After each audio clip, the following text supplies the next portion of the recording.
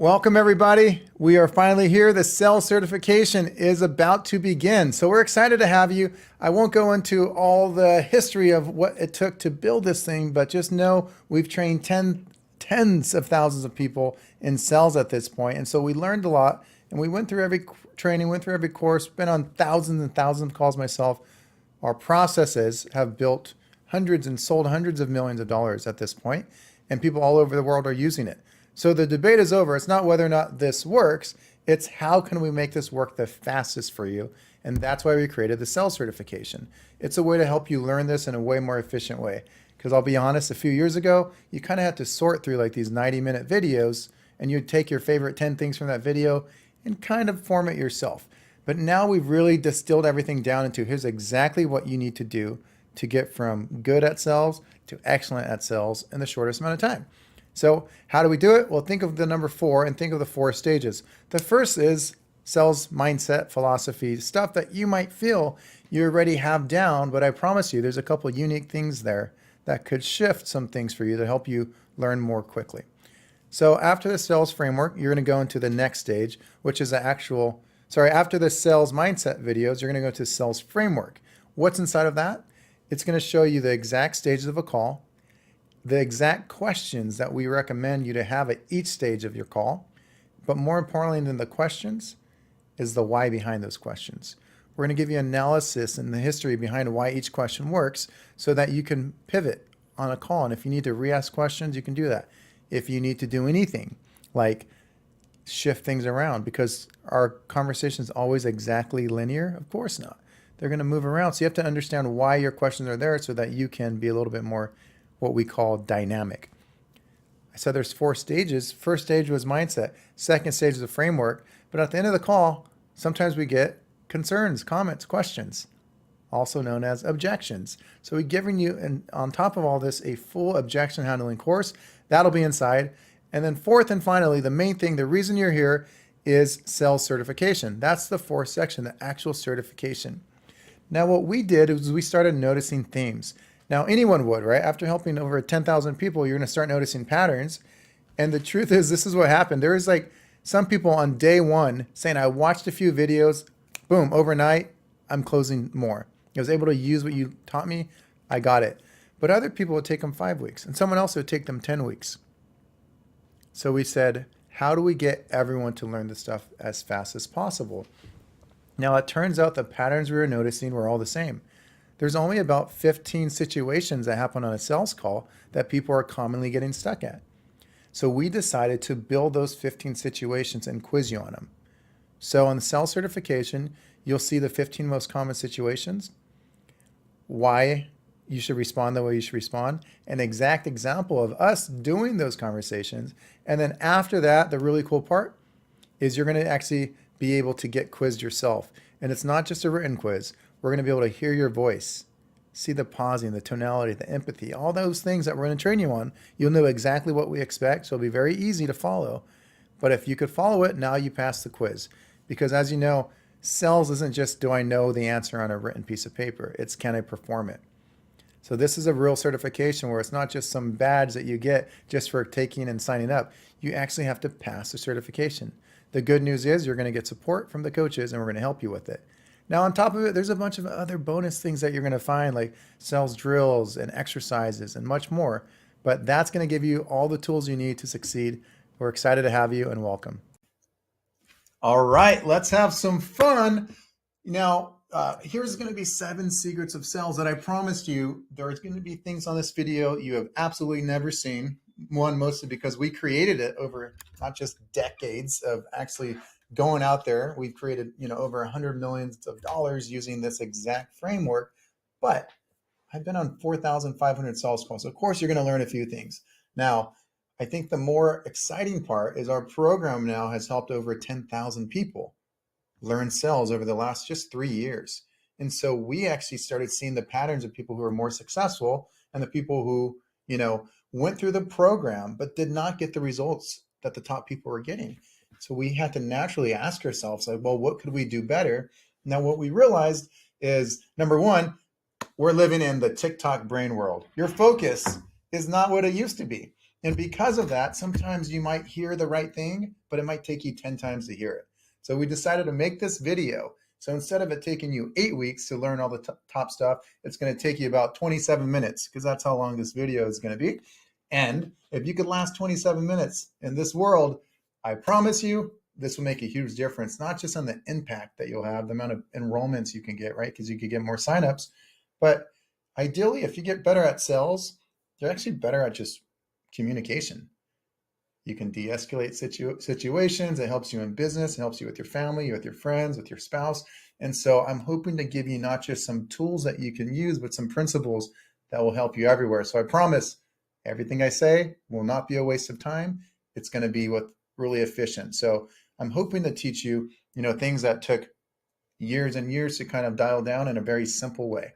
So let's get into it. Secret number one, you need to have the right sales philosophy. Now, this is an interesting one because our philosophy on sales is a little bit different than most people. Most salespeople are helping, the goal of the sale is so that they can show that person why their business is the best option for them.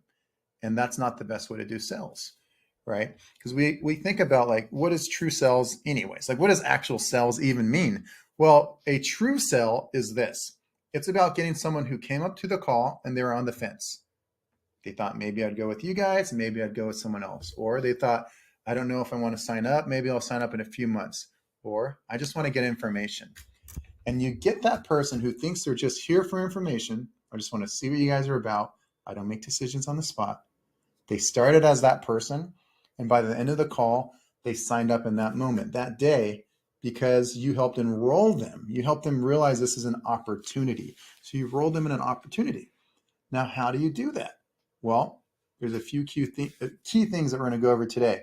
The first key thing to think about is I'm going to ask you guys a trick question.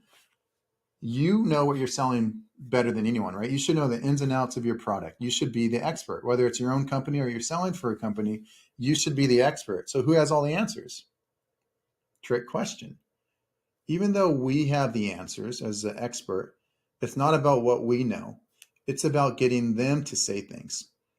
So remember this, sales is not about what you say to them, sales is about what they say to you. So you have to ask skilled questions, the right questions to get them to say certain things. The next thing that I think is really key to consider is, where is the focus?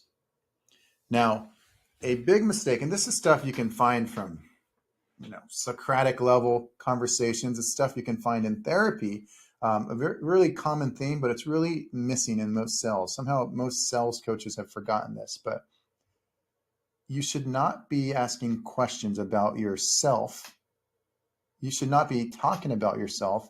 You should not be even mentioning your business or your product at all as a salesperson until way later into the call. So that means the focus should be where? The focus should be on them. Right? So a big problem we often see on sales calls is someone might say something along the lines like, you know what? I have a lot of clients that have been going through a lot of the same stuff as you. Don't worry, we can help. And the moment you kind of do that, not only does it remind them, oh, that's right, I'm being sold. This person is selling me a product, but it also puts pressure on you. What could happen? Because sales is a series of more likelies. There's a more likely chance now that they might go, well, how does that actually work? So what do you guys even do?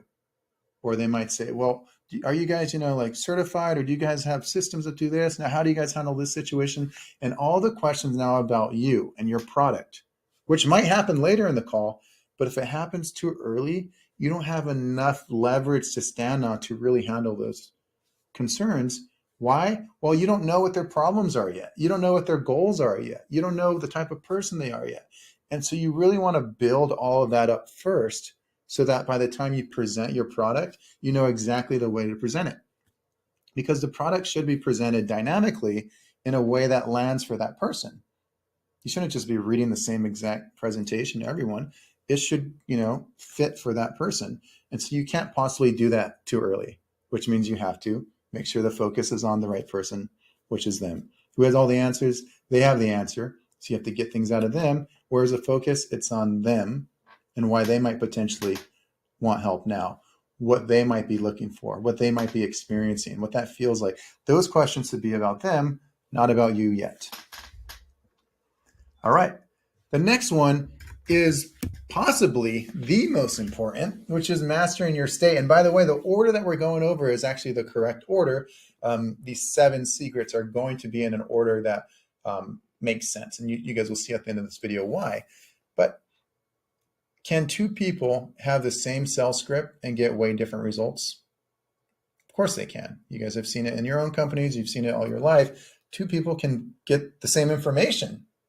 2 people can watch the same video and get wildly different results. And there's a few reasons why. The 2 main reasons, number 1 is a perspective issue. Here's just a quick tip that will help. This changed my life when I heard it, and I became a better student. I learned a lot more, and I'm now where I'm at because of this philosophy. In life, you will find what you look for. If you're looking for reasons that, oh, I already know all this stuff, good reminder, your brain's not actually going to accept all these small nuances that might have been something that could have actually made a big impact. Because the brain does a thing like this. The moment they hear something, it goes into one of 2 folders. Folder number 1, oh, I already know that. Or folder number 2, oh, this is new. I'm showing you some new stuff today in a way you haven't heard. But if the brain is going, oh, I already know this stuff, you're going to not actually take a lot of this stuff in. And so one of the problems with mastering your state is your ability to actually have the perspective that this stuff will work. If you know it'll work, you'll find how this will work. If you're looking for reasons for it not to work, you'll find that also. But how does that actually translate and hurt you in your sales calls? If you're looking for reasons why that person is not going to sign up, you're going to find that. If you're looking for reasons why that person is a potential prospect that you can help change their life, you'll also find that as well. You will find what you look for. We've helped over 10,000 people learn sales just the last few years. And so we've listened to hundreds and hundreds of call recordings. And man, some of these call recordings, you could see it. You could see that moment where the person, the salesperson, sees something in the prospect. Maybe the way the prospect felt rushed at the beginning of the call. They were they weren't sitting down, or they heard noise in the background, or whatever small thing it is.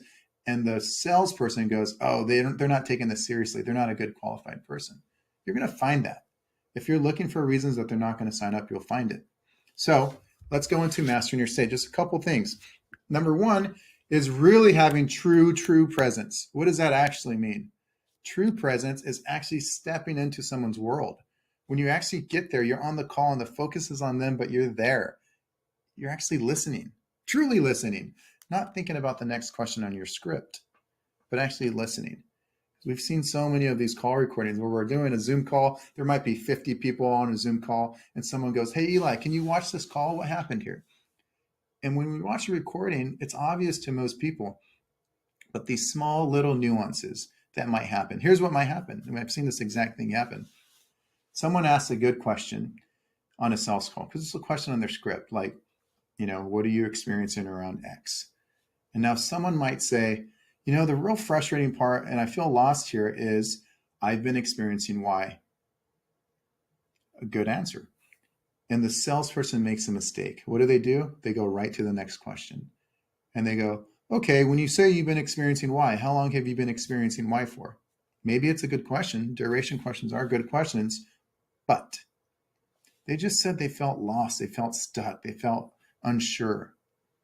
And you didn't acknowledge it at all. And something happens. Most salespeople don't talk about this, but there's a small subconscious thing. They might not even be aware of it, but that prospect kind of realizes this person's not truly listening. Because you didn't stop and go, well, I know that's frustrating. We hear that a lot, but I guess it might be important for me to hear. And I appreciate your transparency, by the way. But when you say you're feeling stuck and kind of lost, how long has this been going on for? Where I'm kind of mirroring what they're saying a little bit, but I'm actually listening. Number 1, it helps you be a better person because you actually are listening, because you're kind of repeating back to them what you heard. But number 2, more important than you actually listening, is that they feel heard. And when they feel heard later on in the call, when you ask those deeper questions, they're way more likely to open up. Because sometimes you'll ask great questions, those deeper level therapeutic style questions that everyone knows is really helpful. You might ask a great question, but what happens on your sales calls? Sometimes you ask those deep questions and you don't get good responses, and what do? You say, well, that person probably wasn't a good fit anyways. And you convince yourself that that's the truth, but that's not the truth. The truth is there are certain things you could have done earlier in the call to create a better resourceful state so that they'd be more likely to open up with you. Whether that's encouraging them, saying certain things, noticing them, being present, all those things come together. So master your state, meaning not just mastering yourself, but how you're showing up for the client. The question becomes, how do you do that? Well, we teach something called pre-call priming. We tell you exactly what to do before each call. You guys will see that in the course below. So, secret number 3, call control. It's crucial. Call control is crucial for a few reasons. One of the main reasons call control is important is if you don't show up as the right person on the call, you will lose some sales. Now, here's the moment in everyone's brain where you start saying, but Eli, I've done this way and I've sold people. What we're talking about is what series of more likelies is going to make you the most likely to close the most amount of people. The way you will close the most amount of people is being a caring authority. You will not close the most amount of people from just being super relaxed and letting them talk the entire time. You will not close the most amount of people by being best friends with people, which kind of sucks because I like people and I like connecting with them. But I've made those mistakes on calls and I haven't closed those people where they might say they're from a certain state and I want to go, oh, I went to college in that state.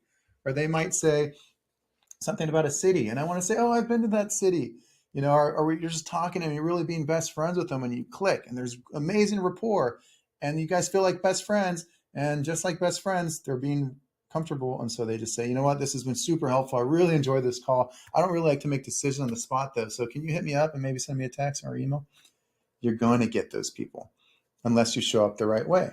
So you have to hold back some of that natural where you're just going to jump on and be best friends with someone. And you have to still show up in a way that you're listening. You're caring, but you're a caring authority. We go into all the ways to do that, but just remember it's crucial. Here's something I have not seen in a sales course, but it's incredibly powerful. The idea that you are controlling this pace of a call, this almost unspoken pattern. I talk for 10 seconds, they talk for 10 seconds. I ask a question, they have an answer. Question, answer, question, answer, question. There's almost this unspoken rhythm that happens that you can use to your advantage. Because once someone's almost in this rhythm, they're just used to responding.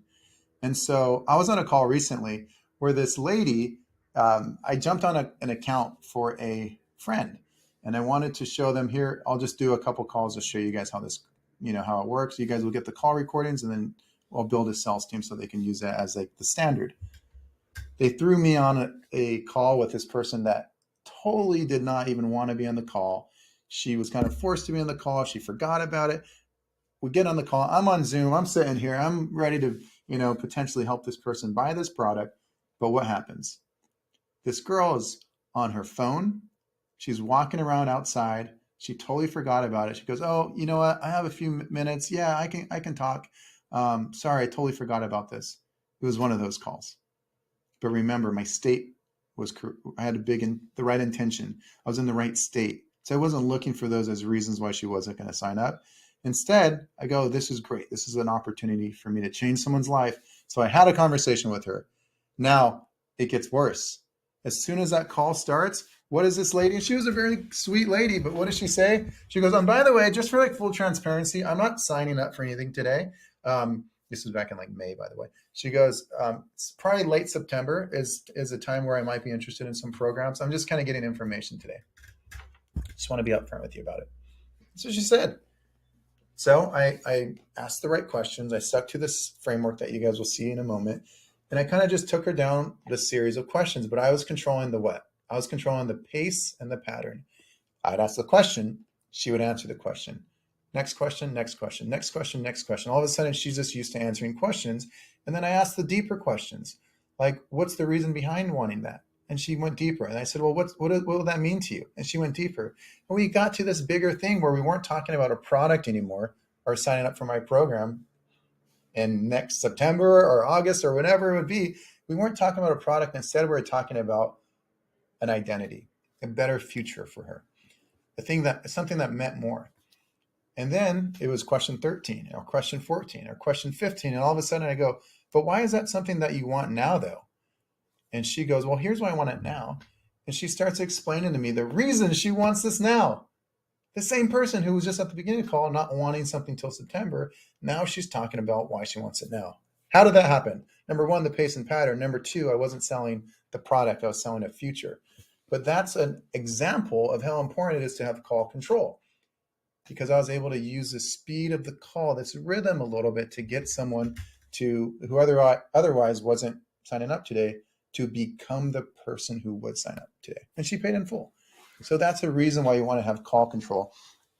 And the third reason, this one's kind of obvious, but the one thing you can't get back is time.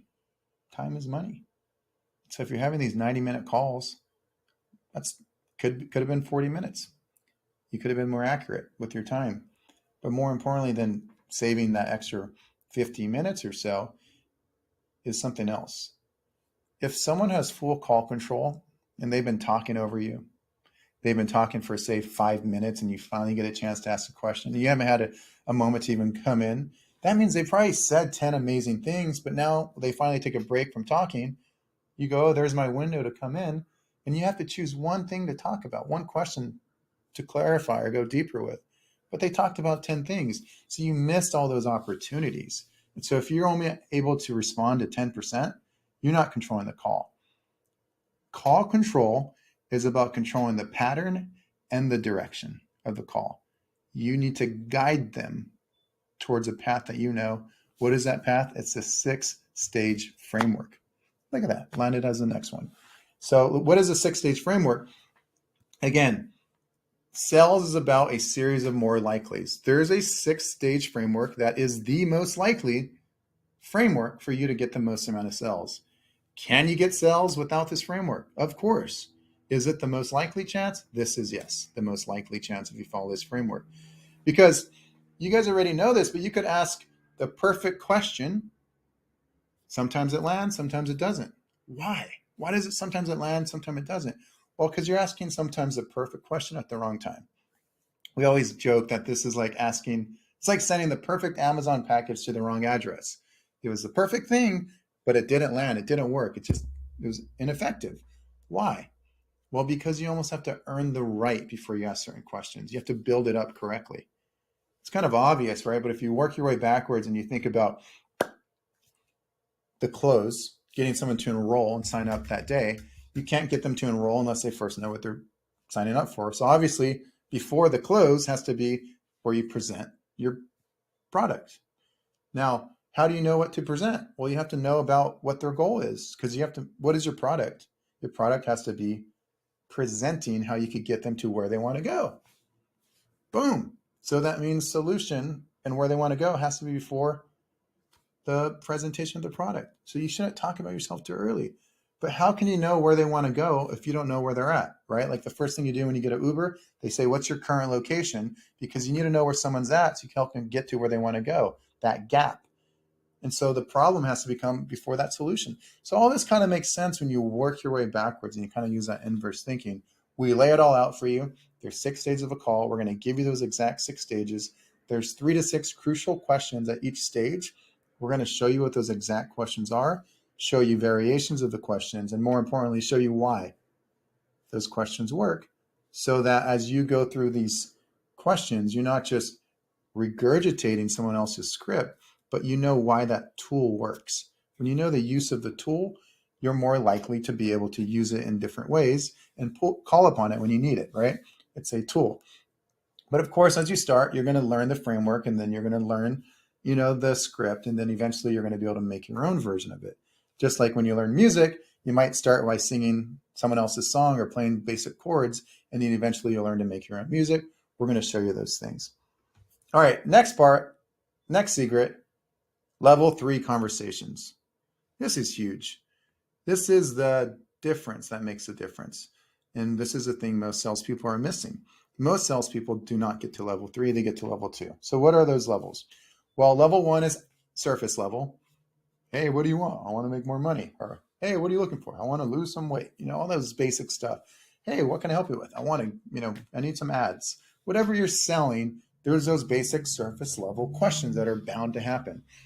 What is up to you, though, is whether or not you can go to those deeper levels. Now, the next level is the action level, right? That's the why behind it. Now, most salespeople do this, and most salespeople stop here. The reason why they stop is because a lot of people actually do buy on action level. But this is where you get those 20 to 45% close rates, because you're helping someone get what they want. What is action level? It's the why behind it, right? So if someone says, I want more money, you go, why? Well, I want to, help X and Y. Okay, got it. And you're just stopping there. Action level is good, but there's a deeper level. It's the transformation level. And that's really figuring out, number one, the drivers and the why behind the why. Number two, the feelings connected to that. And number three, the identity, the person, the future of who they will be. And if you get to those levels, you're way more likely, number one, to actually make a difference in that person's life. You're number two, you're getting someone who's otherwise passive, scared, felt stuck, to be motivated enough to actually make a change and take responsibility. But additionally, there's more than that when you get to these level three. It's a type of call that they remember 10 years later. I have clients that remember these conversations 10 years later because we're having a much deeper level conversation. We show you exactly how to get there, but you have to understand that if you get to these deeper level conversations, it's not just that you're helping this person, but by definition, by you going further and deeper than any salesperson's ever went, they're separating you from everyone else. You're not going to be compared, and you're not going to get, well, let me go price shopping for some other competitors. You're creating a category of your own. What's one of the ways you can make sure you do that? Well, don't be like everyone else. What does everyone else do? They sell the features. Here's the deliverables. Here's the stack. Here's the bonuses. You should not be selling features. You should be selling a better future. And if you really want to get better at sales, you realize sales is just communication. And if you want to get better at communication and getting the outcome you want, you got to understand influence. We've studied everything, all the different therapies you can think of, all the different sales training you can think of, read all the sales book, went through the psychology side, went through the hypnosis side, went through the master NLP certification. I went through all of that stuff just to make sure I understand. And by the way, so much of it is similar stuff, just with different names, coming at it from a different angle. But in general, you can start to understand why people do what they do. So many people, but including Sigmund Freud, said the main part in the entire decision-making process is people's need to stay consistent with themselves. That's their identity, by the way. So what does that mean when the main thing is that people need to stay consistent with who they believe they are? Well, what it means is the more important thing to sell than anything is an identity. Because if you can speak to someone at the identity level, their behaviors will be aligned with that, which means simply you're a few questions away from talking about their identity so that you can actually go deeper and get way more people to sign up. Just do it. There's a way to do it. I mean, we teach the way to do it without being weird, because sometimes it feels awkward how you're making a stretch. All of a sudden you just ask this really deep, awkward therapeutic question, and they could feel that it was like a technique. So there's a way to be real and authentic with someone, but also understand the angle that which you're asking these questions could be better. All right. If it feels like a technique, it doesn't work. A technique shown is a technique blown. It's the same idea. You see the magician with the handkerchief hanging out of their sleeve. It just doesn't work when you do these weird techniques and you're using someone else's voice. So we have to teach you how to be authentic.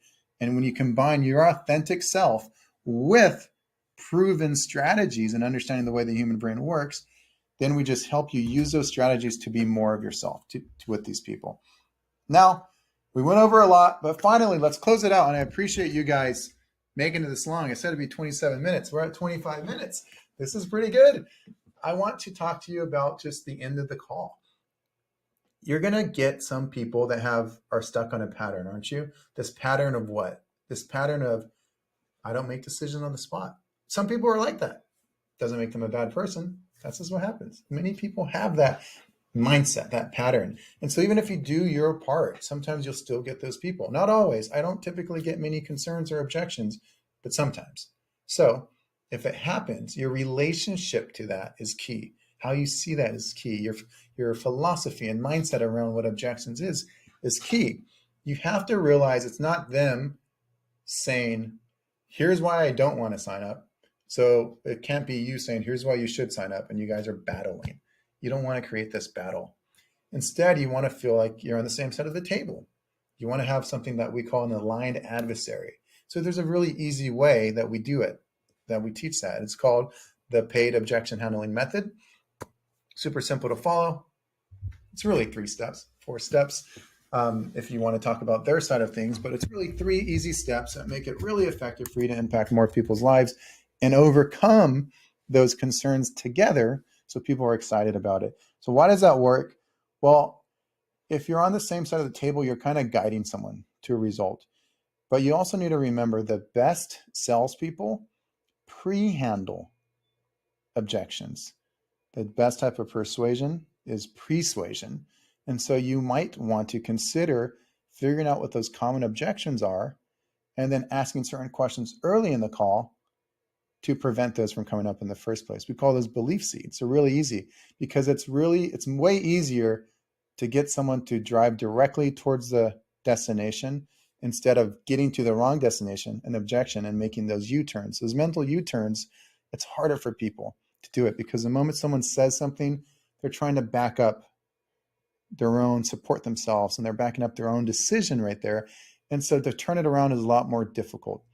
An ounce of prevention is worth a pound of cure. People say that for a reason. So this stuff really works. Told you guys it'd be 27 minutes. I kind of want it to land right at this 27 minutes. So I'm going to keep it here.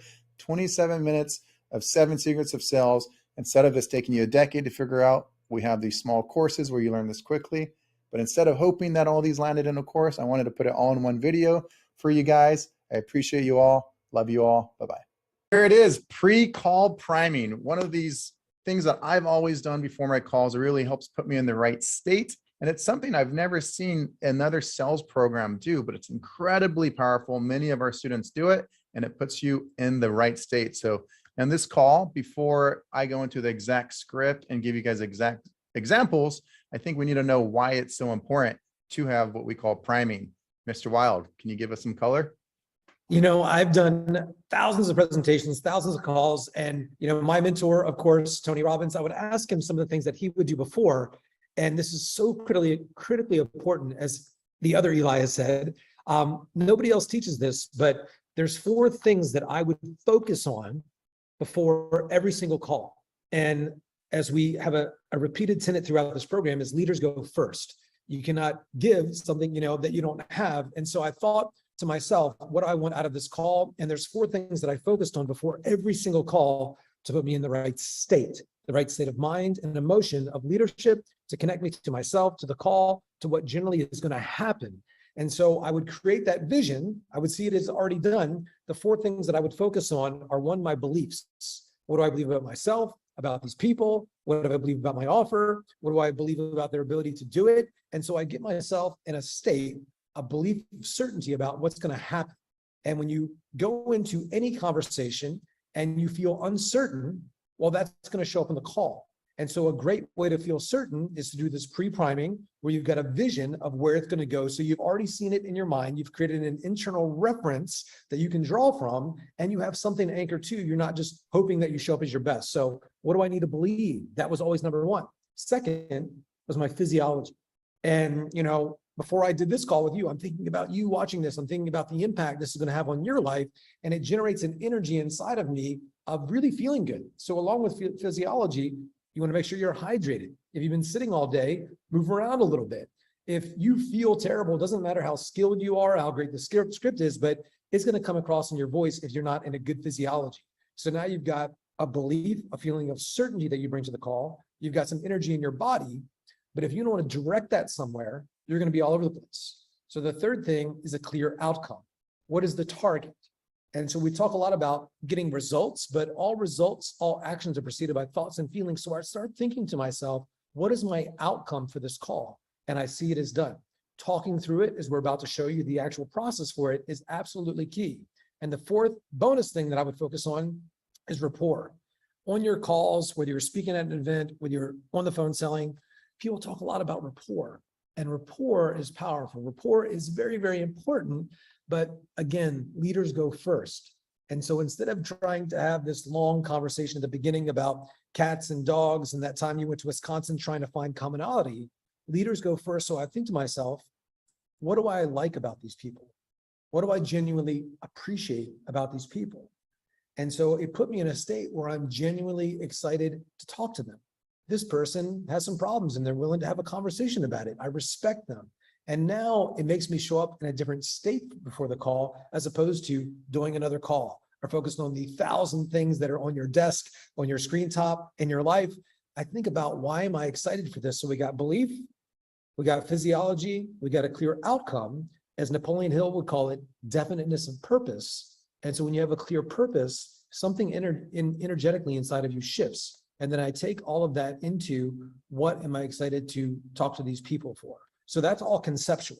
Now I'm going to turn it over to Eli. He's going to give you exact tactical examples of what it sounds like, what you say, and we're going to give you some video examples of it being done, where this pre-call priming happens in real time, so you can see exactly what this process is to put you in the right mental, emotional state to lead a conversation that leads other people to a result. All right. So good. So many cool things that Eli just dropped there. Remember a couple of those words, certainty and outcome, because that's exactly what you need to have, right? That certainty, in other words, that confidence that this is going to happen, right? If you understand what's going to happen, oftentimes you kind of visualize it happening correctly. You're just more likely to have that future be created, right? You're creating a map to the future when you say what's about to happen. Because if not, you're just on calls all day long. All of a sudden you're on your 4th or 5th, or sometimes your 7th call of the day. You start forgetting, did I already say this with this prospect? Who is this person? You're kind of not on the top of your game. But if you do this, and it takes, only 30 to 60 seconds to really get yourself in the right state, you're going to show up way more powerfully, not just for yourself, but for that person that's in front of you, right? So I'm going to start with just giving you guys a script. I'm going to share my screen so you can read it aloud. And before I share my screen, just remember, when are we doing this? Say you're on a Zoom call. The person's scheduled for 1 p.m. You get in at 12:59. You turn on your recording, you hit record. That means it's just you in the room. They are not in the room yet. Maybe they're in the waiting room, and you'll say this to the camera. So you might say something along the lines of what's about to happen, right? The outcome that Eli just talked to you about. So it might sound something like this. Let's say I have a lady in the waiting room. I'll say, I have someone that I'm about to hop on a call with. And so what you'll see me do, most importantly, is I'm really going to connect with that prospect. I'll make sure to have a fun pace, and I'm going to help put her in a resourceful state. So in other words, I'm helping guide her to feel intelligent, reasonable, and helpful. And while I'm doing that, I'm going to take her through the framework. So what is that flow of stages? Well, problem first, then solution, then consequence of them not signing up. And then from there, I present my pillars to her before I close her. So that's what's going to happen. And that's it. You might notice before that I'll pre-handle my objections. So I'm going to handle finances, spouse, and timing before I present the product. And that's it. She's in the waiting room right now. Let's have some fun. Let me let her in and click. So that's it. Now, this is kind of like you've all heard of incantations and affirmations. It's not really that, but we're basically putting it out to the universe. Hey, here's what's going to happen. Not to be a little woo-woo, too much woo-woo, but a little woo-woo is kind of nice. And for me, it really works. It just connects me to like stating to the world, here's what's going to happen. And there's been countless studies on the effectiveness of this, incantations, visualizations, but you're putting it out there. Here's what's going to happen. And it's going to bring a different level of certainty and connection to the call, which is really, really important. 100%. All right, let's give you guys some live examples and you'll see us doing it. What's up, y'all? So I got someone in the waiting room right now. Is it frozen on your end, Eli? Yep. All right, let me see if I rewind it. What's up, y'all? So I got someone in the waiting room right now. You're going to see me do a live sales call. And what you notice is all the same type of stuff. It's going to be more than anything me talking to is identity, putting them in a resourceful state and helping them understand that he needs some help. As I do that, I'll probably be pre-handling objections, like finances, timing, and spouse. All right. And then sure enough, just a few moments later, that person is in the room. All right, let's go to another example for you guys where you can watch one of our top students who profited over $500,000, profited over $500,000 last year using this. Every single one of his calls, he uses this exact technique. So I'm going to share my screen and you can see him do the same thing right here. All right, this call is going to be a lot of fun. So I am going to have my prospect, Brian Scaltrito, walk through the room right now. Our call set for 8 a.m. It's about 2 minutes out to 8, so he should be popping in any moment. Super confident guy, doing really well in business, owns a construction company with a good buddy, and has put his wealth before his health. So he's put himself in a little bit of a position where he's looking for a solution, right? But he's not sold on my product or my service. I need to be able to help him become that person that he needs to be so he can get the outcome that he's looking for. So on this call, you're going to see a lot of really cool things, right? Bits and metaphors and all that good stuff. But before all of that, most importantly, you're going to see me use the framework. I'm going to take him through the connection phase, problem awareness, make it a little bit bigger. I'm going to understand his situational phase a little bit more. And then from there, I'm going to transition to solution awareness phase and kind of future pace the life that he's looking for. And then ultimately, after I've kind of like painted this amazing picture that he wants, I'm going to push him back down into the cost of inaction, or what happens if you don't move forward. And then ultimately, I'm going to close him for $10,000. It's going to be a paid in full. Boom. Woo! Take Yeah. some certainty, like Eli was just talking about, to even do that, right? But if you're the type of person who's willing to make that little pre-call priming to show here's what's about to happen, you're also the type of leader that's going to be more likely to close someone. Spoiler alert, Aaron closed that person for the 10K. Same with the video I did, close the person for I think 16K on that video. That's what happens, right? So you want to have that certainty of the outcome that's coming, and you're just way more likely to get the result that you want. All right, so hopefully this video is actually a video that you guys will remember for the next 10 years or the rest of your life, because this is something that we always think about, like what's the best version of us as coaches, or what's the best version of any coach? And a good coach is going to do one important thing. They're going to teach you things that they wish they knew 10 to 15 years ago, right? The things that took them hundreds of thousands of dollars or experiences or, failures to learn, they want to give you those things so you don't have to go through all that 10 years or 20 years or decades. And you can kind of compress, as they say, compressing decades into days. And it's interesting. One of the things that we realize in helping now 10,000 people in sales and business is it's often not a problem about knowledge that people are missing. It's not a problem of information that's holding people back. It turns out there's 3 major blocks that people have. And if you're able to kind of get rid of these 3 blocks, or these 3 kind of pitfalls that we call them, then you're able to set yourself up for a lot more success. And so Mr. Wild here is going to share with you the first pitfall that we talk about, that if you're able to unlock this, it will set you up for a much better chance of success. Yeah, and I'm not going to go all mindset, woo-woo, law of attraction on you, but I'll tell you the first fear right now, it's a fear of failure. A lot of times, if we have a negative expectation about something, we project that energy onto our experience, onto the quantum, onto the person, onto what's right in front of us.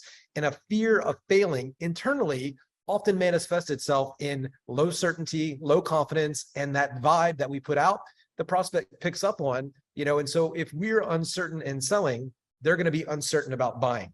And so a lot of times when we go into a program or you do something new for the first time, you don't have the confidence yet because you don't have the competence. But if you wait until you're fully competent, like you've mastered and memorized everything to start doing something, well, you're never going to be confident. So confidence is a self-generated thing. So that fear of failure, when we go into a program or something new, sometimes that keeps us from actually beginning. And we think, well, what if I try? What if I give my all and it doesn't work out? Well, that's what's going to keep it from working out. And so we have this fear of failing, like what if I say this, what if this happens and it doesn't work out? It's a fear of failing that often keeps us from really showing up as ourselves and showing up as our best and giving our all. So having a fear of failure almost guarantees that you're going to fail. You've heard this before, that in baseball, to get into Hall of Fame, you can strike out 70% of the time and still make it. But here's the thing they never say. They expect to get a hit and they expect to win 100% of the time. So if you have a fear of failing, 90% of the time or even 20% of the time, it's going to be a much bigger, manifestation of you actually failing. So most tweaks that we see when people go through this, and I got this from my mentor, Tony Robbins, it's like 80% mindset. So the biggest shifts that you will have will be around your mindset and getting rid of the fear of failing. The fear of failing creates more failure. And so you've got to be able to move and get past that fear immediately. 100%. I like to think of it like success. There's ingredients of success, right? And one of those ingredients is preventing that fear of failure. And if you guys think of like the best basketball player, a lot of people right away, the name Michael Jordan comes to mind. And there's a quote by Michael Jordan where he talks about, he says 26 times, 26 different days I've been trusted to take the game-winning shot and I missed. I've failed over and over and over again in my life. I've failed. And that is why I succeed. That's why he's the best ever, because he did not have that fear of failing. And I think we all have that to some degree. And sometimes the tough part is it's not conscious. Like if you were just like check a box, I do not have that fear. But sometimes you don't realize that there's something holding you back. Maybe you're not doing a Facebook Live because you're afraid, your friends from high school will laugh at you, or you're afraid to message people to see if you could potentially help them because you don't want them to say, stop bothering me, or you're afraid to, follow up with people because you don't want to be a nuisance. Whatever those things are, oftentimes they're holding you back. It can show up as decision fatigue. You're afraid of messing up, so you're afraid of actually making a decision.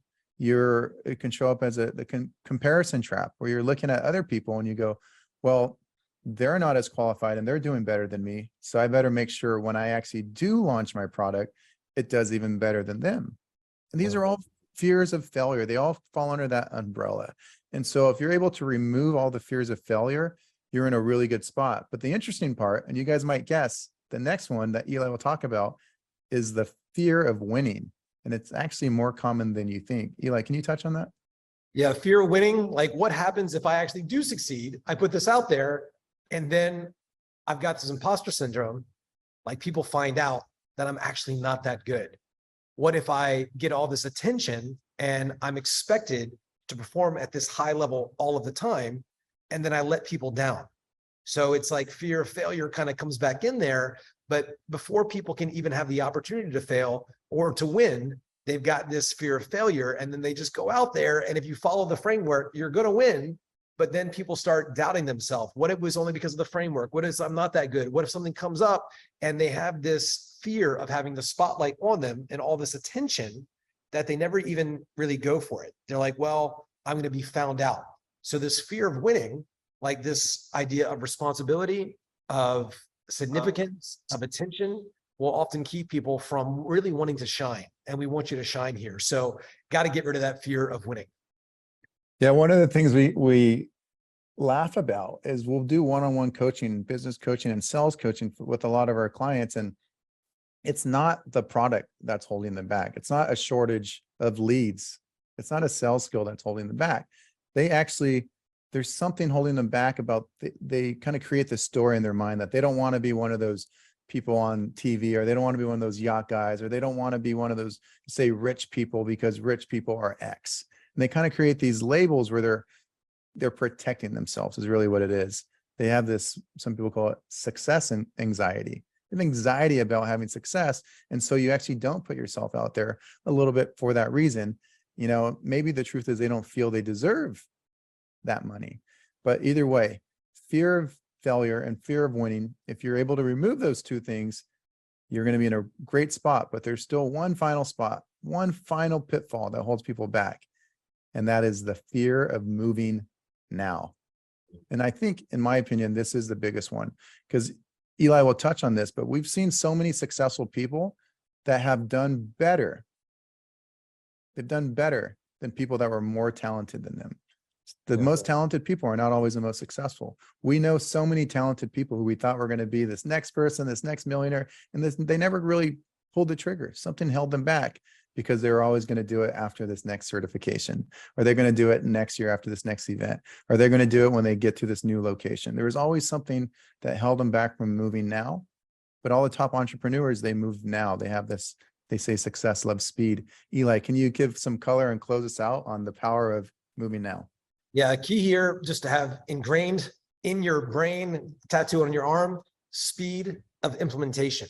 Like one of the things that I love about sales, you get a new question, a new technique, and you can go out there and use it right away. You can role play, you can ask your Uber driver, you can engage with somebody and ask them a powerful question, but it's about speed of implementation, not about waiting till the next thing and the next thing and the next thing. Because remember this, nature abhors a vacuum. If you're not filling your calendar and your days with training and implementation and moving now, well, drama, different opportunities, different things are going to fill that space. And then you'll find that there's more distance between where you are and your goals. And that can just get ever expanding with more and more stuff. And so the quicker you can get yourself to move now, to implement now, to take action now, and get rid of all the excuses that could keep you from doing it now, that's what's going to get you there. Because people say, oh, you know, I could make that money, or I could do this, but I've got this thing. And they're always, they condition themselves mentally and emotionally to find some reason not to act now. But acting now is all there is. Eckhart Tolle wrote an amazing book, said the power of now. Now, you know, it's like people say, I'll put it off till next month. But when you're in next month, you're just going to be in another now. And what you're bringing with you is a mental, emotional pattern of procrastination. And so getting yourself to move now, to condition yourself to break through now, is where all the change is going to occur for you. Love it. So as we close out, I think one of the things that we'd love for you to do is don't just say, I don't have those fears. Really dwell on it for just a moment and spend the time and think, do I have any blockages about winning? Do I have any blockages about failing or moving now? And then if you have those things all cleared, the rest of this program below is going to mean so much more. You're going to get so much more out of it. And so I encourage you to not just say, oh, I'm good, but actually dwell on each of those stages and see where can you improve, because we've been able to help thousands of people, and we've never met anyone that didn't have one of those areas that they could work on. So I promise you, there's always room for improvement. There's always a next level. Thank you, guys. Thank you. Take care. Bye-bye. All right, so let's get started. And this is called the Simple Sales series because we want you to get good at sales quickly. Now that we've been through every sales program, we've been on thousands and thousands of sales calls ourselves. We've taught tens of thousands of people sales. We've gotten better at sales because we've been able to help people get good quickly by making things simple. Yes, there's an argument for having 40 stages in a sales process, but it's really just going to be overwhelming, especially at the beginning. So just to give you context on how this flow of the course will go, we teach people sales in 3 stages. Stage 1 is just framework, and you're going to learn the 6-stage framework right now. Stage 2, after you master that, and there's a couple things in here to master. After you understand this framework, we go to stage 2, which is more advanced, where we actually learn the personality selling, how to make things a little bit different based on the type of person who's in front of you. And you do need that. But as a foundation, the fundamentals is all you need to have this 50% close rate, which most of you aren't there yet. So this is going to teach you the fundamentals. And even before you want to jump straight into the advanced juicy stuff like the personality selling or the NLP or embedded commands or the paid objection handling method, all of that stuff is proven to work, and it will work, but only if you have this understanding of the fundamentals. So we're going to teach you the fundamentals. We're going to teach them to you simply and quickly so that you don't have to go through hundreds of hours of sales courses. I don't think that's valuable to have hundreds of videos. It's not necessary. So we're going to teach you everything nice and quickly. As you can see on the screen, there are 6 stages of a call. The intro, then you go into the problem, then you go into the solution, then you go into the consequence of inaction, then you go into presenting your pillars, and you close them out. And that's really all you need. And we're going to show you the different areas inside. There's about 3 to 6 questions at each of those stages. And in this video, I'm going to not just show you, on the next few videos, not just show you each of those stages. I'll give you the script on each stage. I'll give you the analysis around each stage, meaning why each stage is where it's at and why you're asking each question. And then from there, we can give you exercise and games and drills to really make sure you master each of the stages. More important than anything is understanding why, number one, these are the 6 stages in that order. And number 2, understanding each of the questions and why you're asking those questions. So for example, one thing we say oftentimes is if you've been through other sales courses and say you've been through one of the good ones, like say there's only 3 or 4 good sales courses, you're going to hear a lot of good sales questions. Oftentimes we'll bring someone in, they've been through every course in the world, but they still can't get results, and we help them get results quickly. We look at their current script. They actually have some decent questions on there, but they're asking the perfect question at the wrong time. We say that is just like asking the perfect question at the wrong time is just like asking like something along the lines of, hey, let me ask you this. Why is that something that you want to change now and not 6 months ago? Good question. But if you ask it too early, it doesn't land right. It doesn't mean enough. Or a consequence question where you say, so what happens a year from now if you're not able to get where you want to go? But if you ask that question, but you haven't really built up the gap yet, it doesn't land as well. So what happens? You go, oh, I don't have a good quality lead in front of me. And you blame it on the lead, but it's actually the approach that you took. So here's the best approach. The order that's right in front: intro, problem, solution, cost of inaction, present your pillars, and then close them out. And if you understand that order, then we're going to teach you each of the questions on the next few videos inside of those programs. But this is a 6-stage simple framework that's going to get you plenty. And then after you learn this program, you're going to go through this program, then we could teach you personality selling and then that advanced stuff after. But this is all you'll need to be an elite level salesperson. All right, so let's go into the intro of the call. In other words, just the beginning of the conversation. Like, how do you actually start a conversation on a sales call? And one thing that I think is really important to remember is how you start is often how you finish on a sales call. So what does that mean? Like, if you start the call without call control, it's going to be hard for you to have call control later, especially if they start giving you objections. It's going to be easy for them to leave and say, you know what, this sounds great, but let me let you know. You can't take control way at the end, because it's a weird, you could sense it. It feels like something has changed. So that means you have to start from the beginning, right? So how you start is how you finish.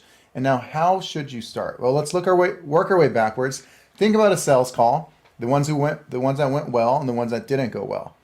The ones that didn't go well, they weren't opening up, they were defensive, they gave you objections. Why does that happen where they're defensive and they're not opening up? Well, it's often because they feel like they're being interrogated. They feel like you're asking little trap questions to say like, well, are you a decision maker? If I showed you that we could help you, are you willing to make a decision today? Like, they know by them saying yes that they're almost like putting themselves again a corner. And you don't want sales to feel that way. So what's the alternative? What's the way that the people are able to close 80, 90%? How do they do it? Well, they get someone to feel relaxed. They get them to be more open. How do you do that?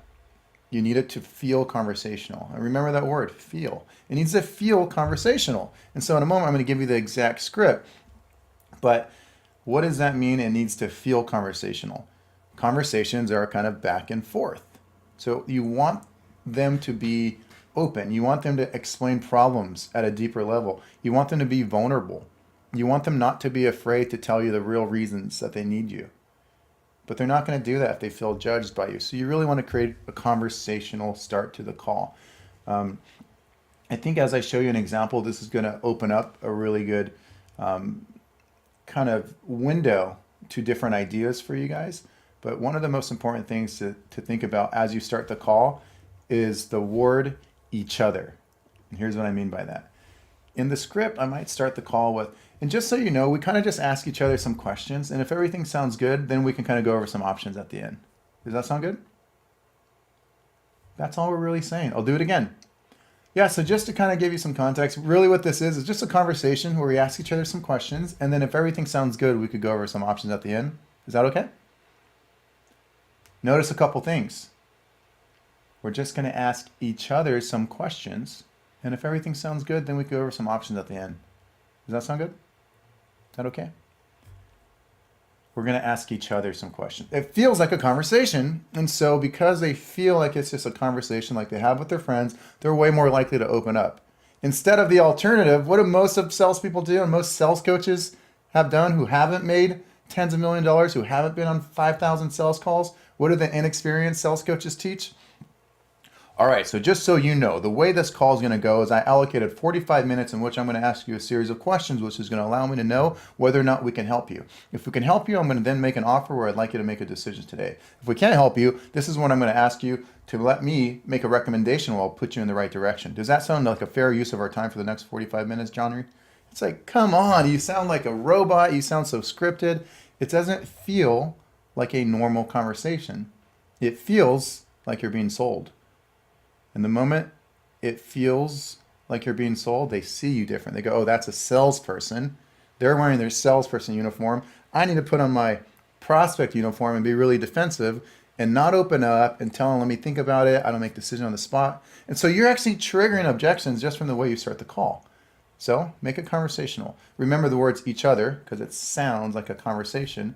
And the other thing I'm also doing, and it's subtle, if you notice, I said, and then we can go over some options if everything sounds good. Is that okay?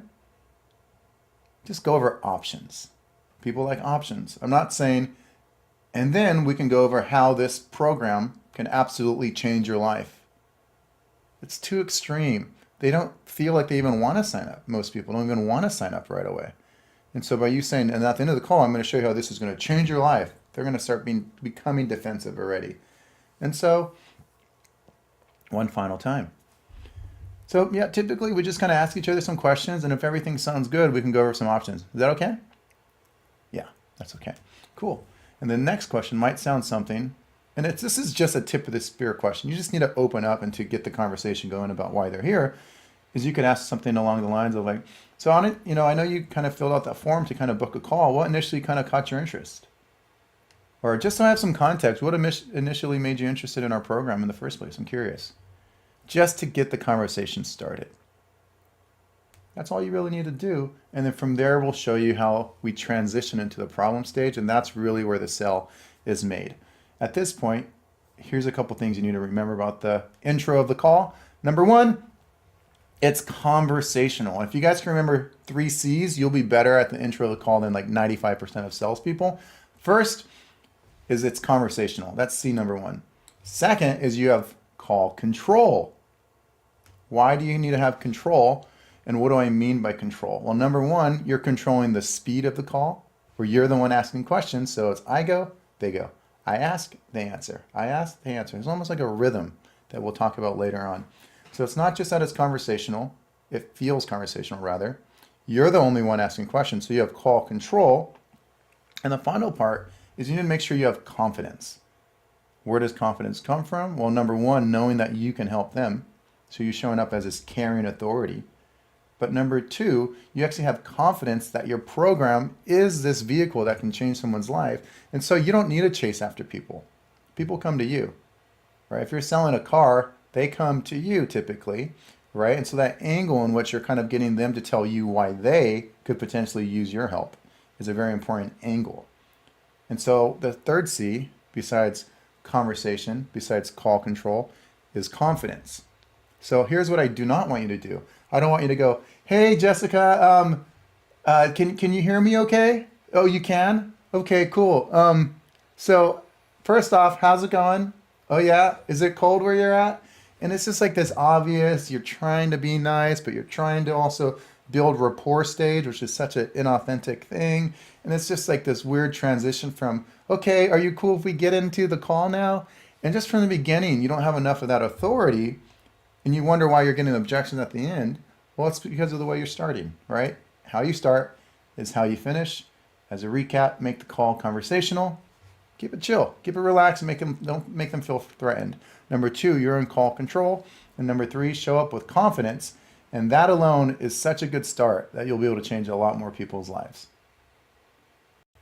All right, let's go into just a little bit of analysis. And again, these are going to be quick videos because I know time is important. And I've already spent the tens of thousands of hours on sales calls, tens of thousands of hours coaching, literally tens of thousands of people in sales now. And so this is really like just what to do and why you do it. So I'm making it quick. We're not going to go into too much I know the trust is there, so I don't need to go into like all the context around it. So here's a few things that you want to know if you really want to master just understanding sales, sales principles, and then also kind of what's behind the intro of the call. So this is just a little bit of analysis.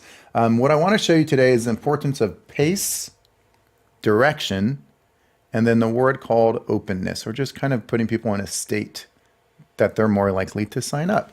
Now, throughout the call, we're going to be recapping this, but I just want to plant a seed now because like we talked about, how you start is how you what?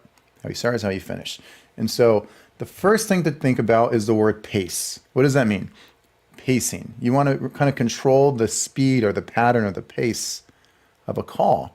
And why do you need to do that? Well, number one, if you can control the pace of the call, you can also control the direction. And I'll explain that in a moment, almost like where you're going. So you don't have to have those long calls where they're rambling about their kids or about, college and things that have nothing to do with your product, but they're just these ramblers that like to talk.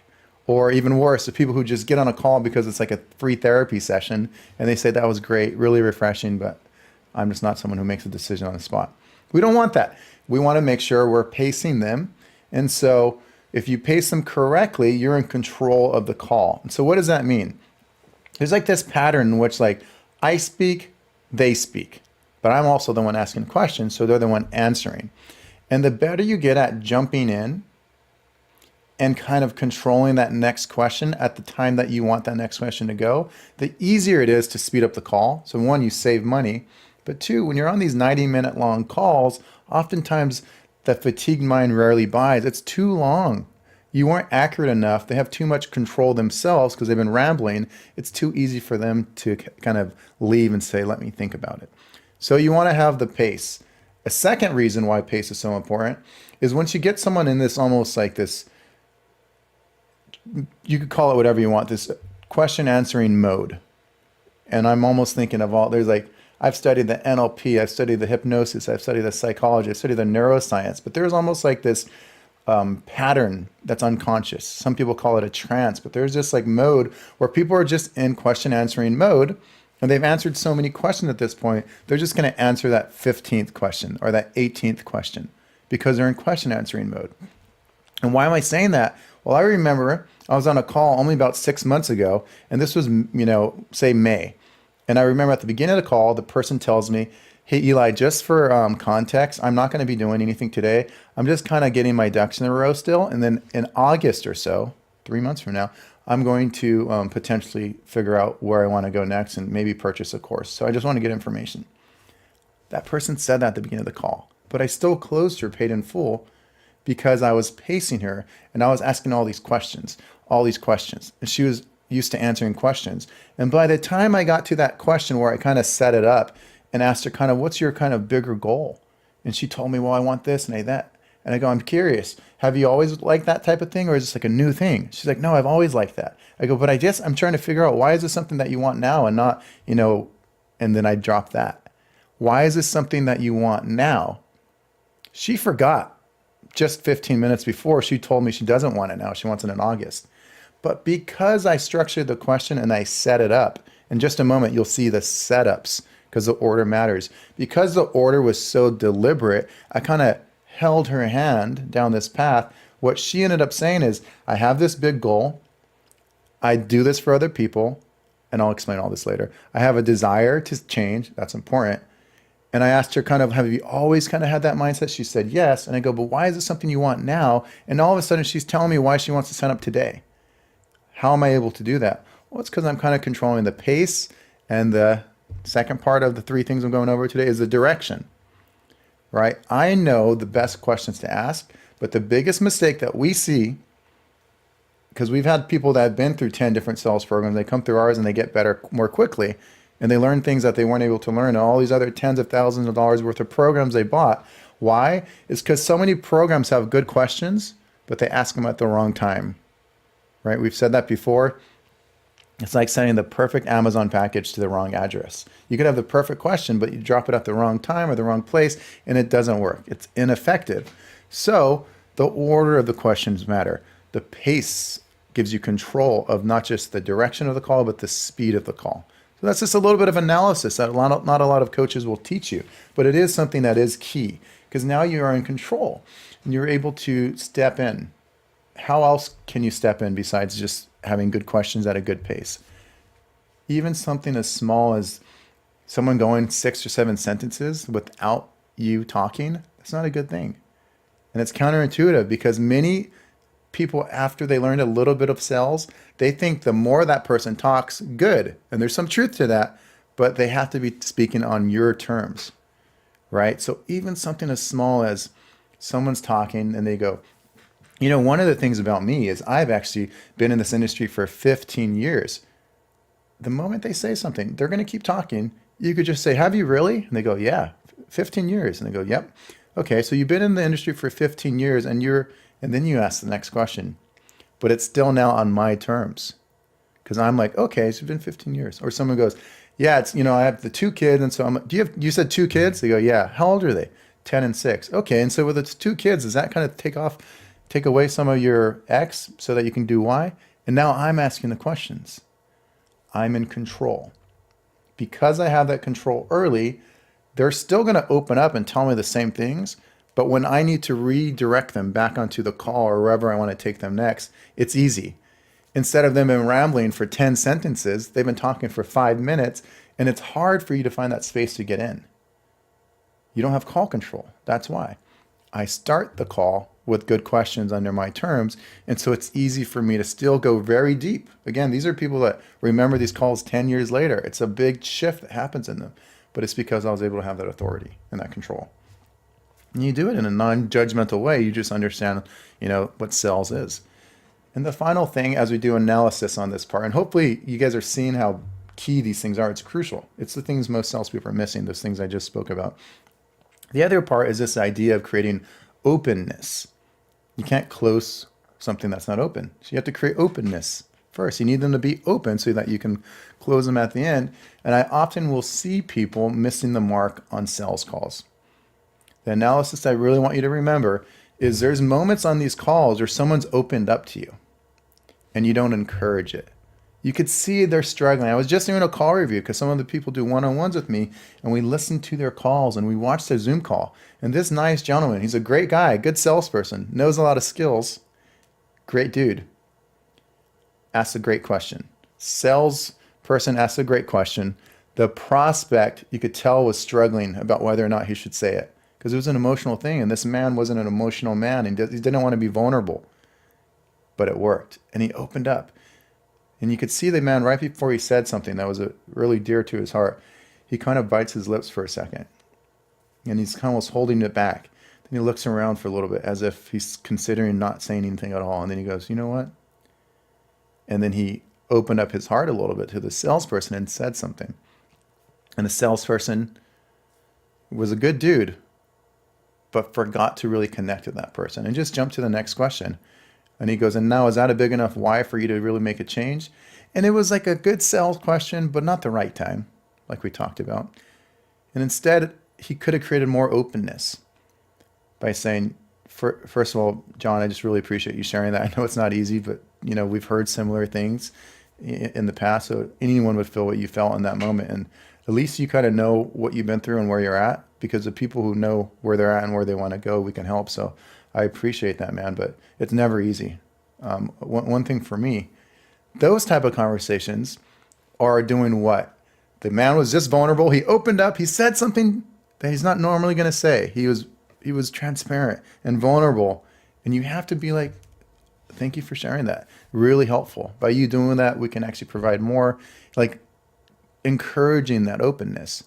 Because if not, what happened on that sales call? The guy just went to the next question, and the prospect, felt weird for opening up and wasn't rewarded at all. And all of a sudden he closed up and never made the sale. Those are those moments that no sales coaches, every sales program somehow failed to miss, but that's what really happens. Sales isn't just having this perfect, amazing script of questions and you just read it off and you get people. Like there is a framework that you need to have, but really, I think you guys agree, like sales, real sales, where you're getting someone who's on the fence to actually sign up on that day is about connection. It's about guidance. It's about intention. It's about really being present with that person. And you're not going to be able to do that unless they're open and they're sharing more. So you have to encourage it. So just as a recap, the only reason I'm adding this type of video for you is to show you there's more than just good questions and why you ask those questions. There's these little hidden things that the top people know. So I'm trying to give you those quickly. So as a recap, in the analysis of the intro stage, controlling the pace is key. Controlling the direction is key. Remember this. Sales is not about what you say to them. Sales is about what they say to you. So if you could ask certain questions, you could really facilitate that. And the final part of sales is really create openness. So you ask certain questions that elicit openness. You normalize things that are tough. You minimize things that could be tough, but you normalize things so they get used to being open with you. And there's something called agreement mode, which we're going to talk about in later videos, where you're really just kind of like encouraging and makes sense. And I love that you're saying that to increase more openness, which means they're going to convince themselves that this is the best decision for them. All right, so one slight variation that could be helpful for you guys is just asking two little questions before you get into the sales call. And it kind of sets the pace really nicely. And so you could imagine you're on a Zoom call, for example. The guy pops in, we'll call him John, onto the Zoom. And so you can't just be like, well, the way these calls are going to go, you have to say hi, right? So I find myself oftentimes just asking 2 or 3 really quick rapid fire questions. It gets them used to being kind of the guy who answers my questions, which is what I want for call control. And then I jump right in. So it might sound something like this. I might say, John, how's it going? And he goes, hey, I'm doing good. How are you, Eli? And then I say, I'm doing great. By the way, where are you? What city are you actually in? And he goes, Austin, Texas. You go, okay, cool. So Austin, Texas. And your business, is it in Austin, Texas, or do you do most of your business online? And he goes, oh, yeah, all online. I go, okay, cool. Yeah, that's kind of the world we live in. Everything's kind of online. So I know you had mentioned kind of, potentially looking for some help with your, sales training. Just so you know what these conversations are, is it's really just conversational in the sense that we kind of just ask each other some questions, today. And then if everything sounds good, we could go over options. Is that cool? And he says, yeah, that sounds great. Okay, cool. I guess so from like what you do know about our sales program, like what initially kind of caught your attention? Time. Now, if you notice, we're kind of in that new discovering stage. We transitioned from that connecting intro stage to stage 2, which is the problem, discovering the problem stage. It's that easy. I find myself using that flow often where it's just, how's it going? What city are you in, by the way? And is that where you're kind of based out of? Okay. And then we just kind of ask each other some questions. I know you asked for some sales training help, but we go over, ask questions and go over options. And they go, sure, that sounds great. Cool. And what kind of initially, brought you on the call? Or any of those variations that we give you for that kind of initial discovering question. But hopefully you guys can see how that is just a really smooth flow. It doesn't feel awkward. And you don't have to do that weird thing that so many people do where you go, John, I see a picture of a dog in the back. Do you like dogs? Oh yeah, I'm more of a cat person. And it's like this weird thing. It's like you can tell you're trying to do this for poor stage and it feels inauthentic. And worse than that is the transition into the call feels really weird. And so hopefully that flow is something that you guys might be able to take advantage of. All right, the problem stage. This really is where the sell is made, right? Because if there's no problem, there's no urgency. They're just going to say, let me think about it. And if there's no problem, there's no big gap of where they're at to where they want to be. And so they just don't need to sign up. And so the problem really is what opens up this gap of like the pain of their current situation to the future of where they want to be, the person they want to be, the identity.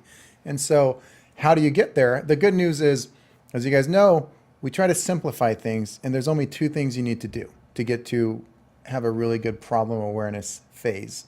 First thing of the 2 things that you need to do is you have to have a deeper level conversation. We call that a level 3 conversation. There's a really specific way you get there. We're going to go over that in a moment. So just if you're taking notes, what are the 2 things? First thing, a level 3 conversation.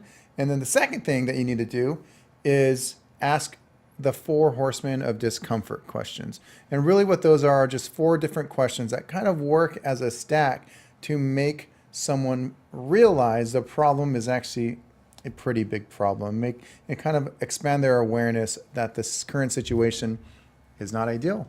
In fact, each of the 4 horsemen questions, I think of almost like a fire, and you're putting more gasoline on this fire, and they're realizing how bad their situation is. And the bigger the fire, the more likely they are to get up and make a change today. And that's really what you want. So Now that you know the two sections of the problem stage, level 3 conversation, step 1, and then step 2, the 4 horsemen of discomfort, let's go into what that actually sounds like. We had just asked the end of the intro question, which was, so catch me up, what are some of the reasons you're even initially interested in our program, right? Whatever the tip of the spear question is. And they say, well, let's make it sales training just because it's obvious. Well, I want to increase my close rate. So you might ask, makes sense. And thank you for sharing that. And when you say you want to increase your close rate, like what is it about increasing your close rate that's important to you? And they go, I got to make more money, man. 100% makes sense. And so, that's different. Everyone has different reasons behind wanting to do that. What's the main reason you want to increase your money? They go, just pay the bills. I have some goals. I want to make sure I'm not kind of stuck living paycheck to paycheck. And then you go, I got it. It makes sense. And so you living paycheck to paycheck, can you help me understand a little bit more, like how that might be showing up for you? And they go, yeah, it's frustrating every week.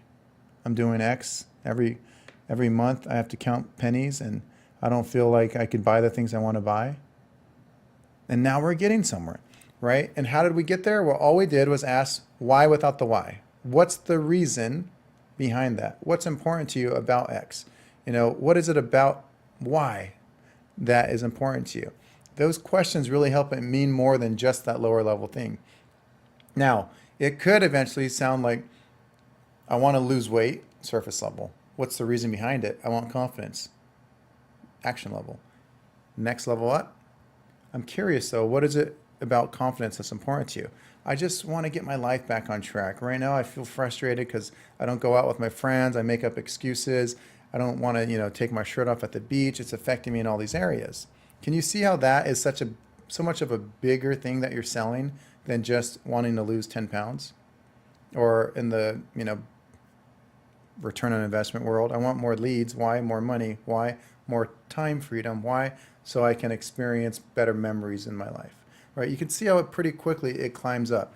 Either way, that is an example of how you went from a level 1 to a level 3. In other words, a level 1 surface level to a level 3, more of those identities, the feelings, the personal reasons and drivers behind it. Now that you're there, and only now that you got to these higher levels, is when you start asking these other questions, like the impact question, the duration question, the root or the cause, and then these trigger moment questions. So what does that sound like? It could sound something along the lines of, okay, I know you mentioned feeling frustrated, that you've been trying to work on your close rate and your current sales aren't going to where you want it. I'm curious, when you say you're frustrated, like, what do you mean by that? And they might say, well, yeah, it's just frustrating because I feel like inauthentic on these sales calls. I feel like I'm really pushing people in the sense that like, it just doesn't feel organic. I feel like I'm using a script and it's pushing people away. I'm on these sales calls and, I need the money right now. So I'm really chasing after people. And because I'm chasing after people, they're kind of running from me. And I just don't like the way I'm showing up on these sales calls. And I say, I got it. Anyone would feel frustrated. Is that frustration affecting you anywhere else? And they go, well, yeah, if I don't have the money, my wife's kind of like, what's going on? Like I need you to support us. And so I don't feel like I'm being, what I could be on the family side. And then now that we got the impact, in other words, where is this showing up, this frustration, this negative situation? Then I might ask, how long? That's the second of the 4 horsemen questions, the duration questions. So you go, okay, and thanks for sharing that. Just so I have some context, you mentioned kind of feeling frustrated. It's affecting your work life, home life, sales calls, money, impact, all of those things. How long has this been going on for? The person might say, about 18 months, maybe 2 years now. So it's really good. So we're expanding, almost lighting the fire bigger, because now we know where the problem is impacting them, how long it's been impacting them. Now we might ask, okay, and just to kind of, have more context, what do you think kind of led to this happening in the first place? Is it just the wrong product, the wrong framework, not knowing how to handle objections? Is it a mindset thing? And really what you're doing there, by the way, we'll talk about more in the next video, but you're getting them to blame things either internally or externally, either on themselves or others, but based off of their response, you'll be able to help them take ownership from there. And so now it's like all this responsibility, them understanding this problem's really big, and you might ask a trigger moment question. What's the trigger moment question? Where you go, oh, okay, well, has this kind of been like a series of things, like a stack of reasons that you thought you might need support? Or was there like a recent moment where you're like, okay, maybe I need to draw a line in the sand and kind of move forward? I love asking that question because either answer is good. Has this been a stack of reasons, or has there been a recent moment? And let's say they go, yeah, recent moment. Yeah, the other day I was on a sales call and I knew this person was going to sign up and they still didn't sign up. And I have no idea what happened. And it was like $5,000 I would have got that I never got a hold of because I didn't know the skills to close this person. And I felt really that I needed to do something. Boom, we're in a good spot. That's typically all you really need in the problem stage. Now, are there more, additional questions you could get to open up if someone's resistant? Of course. But as a foundation, that's all you need to create that gap where they're at to where they want to be. So where are they at? It's a bad situation. How do you transition, though? I like to add a timing question. And I use it based off the words they said. What did they say, how long they were experiencing? Say they said, I've been struggling with sales for 2 years. That's their duration. I might ask a timing question that gets them to tell me why they want support now. And the way I ask it, you guys might like this, I'll say, okay, got it. And this has been really helpful. I'm just curious though. I know you mentioned it's been 2 years since you've been kind of struggling with this. Why weren't we on the call like 2 years ago? Now, what does that do? That's going to trigger them to defend why they're on the call now. In other words, it's going to trigger them to defend why they want to sign up today. And so those type of timing questions are really good. Now from there, we transition to the solution stage. In the next videos, you'll see us explain it. So that's the script. I'll give you some more analysis on the next video. But again, just to recap, level 3 conversation is the first thing we need, and then 4 horseman questions. How do you get to level 3 conversation? Asking why without asking why. What is about X? What's important to you about Y? What's the reason behind wanting to do that? We get the deeper part of them out. And then next is the 4 horsemen. Impact question, duration question, root cause question, trigger moment. Sets the stage to make them really aware that this problem isn't good, and then we can transition out with the timing question. That's it. Very simple. If you do that, you have done a lot better than the average person in sales. All right, let's go into some bonus little ninja tips in the problem stage. Now, sometimes you have people that are just a little bit more resistant, right? So what I'm going to teach you in this video is a couple cool tools of how to handle the more resistant people. Because some of you probably are thinking, I love those questions, the WWW questions, the why without the why. And I know they'll work sometimes, but what if it doesn't work? What do you do? Because yes, it's true. You do have these kind of calls where you ask, okay, you said you want to lose weight. What's the reason you want to lose weight? And they say, well, I want to get in shape. And you're like, okay, well, what is it about getting in shape that's important to you? And they go, yeah, I just got to get back on a healthy routine. And you could just keep asking the same, well, what is it about healthy routines that's important to you? But doesn't it start feeling repetitive and a little weird and like the technique doesn't work, right? And so instead of doing that, maybe you ask 2 or 3 times and you realize, well, it's not getting anywhere. I want to give you guys an additional tool. Yes, there is more ways to ask, what is the real reason why behind that. You could do that. There's ways you can do that. But more important than that, I think, is using double commitment questions, right? Because you could continue to just do like, so wanting to lose more weight, what's the reason behind wanting to do that? And you could just keep trying, but sometimes it really just feels weird. So that's when I always create double commitment questions. First round, try why without the why. Second round, try why without the why again. But if you still don't get anywhere, do a double commitment question. And that's where you say, well, is it more A or B? So what does that sound like? I want to lose weight. Okay, now what's the reason you want to lose weight? Well, I want to get back in shape. I love it. And so what is it about getting back in shape that's important to you? Well, I want to get on a better routine.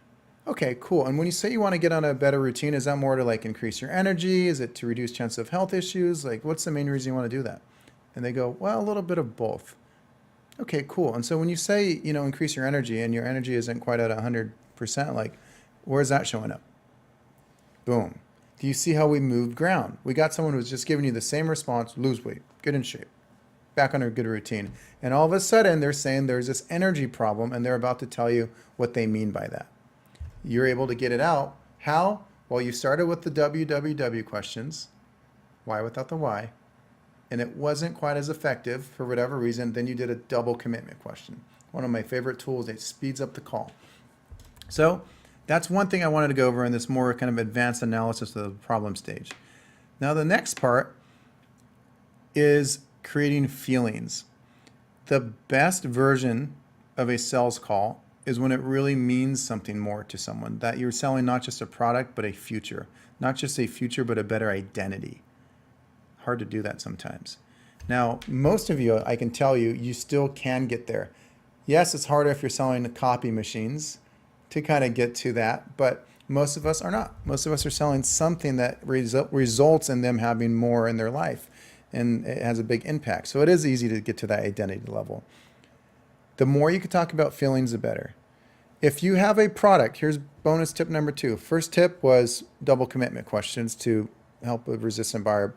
Tip number 2, when you're actually on the sales call and you want to make sure you're making this big difference in someone's life and you want it to mean more, sometimes you got to go into the feeling questions. Let's talk about what that sounds like. You might ask the question, well, what would it feel like to get there? In my experience, it feels salesy to ask those questions. Or someone says, I want more confidence. And you say, well, what's the reason behind that? And they go, well, I want to be able to, do the things I want to do, live my life. My friends invited me out. I don't want to I don't fit in my clothes anymore. So I come up with excuses. I just want to get my life back on track. It's a really good time to ask what it would feel like. But if I say, and what does that feel like? You being able to go out with your friends again. Sometimes it doesn't, I'm not comfortable asking that question. So how can you ask that same question, exact same question, without it feeling weird? I often will just say, and what would it mean to you to be able to do that? So maybe have in your arsenal, instead of just what would that feel like, especially for these resistant buyers, what would it mean to you to be able to do that? So what would it mean to you is a great alternative instead of what would it feel like. Now, that's 2 tips on the problem stage. Number 1, double commitment questions to speed things up. You need to have those in your back pocket. So when the WWW questions, the why without the why questions don't work, you have double commitment questions to speed things up. The second thing you'll definitely need is this ability to ask these feeling questions. But don't just say, what would that feel like? If you feel it's going to be jarring or obvious what you're doing, instead ask, what would that mean to you? Now, even then, you might have someone that's a little bit more resistant. And I'm going to give you a third tool for this problem awareness video. And I love asking this question. If I'm about to get on a call and if I'm on the call and I can feel this guy's a little bit resistant or the woman's not quite opening up, for me to say that feeling question, and what would that feel like, or what would that mean to you? I even sometimes don't feel comfortable asking that. So I simply do a 2-step question. Step 1 question, step 2 question. The step 2 question is still, what would that mean to you? But I ask an easier kind of lead-in question that helps me transition better. So what's the question? Well, they might say, yeah, want to get my confidence levels back so I can kind of wear the clothes I want to wear and stuff. And then I would say, so you getting your confidence levels back, wearing the clothes you want to wear, what would that do for you? What would that do for you? What's interesting is 2 things happen. One of 2 things. When you ask, what would that do for you? After they kind of told you this thing they want, oftentimes they'll just tell you what it would feel like. But if not, they might say the deeper results, the positive consequences of them being where they want to be. What would that do for you? And they say, man, I just feel like I got, my life back on track. I feel like I'm, living the life I want to live. And then you could say, and you living that life, what would that mean to you? Oftentimes that's when it works better, because you kind of guided their hand down this path. And now they're in this place that they're more comfortable. They're more likely to open up. So just as a recap, how does that full kind of problem awareness stage go? Well, you ask WWW, which is why without why. So I want to lose weight. What's important about losing weight? I want to increase my energy. What's the main reason you want to increase your energy? I want to be able to do the things I want to do. Okay, well, what does that mean? Well, I want to have more time with the kids, more energy with the family. And then I might say, totally makes sense. And you having more energy with the kids and doing the things you want to do with the kids, what would that do for you? I mean, I would just feel like I'm being a better role model. I'm actually doing the things I need to do for my family. Thanks, man. And I appreciate you sharing that. We hear that a lot. And for you, though, like you being able to do the things you want to do for your family, what would that mean to you? And now you're doing really well in the problem awareness stage. All right, let's go into the fun stage, which is the solution stage. And this is really where you get to figure out like what it really means to them, what their real goal is, who they want to be, like the fun stuff. Whereas problem, they're on the call because they want your help, which means their current situation has a problem. It's not as fun. And where we're going next, where you really get into the kind of what happens if nothing changes, not as fun. This stage, more fun. So let's get into the goals of the solution stage. One thing to remember before I even get into what to say is think about this. Your most important thing at this point is you have had to have earned the right to ask these questions. Why do I say you have to earn the right? Because if you ask like these good questions, like, if you were to have this type of life, how would that make you feel? It's a weird question to ask if you don't already have openness. The biggest problem, I've seen people try to ask these type of questions, but they haven't created openness. They haven't created correct positioning. They haven't created correct call control, and they try to ask these questions. They don't work, and they go, that doesn't work. Those questions aren't good questions. Well, it's because you didn't create openness, positioning, and call control. And so that's what I mean. You have to have those three things if you want to have earned the right to ask these questions. So let's assume you've done all those things, and throughout the trainings we'll give you different techniques and tactics and strategies to create more openness, to have correct positioning, to have correct call control. We'll give you all those techniques. But once you have that, here's really what you want to do in the solution stage.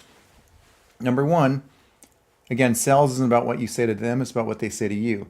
You want them to tell you their goal, and then step one, you make their goal bigger. Step two, besides making their goal bigger, you want to make it brighter, more tangible, something that they can feel, something that they're emotionally connected to. So you want them to either, there's the whole idea of making them see and feel and kind of almost, it's more like what they see, what they saw, hear what they heard, type of visual, auditory, kinesthetic, or it's real to them. Either way, you want it to be real. So you don't want it to just be like, I want to fulfill my dreams, but like really understand what that means to them. Right? Really make it a goal instead of this idea of success. What does that actually mean tangible? So you make it real, which makes it brighter. I'm going to give you some questions in a moment so you can see the exact script or what these questions could look like. More important than knowing the script, and I've said this before, like if you know our script, you can read our script, and it's kind of like singing someone else's song. Sometimes when you learn music, you start playing other people's songs, right? You play the common famous songs, but eventually you want to learn the chords so you can make your own music. I'm teaching you these things so that you can make your own music. So I'm teaching you the script last. Again, you need openness, you need positioning, you need call control to even earn the right to do what you're doing here. And then what's the goal of the solution stage? Make the goal bigger, make the goal brighter, and then make it more about something not as like about the features of the thing, but more about what they get, who they'll become. I always think of the words VIP because it's an easy way to remember the most important parts of someone's brain, their values, their identity, and their purpose. I'm really kind of leaning towards that. But the question becomes, how do we even have these bigger conversations about who they are and where they fit in the world and what their goals are as a man or a woman or as entrepreneur or a provider for their family or a contributor to the world or a person of impact, whatever that bigger thing is, there's almost like steps to get there. You can't just jump straight into the call and try to ask them those questions or it doesn't land. So I want to show you how you could potentially get there. And so think about this. If you want to ask them about their goals, sometimes you can almost prep them with early questions to feed them good answers. So what do I mean by that? That's all like kind of strategy. What does it actually mean? Like if I ask them, what do you want to see inside of a program? Some of those times that question could land or it could completely flop. If you ask, so what is it that you actually do want to see in a program? It doesn't always land, right? Or another good question that doesn't always land. Talk to me about like the changes you'd want to see 60 to 90 days from now. Sometimes people don't actually know those things, right? But if you kind of guide them through what that looks like, you can get better answers. So sometimes setting up a question that sometimes naturally comes, but if it hasn't come yet naturally through the problem stage, asking things like, okay, so when you did have these results, or when you did have success, like what was that like? Or, okay, so 5 years ago when you had more energy, what was different? Or have you ever had a month where you were able to get that result? And get them to tell you what things were like before. And so if they tell you what things were like before and they tell you all the positive things, when you ask them, what do you want to see in a program? They're going to say how to get to those positive things, right? So you can kind of set it up is what I'm saying. If you ask certain questions like, have you tried these type of programs in the past? And they say, well, I tried this thing. Okay, well, what are some of the positive things you did get from that? Well, I got this and this. Now that you told them and they told you the things they liked, in a moment when you say, what are some of the things you're looking for in a program? They're going to grab some of those because it's fresh in their mind. In the same way, when you ask, what would you have done to make it even better? Or in other words, like, what type of things would you have adjusted if you could have? They're going to tell you the things that were wrong with the program. Either way, you're collecting good information, but you're also getting information kind of in their brain about what was wrong and what they want, what was missing and what they still want in the future. So when you do ask a question, kind of solution question, where you go, okay, so tell me, like, what are one or two things you do want to see change for you in the next 60, 90 days? Or what would you like to see happen, in the next 3 to 6 months with your X and Y business? Or walk me through, say, in the perfect world, six months from now, we're having lunch. What would have to happen, not just with your relationships, but also financially for this to have been like one of the best decisions of your life? Those good questions are excellent questions to ask, but sometimes they flop unless you kind of set it up, right? So you can see how each of these questions, the order is so deliberate. And again, you want to have an order so you have a plan. You can have hard work or you can have a framework. We're giving you a framework. You could have guesswork, you could have a framework. This is kind of a framework. Now, of course, conversations kind of move around, and so there's more of a dance and a flow as you get more advanced. But right now, you're just kind of learning the chords. And so that might be a good question on the script. Like, what do you want to see happen 60 to 90 days from now? Or if we were, having coffee, a year from now, what would happen? What would have to happen, both personally or financially, for this to be, the best decision for you? Those are all good questions that you can get from different programs, but the time you ask the question, you really have to earn the right. That's the biggest thing I don't think I see. I've never seen a sales program teach that. You have to earn the right. Because if they're not open, none of this stuff lands, right? And so when you do ask those questions and you've earned the right and they're used to answering your questions and the trust is there, the openness is there, you have the authority and the positioning and the call control. When you ask certain questions like, why is now the time that you're potentially looking to change though? It's going to land. Or when you ask the questions like, so if you did get, and then insert what they said, if you did find a way to get your energy levels back and really start feeling like yourself again, with your family, like what would that do for you personally? It's going to land because you earned the right? Or if you ask a question like, if you did find a solution where not only you can, help your staff members have high quality jobs, like you mentioned, but more importantly, you could finally step back and start, spending time with your family, like you said, you've been wanting to, like, when would you want to start, seeing this life happen for you? And they're going to go, oh, right away.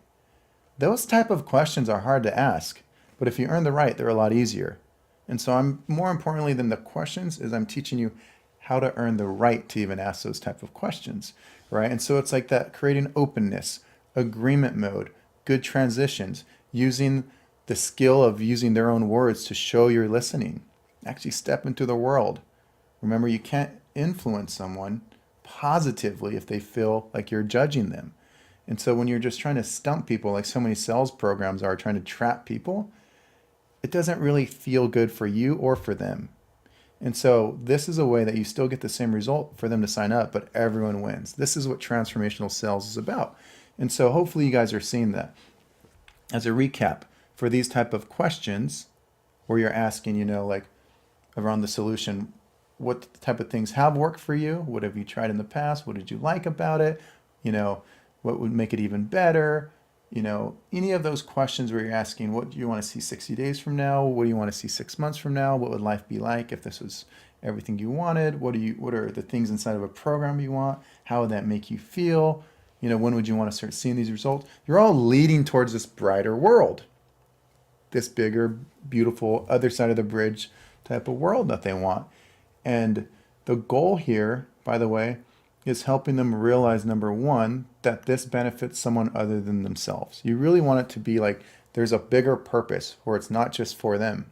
It provides value to their family or to their amount of time so they can give back to the world, or it provides value to their clients so they have a bigger impact, or it provides value to their staff, right? You really want it to mean like their purpose is that they're actually having a better future that affects, it's a better world. Because really you're selling a better future. The big problem is so many salespeople are selling features. We sell futures. Not the features, sell the future. And so you do that by asking these type of more identity questions, And so that's kind of the script. In the next video analysis, you guys will see a little bit more behind what that actually looks like. But basically, more than anything, I want you to remember, you have to earn the right at this point to even be able to ask these type of questions, but then also show up in a way that makes the problem mean more, make the solution mean more, because the bigger the gap is from, where they're currently at to where they want to be, the more likely they're going to sign up. And so let's make a big bridge, a big gap of where they're at and where they want to be. And then I'll give you some more analysis in a moment. All right, so let's go into some of the ninja secrets around the solution stage. So this is the analysis video behind the questions. In other words, why do these type of questions work in the solution stage? Well, one, let's think about the type of questions. We're not just asking what is it they want to see. In other words, I want to get more leads so that I can make more money, and then stopping there. But instead, we're really going deeper on the drivers behind that so that we can open up this bigger, brighter future for them. And why does that work? Well, number one, the reason why this works really well is the average salesperson is just asking the basic questions. What is your goal? Okay, when you have this goal, how long have you had this goal? What have you tried? Okay, great. What if I could show you how I could fix that for you?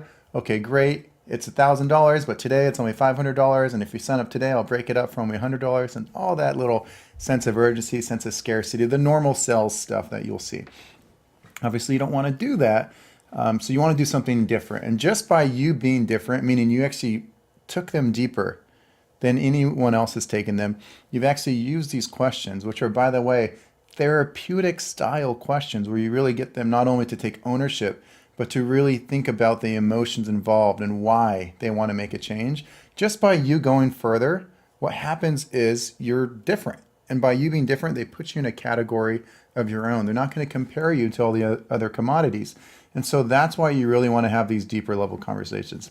Number two is, and this is one of my favorite parts about this entire idea of sales, is one of the strongest things that make people make decisions is people's need to stay consistent with who they said they are. And so let's think about and break down what I'm just saying. People's decision-making process is often mostly influenced by who they said they are, right? Who they believe themselves to be. Now, the good news is not everyone exactly knows who they are in the world. And so really who they say they are is what's fresh in their mind. So if you ask questions that make it fresh in their mind, that they believe life is about helping people, they believe time goes by quick, they believe they want to have, a big impact in the world, they believe time is worth more than money, and little things like that. If those are their beliefs, those people are more likely to sign up. And so what I do is I ask belief systems and identity questions earlier in the call to lock them in on a certain identity or belief system so that later they make decisions aligned with who they said they were. It makes kind of perfect sense when you hear it that way, right? Because we know people are consistent with their identity and the belief systems that they self-proclaimed, and that's what makes them make decisions. We should ask questions early that help them self-proclaim. For example, if you ask, is your wife excited about you spending more time with the kids?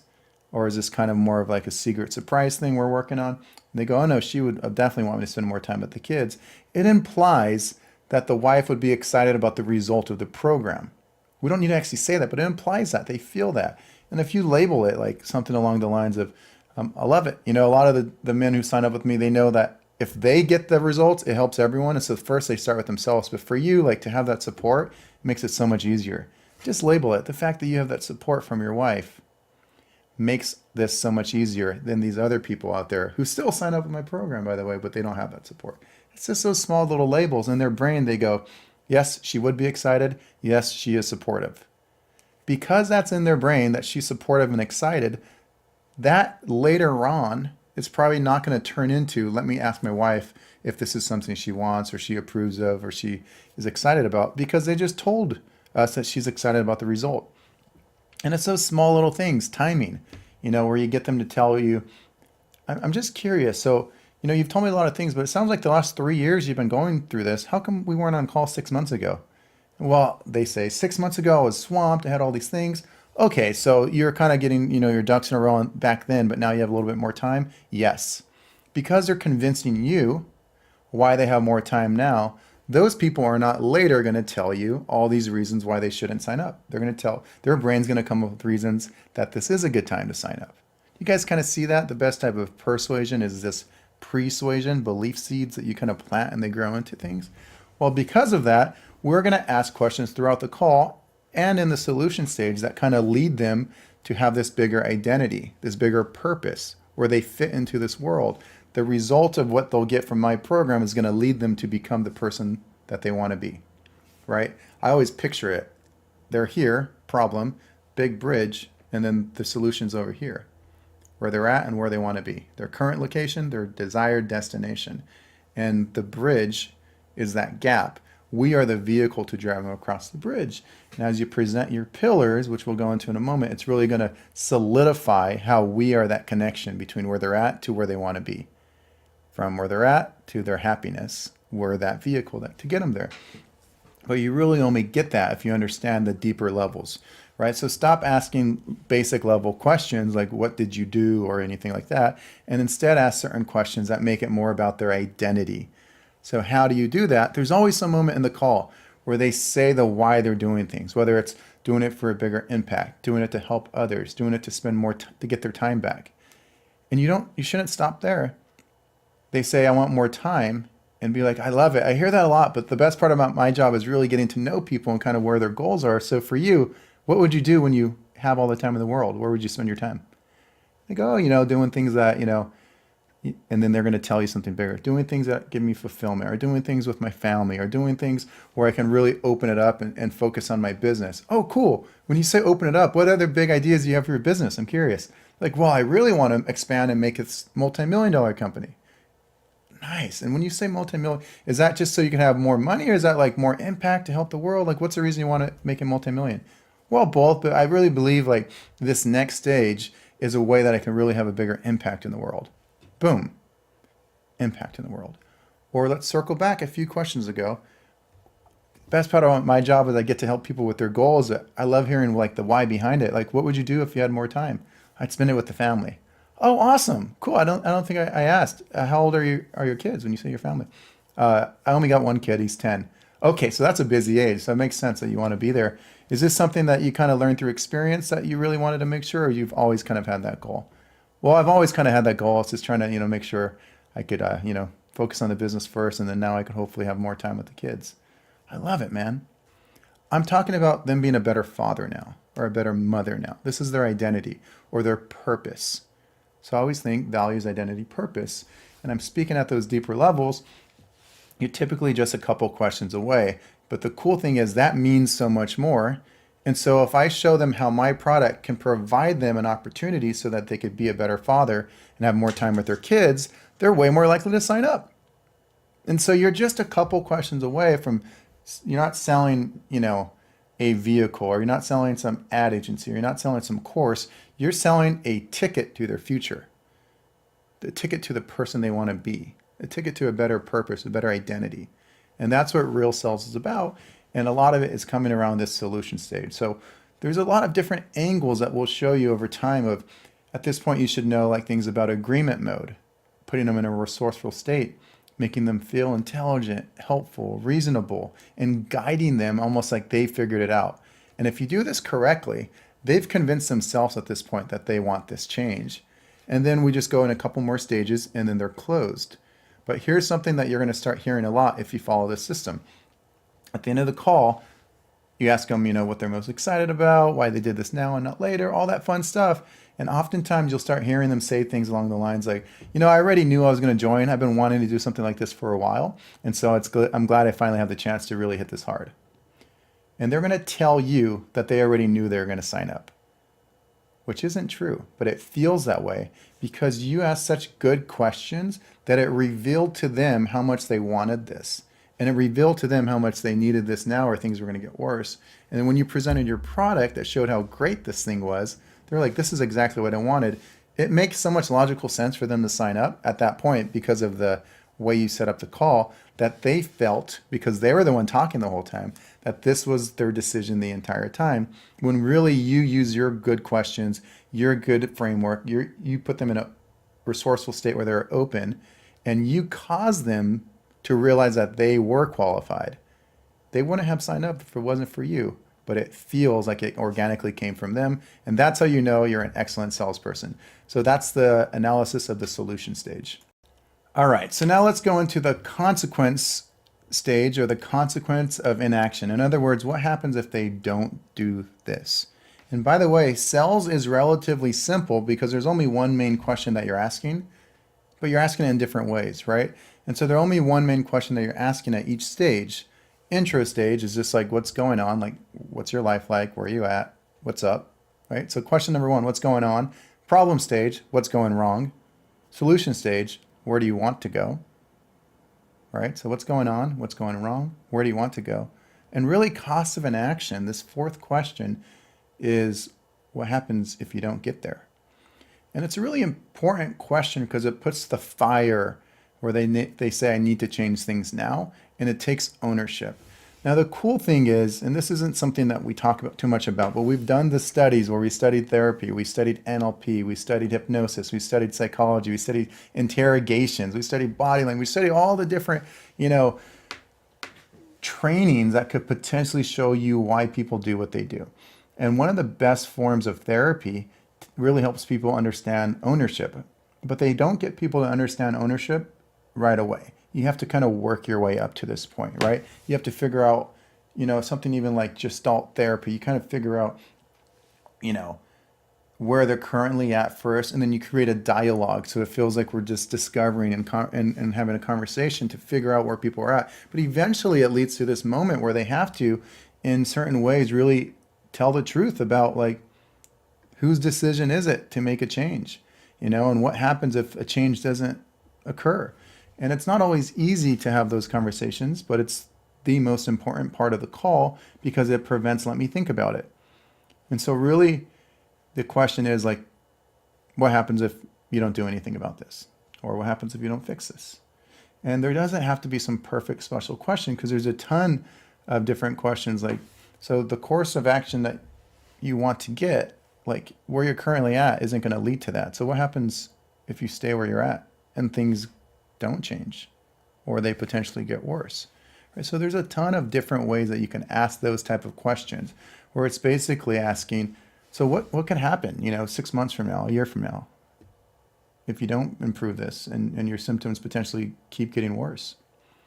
Or, I almost hate to even ask this because I do understand it's challenging, but I think the reason people have success in my program is we're open to challenging them a bit. So just to kind of ask you as an exercise, what happens a year from now if your energy levels keep dropping, and even if they got worse, like what would happen then? those type of questions where you're really helping them see what life would be like if they don't do anything. Now, it's not the best, it's not the most fun. It's a little bit heavy when you ask those questions, you know? What will you do if you can't figure this out? Or what happens if you don't do anything? Or how would it feel if you are never able to achieve this? Or how much would it cost you by leaving this until later? Or do you feel like it's going to get easier to change or harder the longer we wait? And this pattern of not doing anything, what does that lead to? Have you thought about the potential consequences of just doing nothing? What are you going to do a year from now if nothing changes and things get worse? What effect a year, like, so you get the idea. It's kind of like, if this happens, then this happens. But if nothing happens, then what? You know, what if this gets worse? And you're getting them to really take ownership. And you're asking them questions like, is this the, future that you're willing to settle for? Is this the outcome that you're open to allowing? And they go, no. And so by them kind of taking that ownership, it's almost this empowering moment where they say, I really will do anything to make sure that this future doesn't happen. And that's where you really got them kind of locked in. And so those are the type of consequence questions that you want to ask. But again, the biggest problem we see isn't having the script. It's number one, not knowing why they work, right? You got to provide ownership. And number two, people not asking them at the right time. You're asking them when you haven't earned the right to ask them, or you're asking them too early. Because people might say, right at the beginning of the call, what are your goals? I want to make 10K. Okay, and is this like a real goal? Yeah, I definitely want to do it. Well, what happens if you don't hit that 10K? That's a consequence question, but it's way too early. You haven't built them up with the 4 horsemen of pain or making their solution bigger and brighter and a big enough gap so that when it's time for you to ask this question, they're going to give you good answers. You haven't set the stage right. You haven't created a favorable environment in which to work with. So you have to earn the right when you're asking these consequence questions, but they are crucial and they are key. In the next video, we'll go over some more analysis of why this is so important. Okay, let's go into some analysis of the consequence questions and really that ownership type of question that you have to ask. Again, it's not the most fun questions, but it is the question that prevents people from saying, this sounds great, let me shop around. You really need to create that urgency, but sometimes it's hard, especially depending on your avatar or your product. Sometimes it's just not a normal conversation to go that deep. And so I'm going to give you guys right now in this analysis video some other ways to approach it. And it's really like that term you've heard before where you like qualify your question, because sometimes the context is more important than the content. So the context in which you're asking the question is good. One thing that I'll do when I ask a consequence question, like a heavy question, like, well, you're saying you want to make these changes to provide this quality, life for not just you, your staff, but also your family. But I got to ask, what happens a year from now if you don't learn these skills and you continue to have these ups and down months and the recession does come like you're afraid of? What happens if you're not ready? Hard question. So instead of me just asking that sometimes, I'll have a sense of it and I'll kind of earn the right. And the way I might earn the right or set it up is I might ask something along these lines. I might say, I love the fact that you're motivated right now and you kind of have your goals. So those are obviously the people we can help the most and actually know what they're looking for. But motivation goes up and down. Of course, that happens with me, happens with you, happens with everyone. And so as an exercise, one of the things we do that is motivation proof that always makes sure people have success is we challenge people. And that's one of the reasons we have, 5 stars, well, we have thousands of testimonials, is we're open to challenging people. So just as a challenging question, I think it's important for me to ask you, like, what happens a year from now if things are continuing to get worse or if nothing changes for you? You know what I just did there? I gave them this almost like pass, where I said, the reason we have so many successful clients is they answer this one question. And so if you just answer this one question, it feels like they're going to be another successful client. So it qualifies a reason for them to ask the question. The other thing that you might notice is I'll often use the word exercise. It's just an exercise.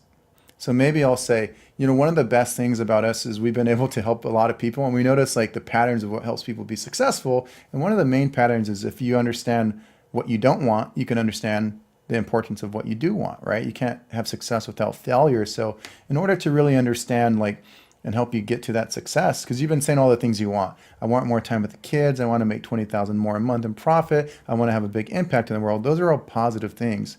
But to look at the other side of things, like to really understand the failure side, I think a good exercise task is like, what happens a year from now or 2 years from now if you never learn this? I answered the word exercise. So I'm almost putting it in the shell of it's just an exercise or it's just one question. And by me doing that, it always gets received really well and people open up and they give it to me. It's only been 2 out of hundreds and hundreds of times I've asked that hard question. Only twice have people said, you know what? And they give me a really general answer. I go, what happens if things will change? They go, oh, I'll figure it out. And so here's a little tip. What I do is I don't stump them and be like, that's not what I'm asking. I go, yep, 100%. It's funny. My coach challenges me, any good coach would. And one of the things he asked me, because he asked me a similar question, and I kind of like you, I was like, oh, I'll figure it out. And he's like, that's actually a good thing that you said that, because it shows me you have the right attitude. Like you'll do whatever it takes to figure things out. But in this situation, it's just an exercise. The question is, what happens if you don't figure it out? And so for you, like just to tell me, like, what do you think happens if you don't figure it out? And they go, oh, I would feel like a piece of crap. I would know I'm not reaching my potential. I know I know that I would have settled. And I'm like, right. And is that like a future that you're willing to accept? And they go, no. So now you can see, even though sometimes they might not give you the best consequence response, you could circle back and still get that response. That's the beauty of like re-asking questions. And so hopefully that helps. Again, the consequence question only works if it's at the right time, only works if you've already created that openness and that trust and showed up as an authority and you're controlling the call. And it only works if you've done a good job with the problem and solution stage, because there's a big enough gap so the answers are good. Now, once you did this correctly, the sale is over. They're sold at this point. And then from here, we just kind of show them how we provide an opportunity to get them where they want to go. In other words, we present our pillars and they're closed.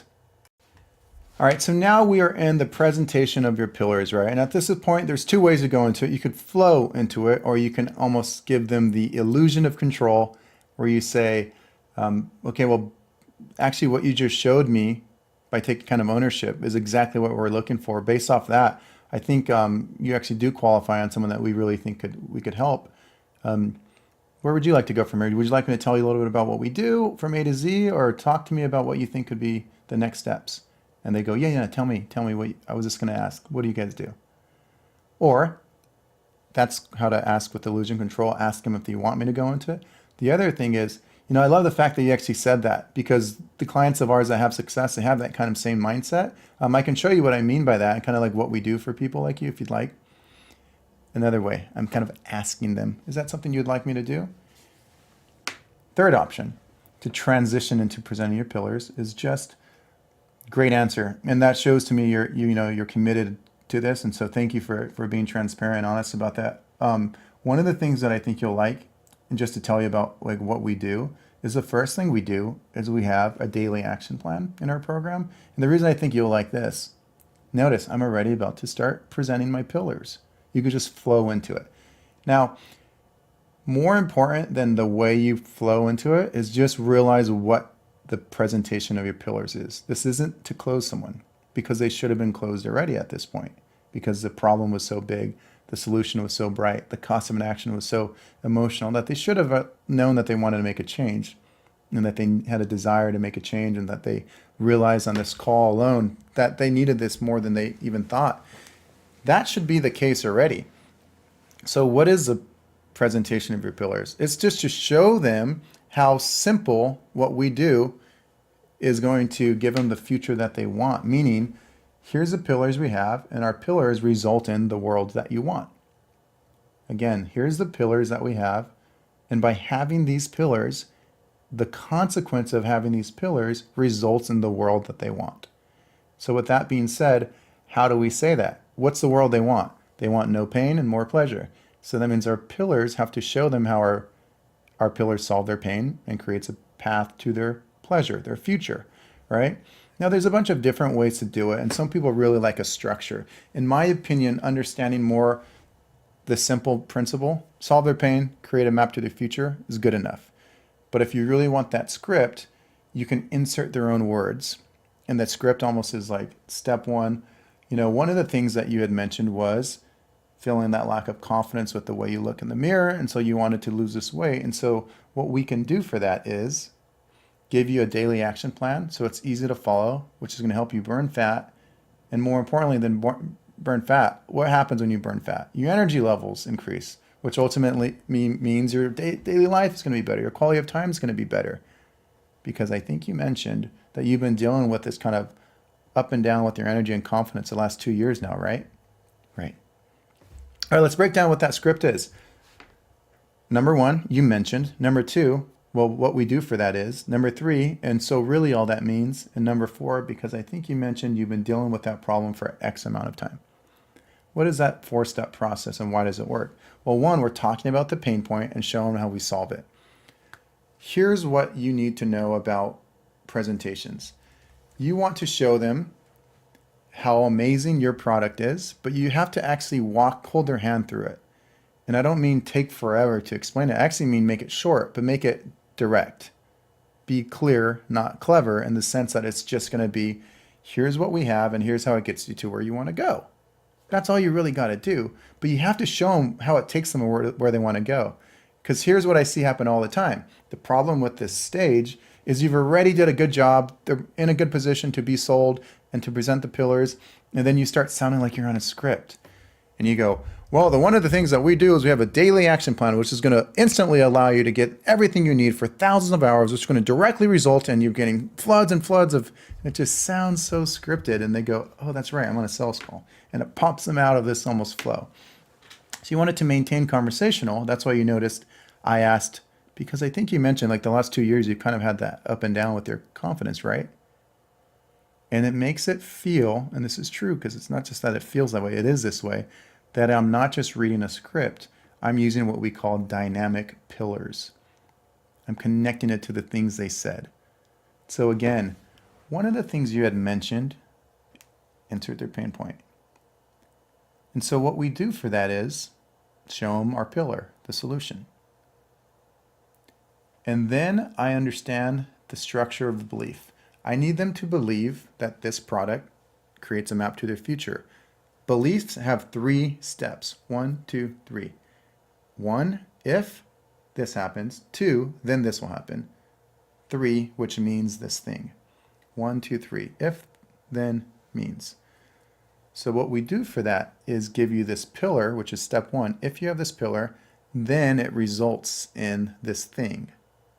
So how am I actually doing that? Now that I know it's a 1, 2, 3 system, if then means, I'm using transition words. So it's not just that we have this pillar and like most of salespeople, they stop there. You have to tell them how that will change their life. So we have this pillar, insert what it does, and then you go, which ultimately means, and tell them how that, the consequence and the result of that pillar is. Or what are other ways to say which ultimately means? And simply put, here's what that means. Or, so really all that means is, or we have this pillar so that, we have this pillar which will allow you to, in order to, which is going to result in. You have to pass that off because you know as a salesperson how amazing your product is, but you have to show it to them how it creates the future they want, which ultimately means you're going to buy your time back so you can do, the things you said you wanted, like with the family. Because I think you mentioned like the last 3 or 4 years, you haven't been able to spend as much time with the kids as you wanted, right? They're like, yeah, right. Well, really, I think it's that first, and then insert the thing. I think that daily action plan is going to get you a lot of what you want, but really it's how we pair that with our supports or whatever is next. Insert that second pillar. I like to use the word pair. So when you transition from your pillar 1 that solves their pain and creates a map to the future, I use the word pair. And I go, and really the main thing that's going to be really helpful is the way we pair that with pillar 2. I don't say the word pillar, but insert pillar 2. And the reason I think this is going to be helpful is, and then I do that same kind of flow. I solve their pain and I create a map to their future. And maybe insert that third pillar. And again, each of these pillars are only things that I got out of them on the call, so I know these are things that they're directly dealing with. If they say they're swamped with time, and they don't want to connect with anyone, I'm not going to be selling them on a community where there's thousands of posts to go through. They don't have the time to go through the posts, and they're not looking for a community. All right, I'm only selling things that they're looking for. And later on, we'll get into the more advanced dynamic pillars, or I'm actually using their language. And earlier when I asked, what would you do to make it even better? They told me all these negative things. It was sloppy, unorganized. These previous courses were a mess. They didn't care. And I'm using those words to describe their pain more because I know that's painful words for them. And then I'll use their positive words. But that's for a whole nother training. Right now, all you need to realize is you're showing them how your pillars are creating a map to their happiness. Very simple. That's it. And at this point, they're sold. In the next video, I'll go over a little bit more analysis on how to present pillars. All right, so in the presentation of your pillars, we've talked about in the last video, all you're basically doing is showing them how based off what they said, we have a solution, and our solution will lead to the future they want. Because I think you mentioned you've been struggling for X amount of time, right? They told me they had a problem. I'm showing them how I can help them. So that's really all you're doing. But let's go deeper into kind of what's actually happening.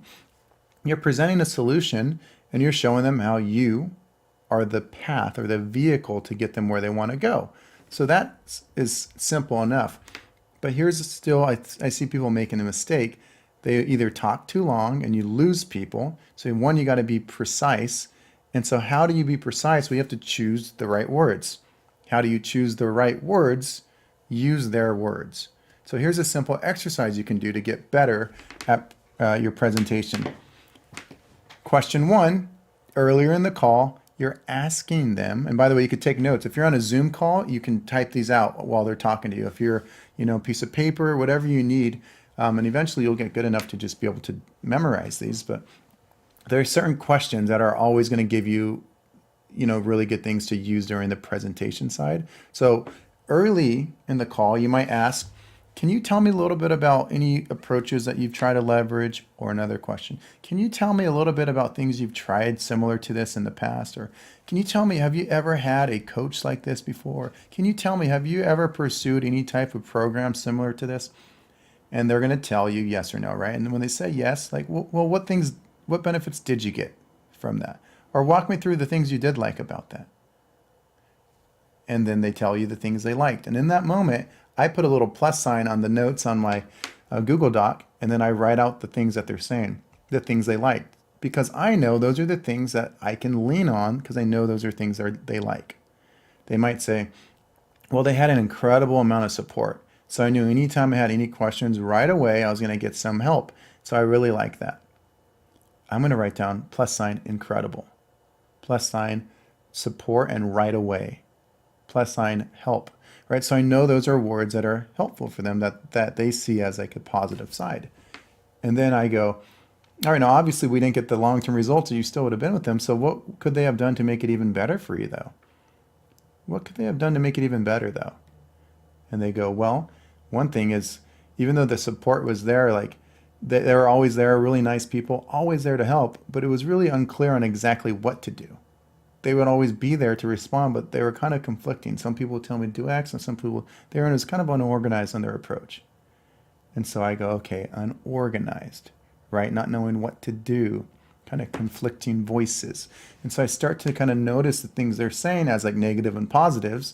And then later, when it's time for me to present, maybe they said, unorganized as a negative, and they said, as a positive, they said, incredible support. And simple. So one of the things I might say is, the cool part is we pair pillar 1 with our support system. And the best part about this is not only is it really simple for you to get on a call right away, we have an incredible staff. And really what they're going to do is lay out everything in a really organized manner. That's going to make sure, number 1, you're getting results. Because in the end, we're always about making sure you're getting results. That's all that matters. But the second thing they're going to do is really guide your hand to make sure you know exactly what to do each day.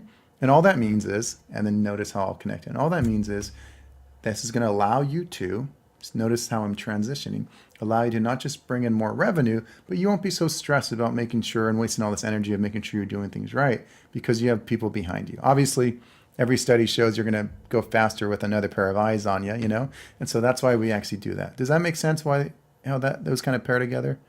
Yeah, what are your thoughts on it? Do you feel like that could be helpful for you? Those type of questions. But notice what I'm doing. I'm using their positive words and those negative words, right? That's dynamic pillars. So as analysis for how to present your pillars, there's two things. Number one, you got to understand the structure of belief. If this happens, then you'll get this, which results in this thing. So you have to explain things based off that. And number two, you want to use dynamic pillars. And so you're actually using their words. Now think about this. As you get more advanced, you might have, say, 5 or 6 or 10 things inside of your program. You don't need to list all 10, right?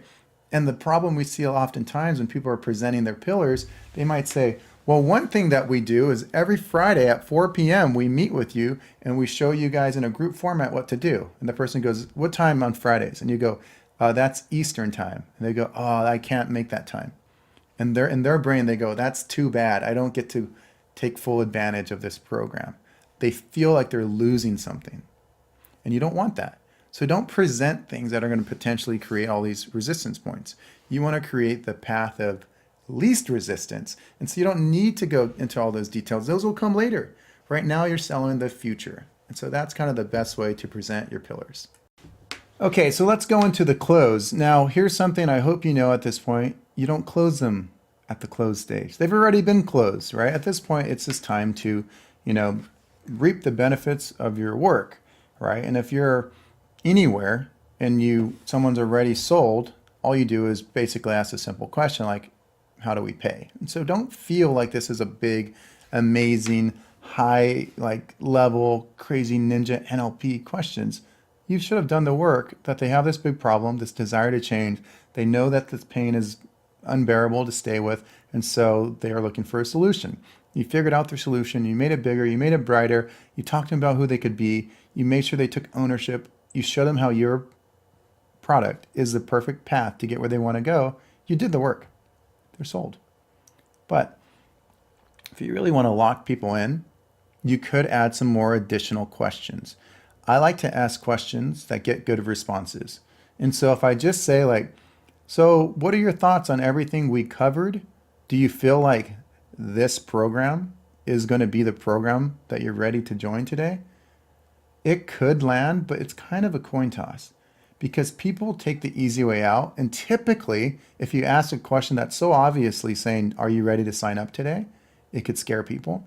And they're going to lean towards the safety net. And they're going to say, well, I don't really want to make a decision on the spot, because they know what you're asking when you're saying that. So instead, I could still get all the pros of that question without any of the cons of that question. And so I might say, so one of the things that we want to make sure, and based off what you're saying, I think you have a good idea, but on the process of what we can do to help you get where you want to go, are you clear on the process specifically?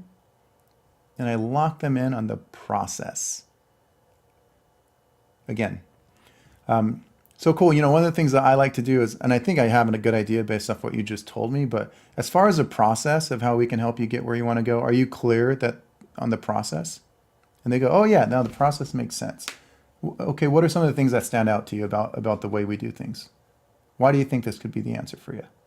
And I'm getting them to tell me why they think this can be the answer for me, which is different than me saying, do you think this could work for you?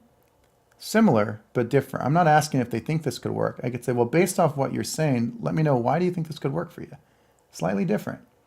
That's the difference of me saying, is this a good time for you to sign up? And me saying, why is this something that you want to change now, though? Slightly different, but now they're telling me why instead of me asking if. They're telling me why. And so I might ask, are you clear in the process specifically? They say yes. I go, why do you think this could work for you? And they tell me why they like the process. Very different from many sales coaches that say, on a scale from 1 to 10, do you think this could be the answer for you? And they go 1 through 10, 1 being no, 10 being 100%. And they go 7. And they go, well, what would I have to do to make it a 10? Why do you do that? Because then they're going to tell you the things you don't have.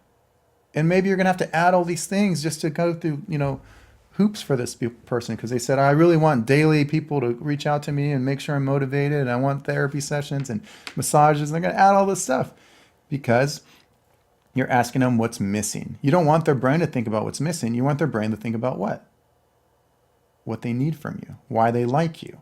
what stands out to them. So instead of me asking that question, if you want another question besides, are you clear in the process and why? Here's a couple more questions. On a scale from 1 to 10, 1 being like, this is terrible. I absolutely hate your face. I never want to see you again. That's 1. Or 10 being like, you can actually see how this could get you where you want to go. Where do you think you're at 1 through 10? And they say, like an 8. I go, okay, 8's pretty good. Why not like a 2 or a 3? And they tell me why it's not a 2 or a 3. In other words, they're telling me why they went higher than that, which means their brain is searching for reasons they do want to sign up. And then I say, okay, cool. So you're comfortable about everything we talked about? Great. So the next steps, if you wanted to continue to move forward, would be, and then I just show them, would be either leveraging a debit card, and most people do a credit. Which one's better for you? You go credit. Yeah, get those flyer points. And then just so I have context, are you, what zip code are you in? Or just so I have some context to make sure I'm writing the card down, could you start with just the expiration date? It doesn't matter. They're sold at this point. Just collect the card. And here's one thing I really want you to do. Act like you've been there before. I've seen calls where people almost scare people away because they're like, do you want to do debit or credit? The person's like, we'll do credit. Oh, you do? Oh, so you're in today? Okay. Like they're almost surprised that the person signed up, and it almost scares the person away. Like, uh-oh, what did I just walk into? If even this person is surprised. The carrying authority, remember, you're showing up as a carrying authority. The carrying authority expects that you're going to be able to help them. You have high intention, but low attachment, right? HILA, HILA, high intention, but low attachment. And so hopefully that gives you some really good context on the questions you could ask. You could figure out, lock them in with the process. You get them to tell you why it's important. And in the next video, I'll show you some cool analysis on little secrets that I drop in early in the call to make it a smooth option for them to continue to move forward. All right, so 2 things that I do, just to give you some analysis of the close, 2 things that I do, besides the simple stuff we talked about, like act like you've been there before and realize they're already sold. And it's just like the easy part of the call. But a couple things that I do is I plant seeds. And one of the seeds I plant is the idea of them moving forward. Remember, if an object is in motion, it's more likely to stay in motion. And so I want them to feel like they're this thing in motion. So when they're telling me about they tried other programs, I'm like, great. That's what helped you decide to kind of move forward and try all these different programs. And then they tell me they learned something. I'm like, okay, so you're a little bit ahead. You actually know some of this stuff. Oh, so you've already done the research. I'm glad you already know this stuff. We're going to go faster. Oh, you actually know your goals already. Okay, it's easier to move forward if you actually know your goals. You'd be surprised. Sometimes I get on these calls and people have no idea what they want. So at least you know what you're looking for. So I'm making them feel like they have momentum and they have like some progress and they're moving forward already, because when they're moving forward, it's easier for them to sign up. If they feel stuck, like a lot of salespeople do, they want to make them feel trapped, stuck, stupid, stumped. Those people are less likely to move. If you feel chained and trapped, you can't get out. If you feel like you're an idiot and every decision you make fails, you're probably not going to make another decision because you don't even trust yourself. And so instead of helping someone get unstuck, I'm saying, I love that you have this momentum already. All right, so I'm almost adding that word forward. What made you decide to move forward when you made that approach? Okay, great. Okay, so you already know some of this stuff. Okay, so you're not on kind of step 1. You already know this at least. Oh, that's good. You at least know that. I'm adding that stuff in my mind, almost like helping them realize that they have momentum. And then later on in the call, when it's time for them to close, I just say, yep. And so the next steps, if you wanted to continue to move forward, would be debit or credit type of thing. You know, the next steps, you want to continue forward. I just have a couple questions. If you have a couple minutes today, you have a few minutes. They say, sure. Okay, cool. First off, as far as installments, would you do debit or credit? Okay, credit, cool. Expiration, awesome. Card number, cool.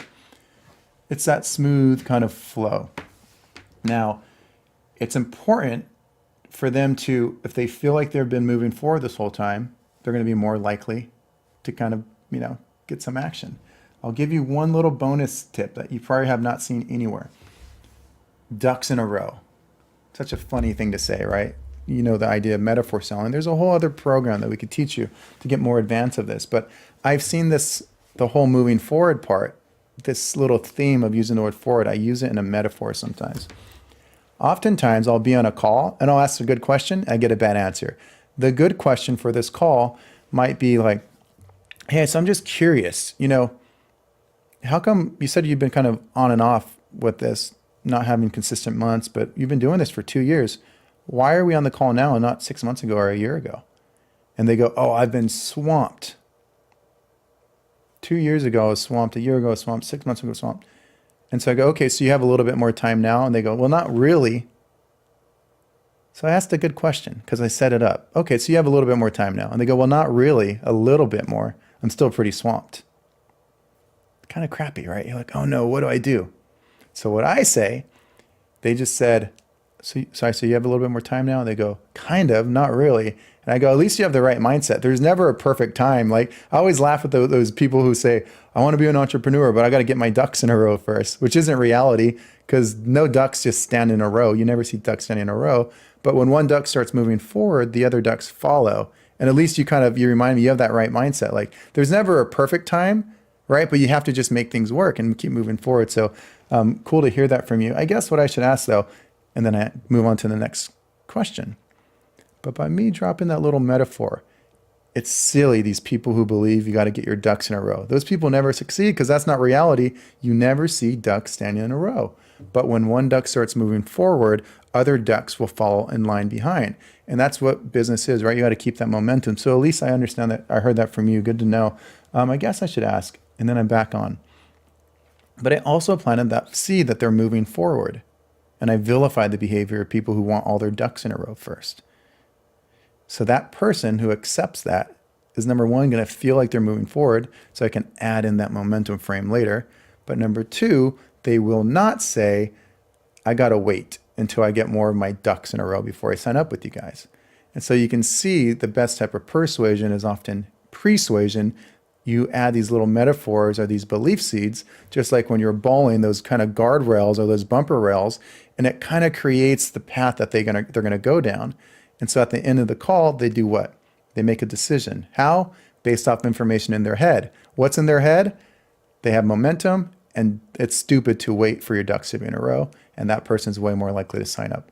Hopefully this is landing for you because this is the small details. But as you guys know, small hinges swing big doors. See if you can count how many metaphors are in that last little bit. Cheers. All right, y'all, let's go into some objection handling. Now, if you follow the course correctly, you typically already pre-handled the objection. So there shouldn't be too many objections. That's one important note. Second important note to remember is if you're consistently getting the same objection when you're listening to your calls and writing down, the analysis about what's going on in these calls, and you're noticing you're getting a lot of timing objections, for example, or spouse objections, all that means is we need to place things earlier in the call to pre-handle those better, or even earlier in the marketing application, setting, all that stuff. But either way, sometimes objections do happen. And the best way to know what to say is to work through frameworks. You've heard this idea that you could have guesswork, you could be, have all this like hard work, or you could have a framework. And systems, frameworks, kind of having a syntax to speak through is a much easier process. And so the syntax that I always teach is called the paid objection handling method. So if you're taking notes, it helps to write the stuff down too and not just look at the screen, but it's kind of PAID. That spells paid. But what do those stand for? What's the acronym there? P, postpone. A, acknowledge or agree. I is isolate, and then D is diffuse. That's what you want to do. So they're going to postpone. You want to acknowledge, isolate the objection, and then diffuse the objection. So let's talk about what that means specifically. What does the P mean, like postpone? Someone might say finance objections, right? Money. So what are the money objections? You get to the end and they go, well, that's too expensive. Or it's more than I could afford. So if they're saying it's more than I could afford right now, they're saying, let me postpone it. I don't want to sign up today, right? Or if it's another postpone objection, but around the spouse, let me get back to you. I'm going to just run this past my wife. Or it's, the opposite. Let me go talk to my husband and make sure he's okay with this. That's them postponing, right? Every type of objection is them saying it's not the right time right now. Let me kind of back it up and postpone it, right? Whether it's the timing objection where they just go, can I get back to you tomorrow? Can you send me an email? I don't make decisions on the spot. Those are all timing objections of them trying to postpone it. Or, I've rushed into decisions in the past. I don't want to jump into something that I don't know 100% sure I'm ready for. Maybe that's an internal fear-based objection. But by the way, if you don't know these already, those are the four most common objections: finances, spouse, timing, or fear. And so the cool part of this is the paid objection handling method follows all of it. So those are all different ways people postpone. The first thing you really want to do is just not create resistance and jump on them when they say, let me talk to my wife, where you go, well, I thought you were going to be the decision maker for your family. Are you going to step up or not? Like, that's just like you're fighting them right away, and it's like you against them, and it's not a good fight. You want to be on the same side of the table as them. So instead of that, it's always good to kind of either acknowledge, totally normal, I hear what you're saying, those type of things, right? So if it's finances, they say it's too expensive. Yeah, I hear you. I know it's an investment. And that's just a quick acknowledgement. And that lowers their defensive thinking because now they don't have to defend themselves. You acknowledged it. Or they say, you know, I got to talk to my wife first just to, run this past her.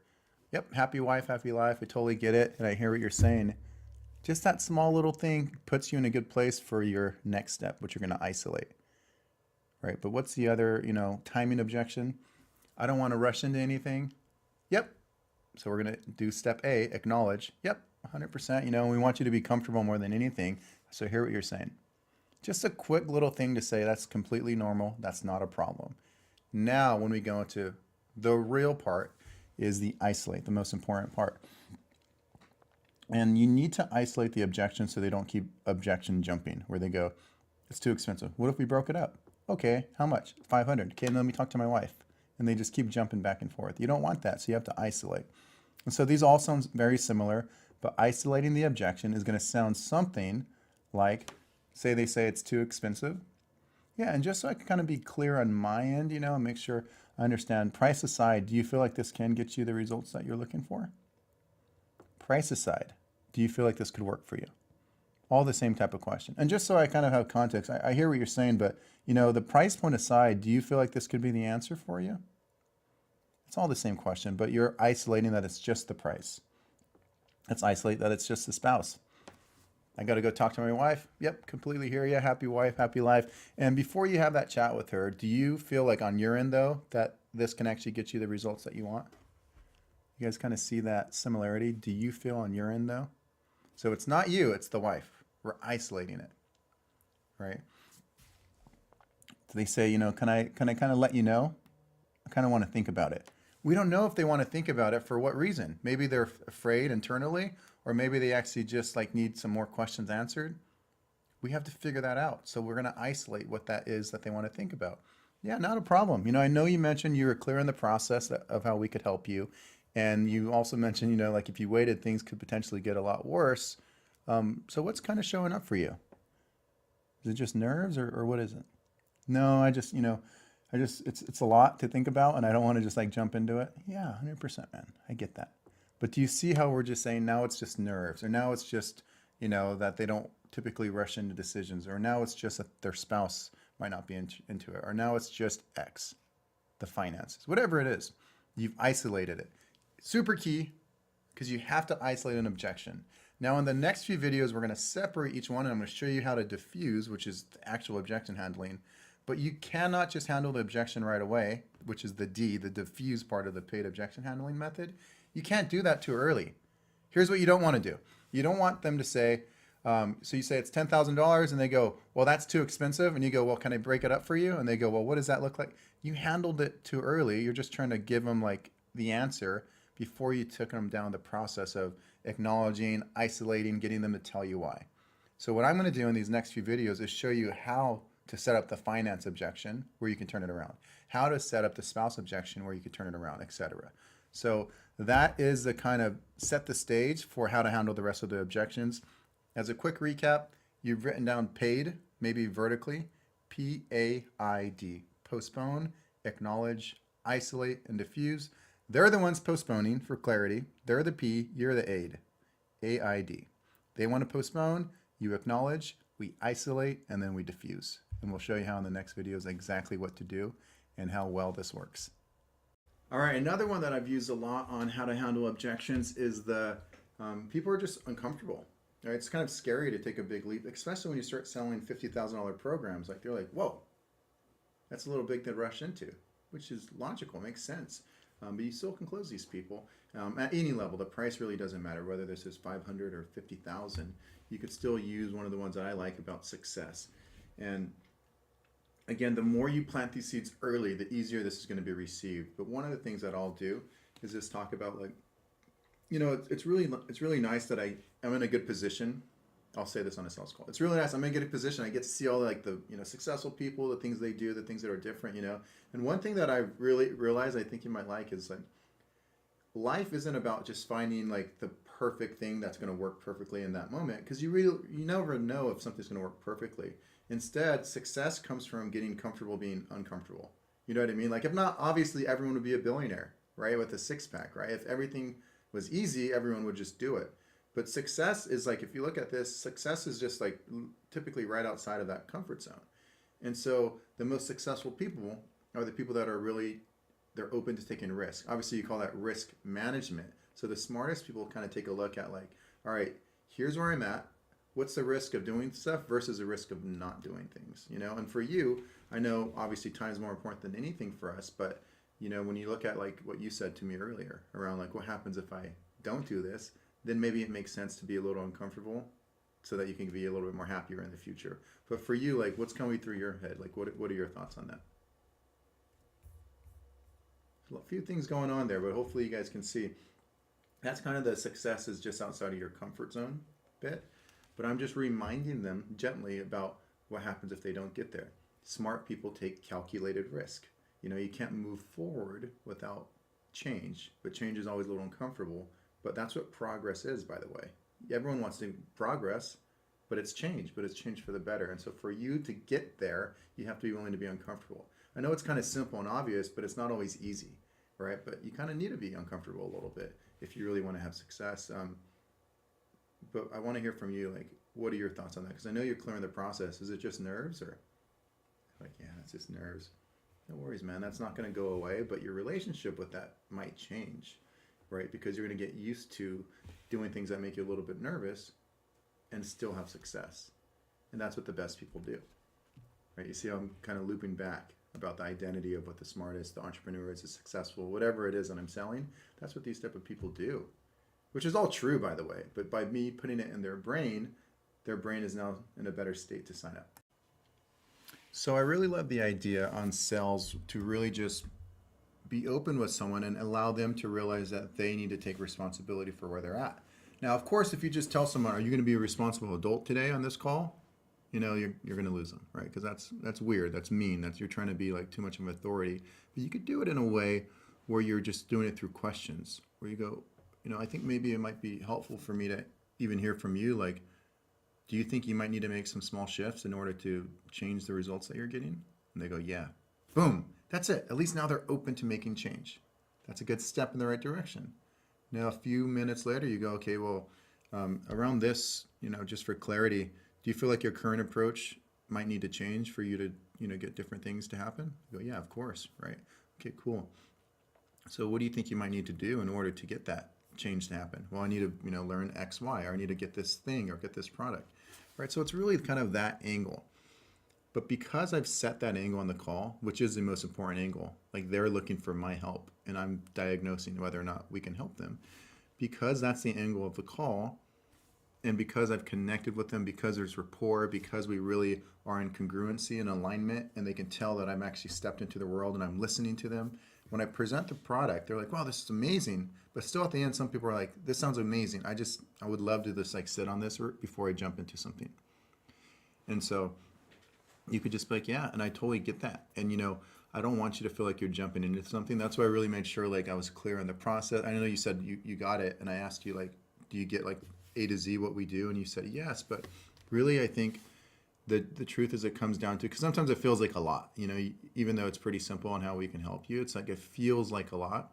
And so to help with that feeling, one thing that I always think about is just like realigning myself with what am I doing right now and what results am I getting, right? Because that's the beauty. You said you liked having support, right? A coach, a second pair of eyes, right? All the studies show you can, you know, move faster and farther with support. And so just to give you some support here, it's the way we look at it is very simple. We take all the emotion out and it's like, currently, John, based on what you're telling me you want, you're on your behavior, right? You're on a pattern that's not serving you. So the things you're doing right now are not going to get you to where you want to go. The question isn't whether or not this works. The question is, do you want to go somewhere else? And I know for a fact now, based off what you told me, it's really important for you to do something else, but you're on a pattern that's not serving you. So that pattern needs to change, but it has to be your choice, you know? So I know earlier you told me a couple things, but do you feel like it might be worth it to make a change? I think so too, man, but I'm glad that you said that, right? Because it's always going to be scary. It's always going to be a little uncomfortable, right? That's what we do, right? We take calculated risk as, you know, fathers. That's what we have to do for people in our families more than anything. But I think it's tough, you know, but that's what life is. You have to make these tough decisions based off calculated risk. So, what are you thinking right now?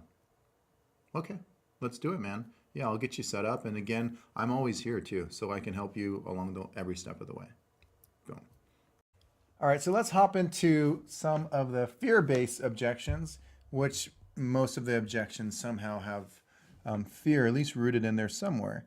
And I think your ability to have more than one of these little tools is key, because oftentimes they get blended together, and you kind of, as you see these, I'm going to give you 4 or 5 different types of fear-based objection handling scripts.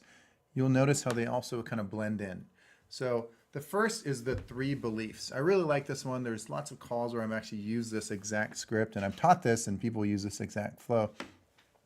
But basically, let's think about why someone's not signing up. They're not signing up if it's fear. They're not signing up because they go, whoa, a little bit of price shock. Or maybe they go, whoa, I didn't want to sign up today. Or it's a little scary because I've tried stuff in the past that didn't work, right? So what they're doing, what's happening in their brain is thinking of reasons that they might not want to sign up, which means we need to make their brain think of reasons that they do want to sign up, that it is worth it. And it's this simple. All you have to think about is the value is worth more than the investment.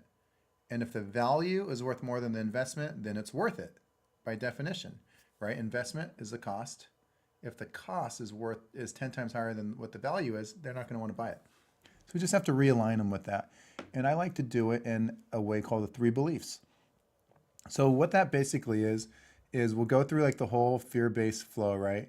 Where they just kind of say, you know, this sounds good, man, but you know, if I could, I'll just like kind of get back to you, just because I don't really want to decide right now. Really common, right? But we don't know if it's fear yet. And so we go, yeah, you know, more than anything, we want to make sure you're comfortable. For you though, just so I can kind of make sure I'm doing everything on my part and making sure you're comfortable, I just want to be like, you know, transparent here. I noticed like your energy shifted a little bit when I mentioned the price. Do you feel like it's like nerves or what's showing up for you? And they go, no, it's not the price. It's just like, I don't want to jump into something too quickly if I'm not in the right spot. You know, I think maybe next month might be better for me to join. I want to really make sure it's something I'm, you know, dedicated to. So we've identified it. It's a fear-based objection. And then from there, you could say, yeah, man, 100%. You know, and one of the things that's been really helpful for me, because part of the group is you're around some awesome people and you learn some stuff. One of the best things I learned, I think you'll like it, is you need to think about 3 things. Number 1, you have to realize, like, is this possible for other people to have success? Right? And of course, it's possible for other people to have success with our program. Question number 2 is it possible for you to have success? And of course, the answer is yes, 100%. It's totally possible for you to have success. But really the question, and I can't answer this third question, but the third question is it worth it? Because you've seen the reviews, you know it's possible for other people. You know you're capable of doing it because you've already had some success. You just kind of had the wrong setup in the past. You know it's possible for you to get these results, but the question is it worth it? Because the answer is not like, yes, this is an easy thing, right? It's a little uncomfortable. But the question is it worth it? Because if you're saying like, I don't want things to get worse, I know I'm capable of so much more, I don't want to have any regrets, 2 years can fly by and I can be in a totally worse position if I don't go for this, I finally have the time, then like maybe it is worth it to be a little uncomfortable now so that you can get, you know, the future that you want. But I got to ask you, like, in your opinion, do you feel like this could be worth it for you? And they go, no, I mean, you're right. And I have an actual call recording if someone goes, and I needed to hear that. Thank you. Right. So that's the 3 beliefs. There's going to be a few. I'm going to give you guys a bunch of little bits, but that's one of my favorite ones to handle fear. Okay, so this video is another one that you could handle objections. Now, I'm going to assume at this point you know the power of metaphors and analogies and speaking through those frames. So I'm not going to do a lesson on that. I'm just going to tell you kind of what to say. And one of the things that you can use is is the car accident, right? It's like if you've been in a car accident before. Now, again, I actually use this earlier in the call. Typically, I don't use it as much at the end. But sometimes, for whatever reason, people slip through the cracks and they still give you these kind of resistance points. So let's go through that fear-based objection where they go, I've tried things in the past that didn't work. I don't want to rush into anything. All right, so maybe that's their first step at postponing. They go, you know what, this sounds good. My way is more like I want to sit and sleep on it. You know, I've rushed into things in the past and I don't want to rush into something again. And then you might say, yeah, 100% kind of hear what you're saying. You know, I know, just to make sure, because you have me here now and we've had such a good conversation, I know you mentioned you're clear, you know, on the process of what we do here specifically. And a big thing for you is you're like, things are going to get worse if I don't, you know, make a change. But for you though, just so I have a little bit of context, I know you said you tried things in the past that didn't work. Do you feel like that didn't work because of something you did or something that was missing on their end? And they might go, well, I guess like both, you know, like maybe I could have done some stuff better, or maybe they could have had stuff. I'm like, yeah, because from what you told me, you were kind of set up to fail in the sense that you didn't have all the right things. But you know, the way I look at it is like, just because something went wrong in the past doesn't mean you can't move forward, right? Of course, you have to figure out a way to move forward. That's what success is. And like, if you've ever been in a car accident, it doesn't mean you can never get in a car again, right? That's not reality, right? Or if you ever had like your first girlfriend or boyfriend and that didn't work out, you just write off all relationships the rest of your life. You know, that's really not the case. But I think the case is anyone would feel what you're feeling based off where you're at. But the question isn't, you know, do I have some hesitation? The question is, based on the information that I have, what's the best thing I can do right now to put myself in the best situation for the future I want? And so just to kind of ask you, like, what's showing up for you? What do you feel might be the best thing you could do? Boom. There's a few things I'm doing there. I'm normalizing her feelings. I'm minimizing some of her concerns. I'm allowing his concerns. I'm allowing this metaphor, like, yeah, just because you got in a car accident doesn't mean you have to avoid cars the rest of your life. That's not reality. And because that is true, they also typically assume that it's true that they shouldn't avoid any new programs too. And so that's a way you can use the car accident metaphor to really help. Again, I hope you guys see that you can use this earlier in the call too. For example, if you're getting a lot of, let me think about objections, you could plant that earlier in the call, that car accident bit. So when do you plant it? It could be something as simple as you're on a call and you ask them, you know, like, I'm curious, you've given me some good information about kind of what's going on right now with you, but have you tried anything at all like this in the past? And they go, yeah, I tried this and this. Okay, cool. Anything that you enjoyed about that process? Oh yeah, they were good with this and they were good with that. So I know what they like about what they tried in the past, but now I want to find out what they didn't like. So I might say, well, what would you have done to make it even better? Because obviously we're on the call. And they go, well, they could have worked on this, could have worked on this.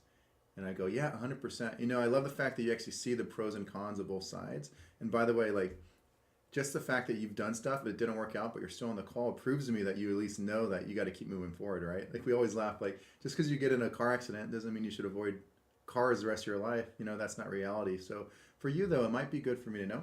You mentioned a couple things that you've seen in the programs. Is there anything that you have specifically that you do want to see inside of a program?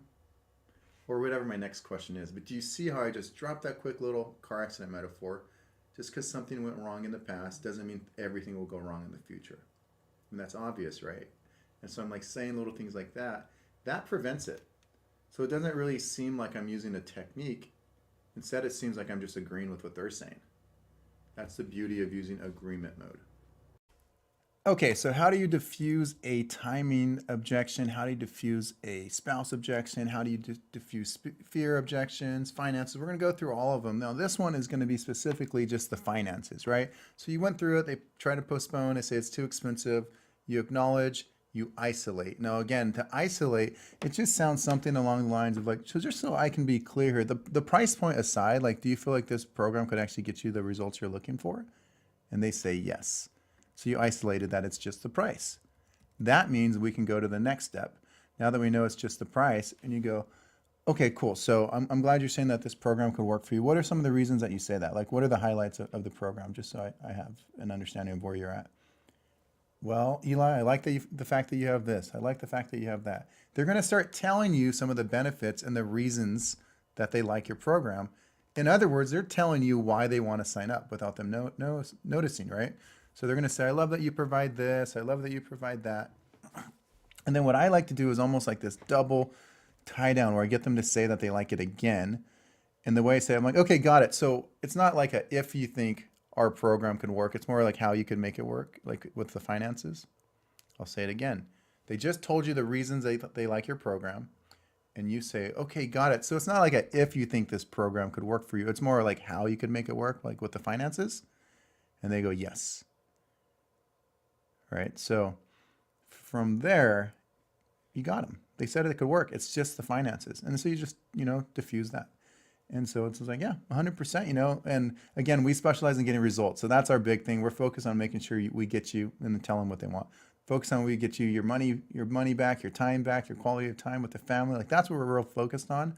But one thing we can do, just because I know price is the main thing right now for you, is just do a fraction of the cost. So we break it up into like installments and we stretch the payments over. So you're kind of bringing in revenue throughout the months. If we were to break it up like that, would that make it easier? And they go, oh yeah, totally. Cool. Yeah, we'll work with you on that. Again, we want to focus on making sure you're getting the results so that you're happy. So yeah, man, we're easy as far as that. We'll do the payment plan and then move on. But that's it. So again, you kind of isolated that it's just the finances. Cool. We know it's just the finances. Why do you think this could work? And they tell you what they like about it. Okay, so it's not a if you think this will work. It's a more of like how we can make it work in a cost-effective way. Yes. Okay, cool. Well, we're focused on getting you results. Insert the results. And so one thing we could do is just stretch those payments so it's a fraction of upfront cost.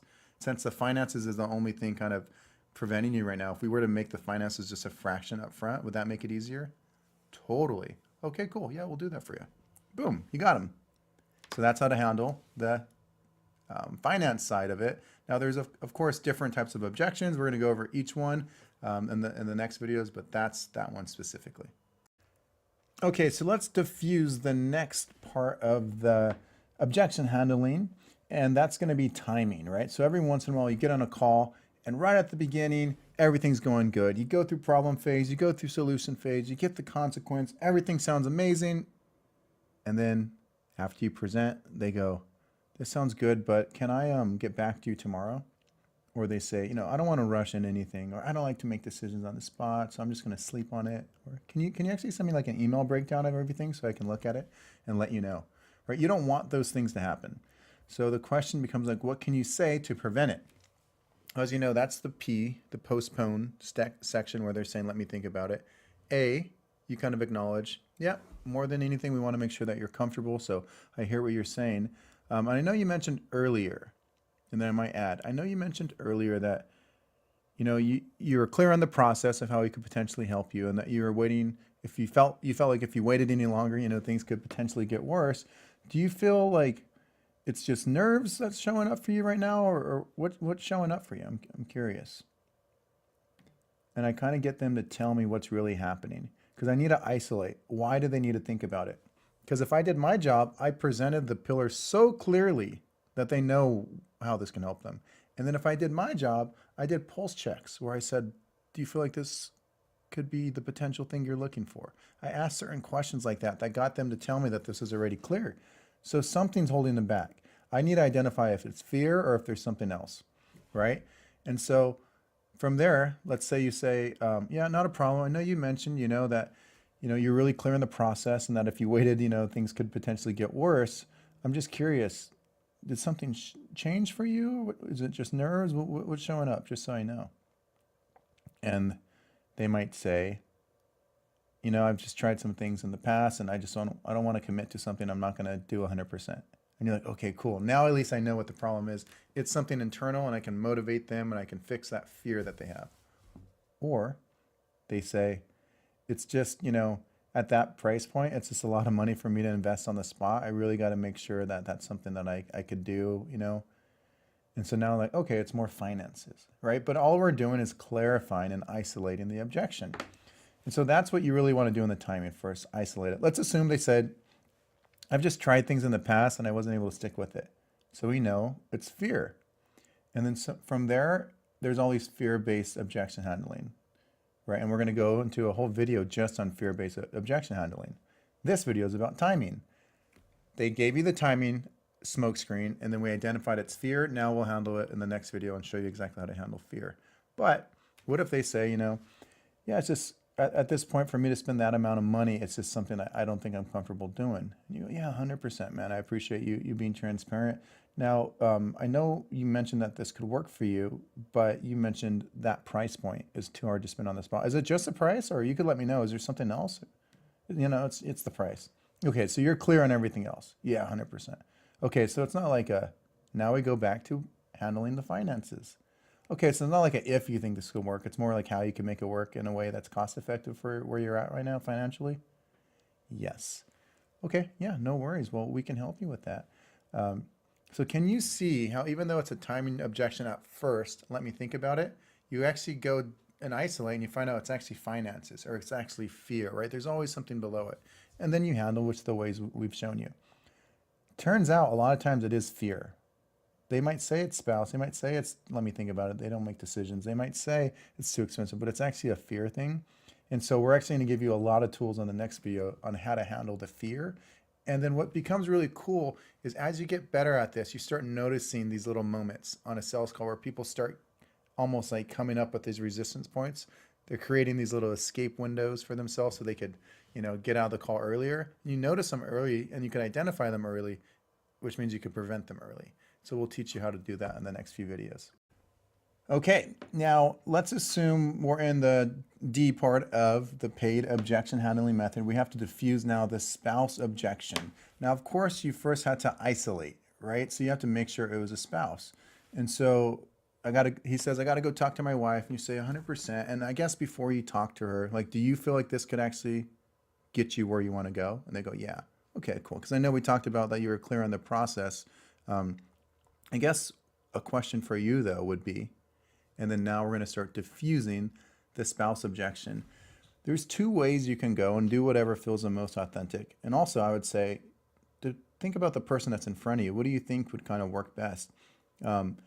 Option number one is, so I know you went over a lot of different ideas of like, your goals and what happens if you don't get there. I'm curious, what are you going to tell your wife if she doesn't understand the reasons you might want to do this, though? Great question. Again, so I know we went over, some of your goals and you just went over like what happens if you don't get there and all the reasons it's important to you. I'm curious, what are you going to tell your wife if she doesn't understand the reasons you want to do this, though? It's really good because now you and them are kind of against the wife. It's an aligned adversary frame. And basically, in that moment, one of two things happen. Number one, they tell you the reasons that they want to sign up because they're fighting this imaginary scenario where they're going against their wife, and they actually convince themselves they want to sign up, and you're more likely to close them. Or number two, they actually are coming up with good ammo in case it needs to be like a 2-call close later. But either way, you put all these reasons in their mind that they want to sign up. And then from there, you could typically do like a payment plan and still get a down payment. Or the other option, besides saying, what are you going to tell your wife if she doesn't understand the reasons you might want to do this, is kind of saying, okay, now I know what we talked about earlier, that you said she would be excited, about you having more time at home, or she'd be excited about you having less stress, or she'd be excited about you playing with the kids more, whatever it is that you sold earlier, right? You got to mention that. So I know earlier we talked about that your wife would be more excited to have you around the house more. I guess, like, what do you feel might be some of the potential reasons, like, or even resistance that she might have to something like similar to this in the past? And they might say, well, in the past, she got mad because something was so expensive. Or in the past, she got mad because I did something, I signed up with something, and I didn't stick with it. Boom, you got them. Now you can handle that objection. So it's not quite the wife, it's that the wife doesn't want you spending too much money up front. Or it's not quite the wife, it's that the wife knows you signed up for something last time, spent $2,000 and never did anything with it. Then we just have to fix that problem, right? So if they say it's the price, then you do the price finance handling objection script that we give you. If they say, I've signed up for stuff and I kind of jumped in too early. We got to really handle their fear so they have no fear. They actually have confidence in our program that this is worth it to them. And so there's all these different ways that you can handle that. And so just as a recap, you could say like, well, what are you going to tell your husband if he doesn't understand the reasons you've been wanting to do this? Or what could be just in your mind some of the potential, resistance points that your husband might have about you signing up for something like this? And then you diffuse from there. Now, for this to work, I'm going to give you guys, I want you to go through the whole objection handling videos, because there's going to be some on timing next and then some on fear. The interesting part is oftentimes there's almost always some blend, or it's completely just fear-based. It's not actually the spouse. They're using it as a smokescreen. So in the other videos, we're going to show you how we have like the 3 beliefs frame, these analogies frame, success is outside of your comfort frame, you're on a pattern that's not serving you frame. Everyone would be a billionaire if X and Y, right? Growth is what helps you make, being uncomfortable is what helps you with success and growth. And there's all these cool little reframes that we can do once we understand that it's fear, but you really can't get there without going through this process. So that's one of the ways to handle the spouse. You could go a little deeper too, by the way. If they say like, yeah, I think she'd be open to it, I just got to make sure she's okay with it. You could even say, I have a suggestion for you if you'd like. And they go, yeah, I think just be honest with her, man. From what you told me, I think she's going to be really supportive about you getting this for you and the family. But, just mention to her, you've been going through this for 6 months. It's affecting you in other areas of your life, that you've been wanting to do something in the past, but you finally have the time. And like we talked about, like, we're not getting any younger. Like, more important than anything is our time. That's the one thing we can't get back. And I think based off that, do you think she'll understand where you're coming from? Will she understand where you're coming from? So I'm giving him all this ammo. So now at this point, if he has to go back and come back to me and say, I lost the fight with my wife, she doesn't want me to do this for me and the family, it's really difficult, right? So it puts you in a good position. From there, I often still just get a down payment. I go, okay, cool. And one of the things that we want to do is, like we talked about a lot, more than anything, not to beat a dead horse, but time's more important than anything. We want to be efficient with everything. The efficient way to make sure your wife is happy, but most importantly, we're getting what you want too, and you're happy. What we could do is start just getting your results now. We'll just do a down payment. So you're not spending the full $2,000. You can just do $500 down, and we'll stretch the remaining payments. If we did something like that just to get you started, do you think that'd be easier? And they go, yeah, we could do that. All right, cool. Yeah, again, we're just trying to make sure we get you what you want, and then I think we'll figure out the rest as we go. Cool? Cool. And then you got something out of it, right? But a lot of times the reason that works is you got them to tell you all these things they would say to their wife.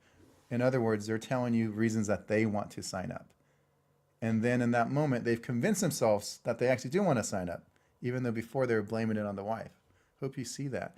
And when you do that, you're in a much better position to ask for that down payment instead of just doing it right at the bat.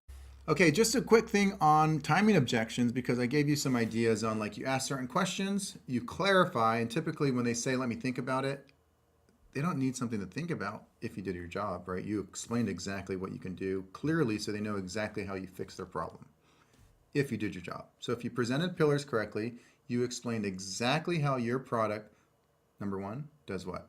Solves their pain, and number 2, creates a map to the future that they want. And so if you've done that, why are they saying, let me think about it? It's either made up, or there's some fear, or there's something else, like they actually mean it's too expensive, right? So you have to figure out what that means. But I need to make this video because I know I try to explain this stuff a lot, but sometimes I think it falls through the cracks. You shouldn't be getting that objection in the first place, not just because of the way you present your pillars, but for 7 other reasons. I'm going to give them to you.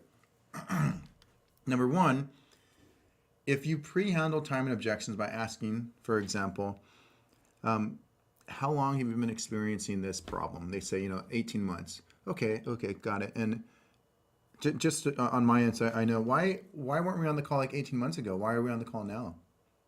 And they're like, oh, 18 months ago, I was so swamped. Okay, so you have a little bit more time now. You were just kind of swamped before. Yeah, okay, got it. So it's been 18 months, huh? And they're like, yeah, okay, well, time goes by quick, doesn't it? Is a good thing to say. So number 1, you're getting them to say why they weren't on the call a year ago, but why they're on the call now.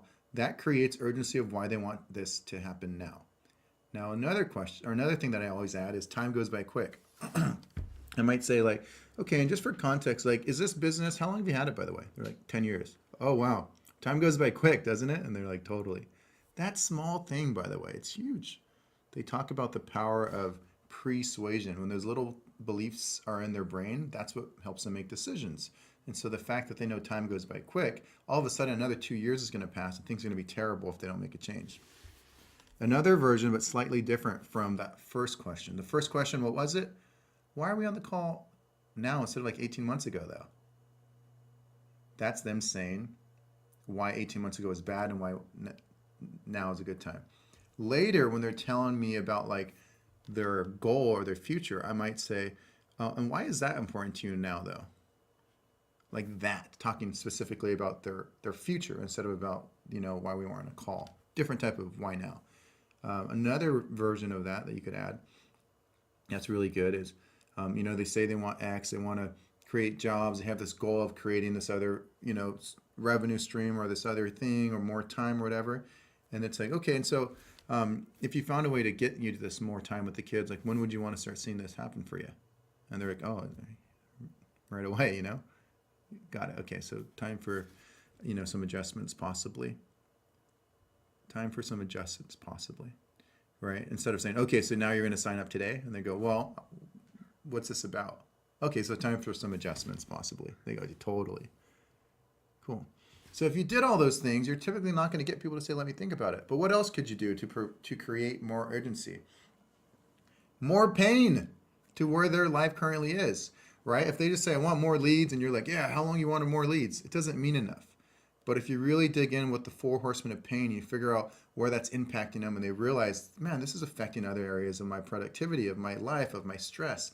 You figured out how long that stress has been going on. You figured out the root of that. You figured out that it's been a series of things, or that there was a recent moment where they're like emotionally like, I need to make a change. If there is so much pain, that's almost like lighting a fire on them. They have to run away from where they're currently at. And so they sign up today, if you did a good job during the problem stage. Also, the alternative of that, or the other side of that coin, is the future. If you made their future so bright and they realized that, what is more important, they didn't think about it. They've just been going through the motions. But now you help them realize, man, I do want more time with the family. Or, what, I do want to create high quality jobs. I am capable of more. I do want to have a bigger impact. Whatever those things are, you've made that more clear. They're going to want to sign up now, right? Because they have to have excitement associated to where they want to go. And if you didn't properly do that, you're going to get those timing objections. You shouldn't be getting them because you should be doing that. And then you have cost of inaction, which is ownership, that if they don't get there, it's their fault. And they're going to get to this place in their life that's a disaster. And it's 100% their responsibility and their choice. If you did cost of inaction correctly, you don't get these timing objections. All right. Now let's assume you did all those things. I gave you about 7 or 8 ways to pre-handle timing objections. And again, this is a blend. You want to add all of these to some degree, so it's like a series of more likelies. It's not one question that always prevents it. But if you have like those 10 things all stacked together, you're building a really good case in their mind, not yours, in their mind, which is what matters. You're building a case in their mind why they need this now. And in their mind, they feel like it was their decision the whole time. But the final part, and we mentioned it before, but I need to emphasize, is that you presented clearly, so they are clear that this is a path to get them where they want to go. So when they say, let me think about it, they're not actually saying, I don't know if this would work for me. They won't say, let me think about it, because they know this will work for them because you explained it so clearly. So I needed to make that part because I can give you all these timing objections, or, okay, we isolated it. It's actually the spouse. Here's how to handle spouse. Or we isolated it and it's actually fear. Here's how to handle fear. Sometimes if that happens, it was not because of any of that. It was because we didn't pre-handle. So hopefully this is a big, big part. And if the best advice I can give you is go through those 8 or 9 little tips I just gave you, and then write down all of them and make sure, okay, that I placed that. I put that in my script. I'll put that in my script.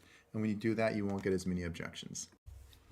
Okay, this one is the, what's the probable or almost certain future if nothing changes bit. And what I want to do here is show you how you can kind of combine them all. Now that you've went through all of them, you can really kind of mix them together based off of the person you're talking to.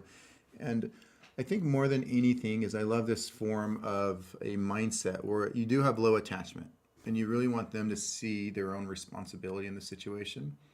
And so you're kind of guiding them to see their own words, but you're doing it gently. I'm not saying, dude, what the heck are you talking about? 10 minutes ago, you told me this. Now you're telling me that, which triggers their defensiveness and they want to defend why they're going back and forth, and then you're going to lose them. I'm not doing that.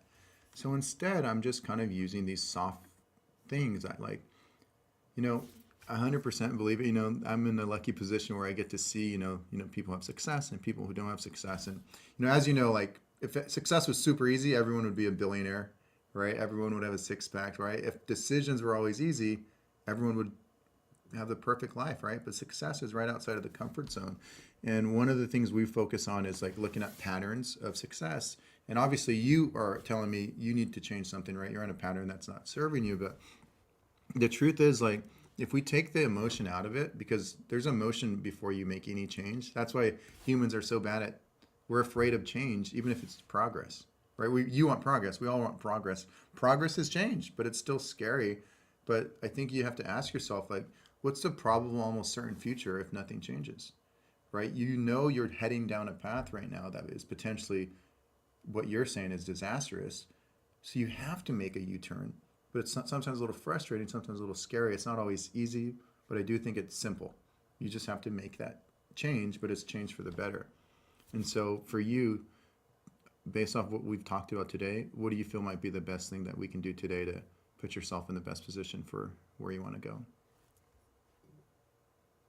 That's it, right? And I'm just kind of gently letting them know things that they said without making it aggressive. And I'm just like, I know this and I know this, and it's just been important to you. And you mentioned that you're on the path you're currently on isn't going to get you where you want to go. So I think the question becomes like, now that you know where you want to go, are you willing to go there? Because it's not always easy, but I know it's worth it. I can't make that choice for you. Do you feel like it could be worth it? Yeah, so those type of bits do really, really well. Again, the subjections in general should have been pre-handled. And if they haven't, you've at least should have earned the right to give them some challenging questions like this that are going to put their brain in the situation where they realize the truth. And the truth is, based on where I'm at and where I want to go, this is the best decision for me. It's that simple. All right, welcome everybody to the sales certification video quizzes. Now, this is really cool because it's a new way to have these interactive quizzes where we're able to actually hear you, not just make sure you check the box right on like a written test or a multiple choice quiz, but actually hear your tonality, the pausing, all the things that actually matter on a sales call. So we're really excited about that, but I wanted to catch you up on the format. So there's 3 steps to each of the situations. Basically, we found all the best situations in sales to test you on, and to make sure you do the best on these tests, we make it super easy. So what are the 3 stages? First, we give you a training on like, here's what a situation is in sales. For example, someone says it's too expensive. So here's this situation. Here's what is really happening. Here's how to handle the situation. So all that's in video 1 of 3. So there's 3 steps. Video 1, here's the situation, and here's some analysis on it. Video 2, to make things really easy, is an exact example of how I would handle it, or one of our top students would handle dealing with that situation. So you don't even need to guess how you would handle it. You could watch what the experts are doing. And then the third part is a video link where you click the link and then it shoots a video where you have to actually answer and show us how you would respond to all these various situations. So that's it. That's what the sales certification video section is. Step 1, watch a training on it. Step 2, watch an example. And then step 3, do it yourself. All right, and just a very short video on how to get an A on the certification. A couple things. What we recommend is take the time to practice, get some reps in before you submit, because think of the submission as your way to show us that you have mastered this. So the submission isn't just, here's what this is not, by the way. It's not you do it wrong, knowing you're going to get feedback, and then we give you feedback, and then you do it wrong, and we give you feedback multiple times. No, the goal is the way we've set it up is we laid it out very clearly. Here's what the training and situation is. Here's an example of us doing it. Now let's see you do it just like we just did it, which means you need to practice. So I think a common question is, what's the best way to practice? A lot of the internal team and the people who have went through the certification, they say they do it about 20 times. And so watch the video of us doing it, understand the prompt, and just practice it about 20 times. Here's 3 things you want to think about as you practice. Number 1, the goal is to get to the point where you're not just reading the script, because it's going to sound scripted. And so you want to make sure that you have it memorized. Goal number 2, you eventually want to be able to do it so casually and with such good tonality and all this that you don't even need to stick exactly to the script. You understand why it works, so you can make very slight adjustments, and maybe dress things up just a little bit. And so goal number 2 of this certification to ace it is get so good, do so many reps, at least 20, that you can actually do it in your own way. And then goal number 3 isn't just doing that with the script and then doing it in your own way, but really focusing on a few things around the cadence, pausing, and tonality. The cadence meaning the ups and downs of your voices. The pausing meaning music is a space between the notes, and being able to leverage pausing can be very powerful. And then finally, your tonality. Sometimes you could be more skeptical of certain situations. Other times you need to be a little bit more curious, and other times a little bit more firm. And so understanding that there's different types of tonalities is also key. And so as you go through our videos below, you're going to see a situation and some analysis on it. Then you'll see us do the example. Try to listen to our tonality, pausing, cadence, and then you're in a good position. Practice it 20 times. And then only when you feel you've mastered it is when you create your submission. And that's when we're going to give you feedback on your response. All right, guys. So one of the first situations in our situation drills is right at the beginning of the call. Sometimes we get on calls and people say, oh, I'm just here looking for information just to kind of learn a little bit about what you guys are offering. Right. And so the old, I'm just looking for information. I've seen people completely bomb this situation and they lose the sale.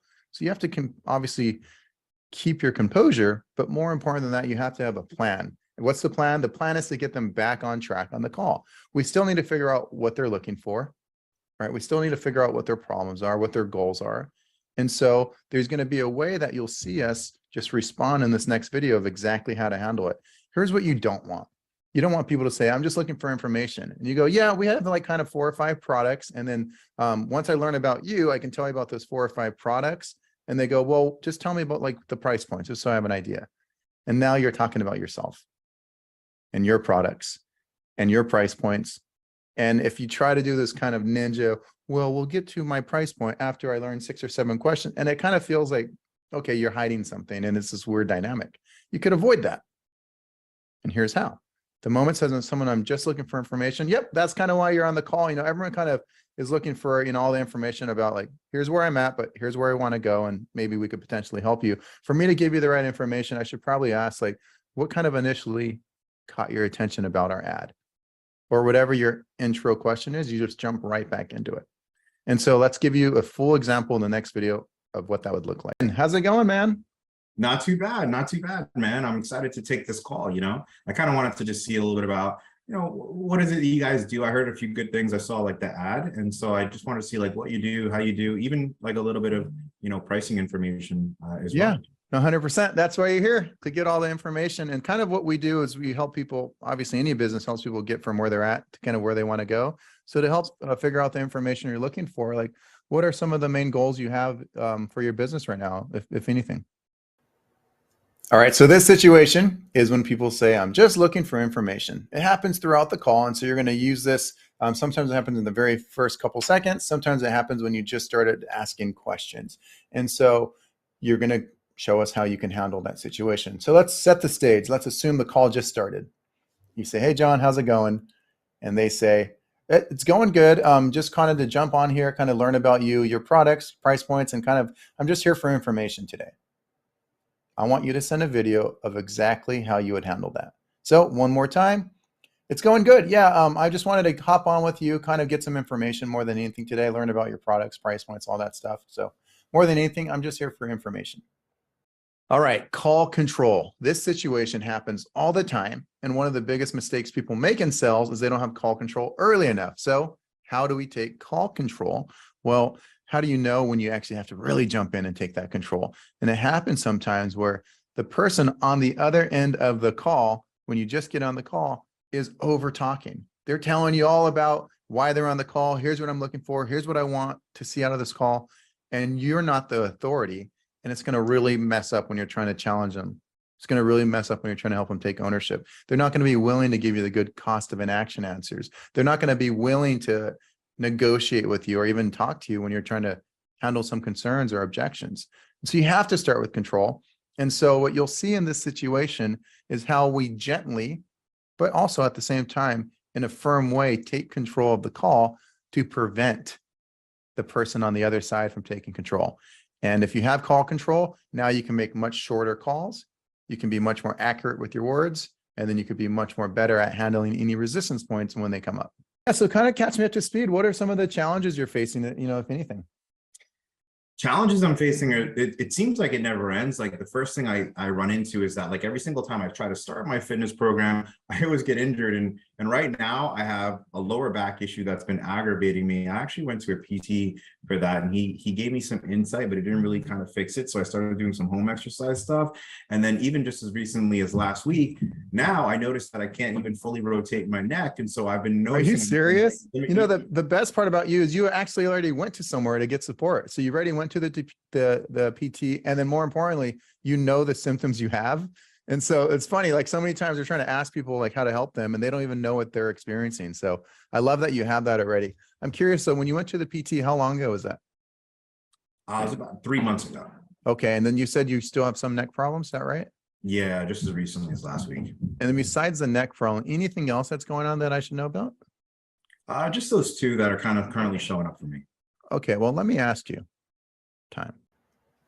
In this video, we'd like to test whether or not you know how to take back control on a call. So let's assume you did have call control at the beginning. You did everything correctly. You started the pace. You're the question asker. Everything's good. But then all of a sudden you asked a good question and they went on a rant, right? And maybe they're talking about different directions and they've said too many things. And if you don't take control, you're going to have to kind of work your way backwards and you're going to lose a lot of that authority you have. So you have to have call control. And so the situation is you're going to hear me rambling, and I want to make sure that you have the ability to interrupt me about myself in a great way. So on the call, I might say, yeah, one of the reasons I didn't kind of hit my goals is I've tried a bunch of things in the past. I tried some ad agencies, and then I did like direct response for a while. And then I had some business coaches. I had ups and downs with that, and then kind of had to switch businesses. So I had to change all my businesses. And so because of that, a lot of different ups and downs. I've had cool personal coaches. All right, so call control typically has two areas. You have to take call control right at the beginning of the call. And then sometimes later in the call, people are talking too much and you have to jump back in. That's a different video. This video is about the beginning of the call. Right as the call first starts, the buyer or the prospect just starts taking control. They start telling you how the call is going to go. You need to have the ability to turn that around where you still have authority on the call. So the buyer might say something along the lines of, hey, yeah, thanks for hopping on with me. Really what today's about for me, I just wanted to learn about your price points, what you guys are doing, how that works. And then, basically what I'm going through is 4 or 5 different things that I want to catch you up on. And if you could kind of walk through for me, just kind of what you guys do, all the different deliverables that you have, right? And all of a sudden they're just rambling and they're telling you how the call is going to go. You have to be able to handle those type of people and take call control back. So I'd like to see how you handle that right now. All right. So one of the things that happens is you often will have these situations where people are distracted. Maybe they're in their car. I've had people walking. They're like on their phone, like FaceTime style, just like walking in the street. So it's like really loud. I've had people with kids screaming in the background, right? I've been on thousands of calls. I've seen it all, but I'm still able to close a lot of those people because I'm able to get them in a quiet spot and to focus. If not, I reschedule them. And so you'll see how I'm not sounding angry, but I'm authority in the sense that I'm guiding them on what to do next. Either get to a quiet spot immediately or we will reschedule, but I do it in a way that's not offensive. And so you're going to see that in the example below. Aaron, how are you? I'm good, man. I'm good. I know we have our call. I got the 3 little ones in the back. I know they're running around a little bit crazy right now. Dude, I get it, man. I'm a dad myself. Hey, what we can do, by the way, I'm sorry, I didn't realize that you had the kids, and I want to make sure this is, I know this is important to you. Let's reschedule to a time that's more quiet, and then we'll be a lot more efficient with our time. Totally not a problem. Do you want to reschedule, or do you think you have a moment to get in a more quiet spot? Well, you know what? Here, let me get him out right now, and so that way you and I can take this call. Okay, perfect. Yeah, let's do it that way. Perfect. Next situation. So if you've been on enough calls, no matter how good your set is in the, marketing funnels that tell people to make sure they're in a quiet spot, if you've been on thousands of calls, it's inevitable. Some people are going to be distracted. I've had people walking their dog, walking in the noisy streets. I've had people driving cars. I've had people with kids jumping on their shoulders. And so you have to be able to get them to either a quiet spot or to reschedule. And so let's test that. Below, you're going to assume that someone is, in this situation, a room full of kids. So the call starts, you say hello, and you notice a room full of kids right behind me. They're running around. You could barely even hear anything. What do you say? Aaron, how are you, sir? I'm doing good, man. I'm doing good. I'm actually just I'm actually in the car right now, while we're on the call here. Yeah, dude. Real quick, just since you're in the car, I want to make sure that you're safe, and us also that we're effective with our time. If you wanted to pull over, we could totally do the call now. If not, we'll just reschedule because I know this is important to you. Would you be able to pull over so we can actually kind of be in a quiet spot, or did you want to reschedule? You know what? Let me pull over right now, and so that way I can kind of get to a safer place, and then let's chat. Okay, no worries. Yeah, if you think you could pull over in probably like the next minute, we can just do it now, or I can call you back in like 5 minutes. Are you in a safe spot to pull over right now? Yeah, here, I'm pulling in right now to this gas station. Let me just pull over right now. Okay, awesome. Yeah, we have some cool stuff planned today, and so it wouldn't work as well if you're driving. We got to keep you safe on the road, Yeah, 100%. That makes sense.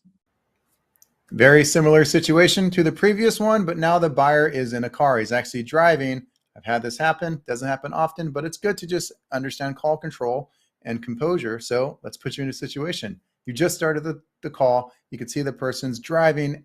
They're on their mobile phone on the Zoom call or FaceTime on a mobile phone, and they're driving. How do you handle it? All right, so the next situation that happens all the time, this is the situation where we're not making the product big enough, right? You're selling a product or a low surface level thing. And so because it's not big enough, you're not going to get a high chance of selling someone. It's a coin toss. How do you guarantee that it's going to mean more? Well, you have to climb up the levels. There's level 1, surface level, level 2, action level, and level 3, that transformational level, like what it means to them, a personal thing to them, who they are, like their identity or the feelings behind it. How do we get there? Well, you have to be able to ask the question why without asking the question why. WWW, the why without the why. So in this next example, you'll see how someone is resistant.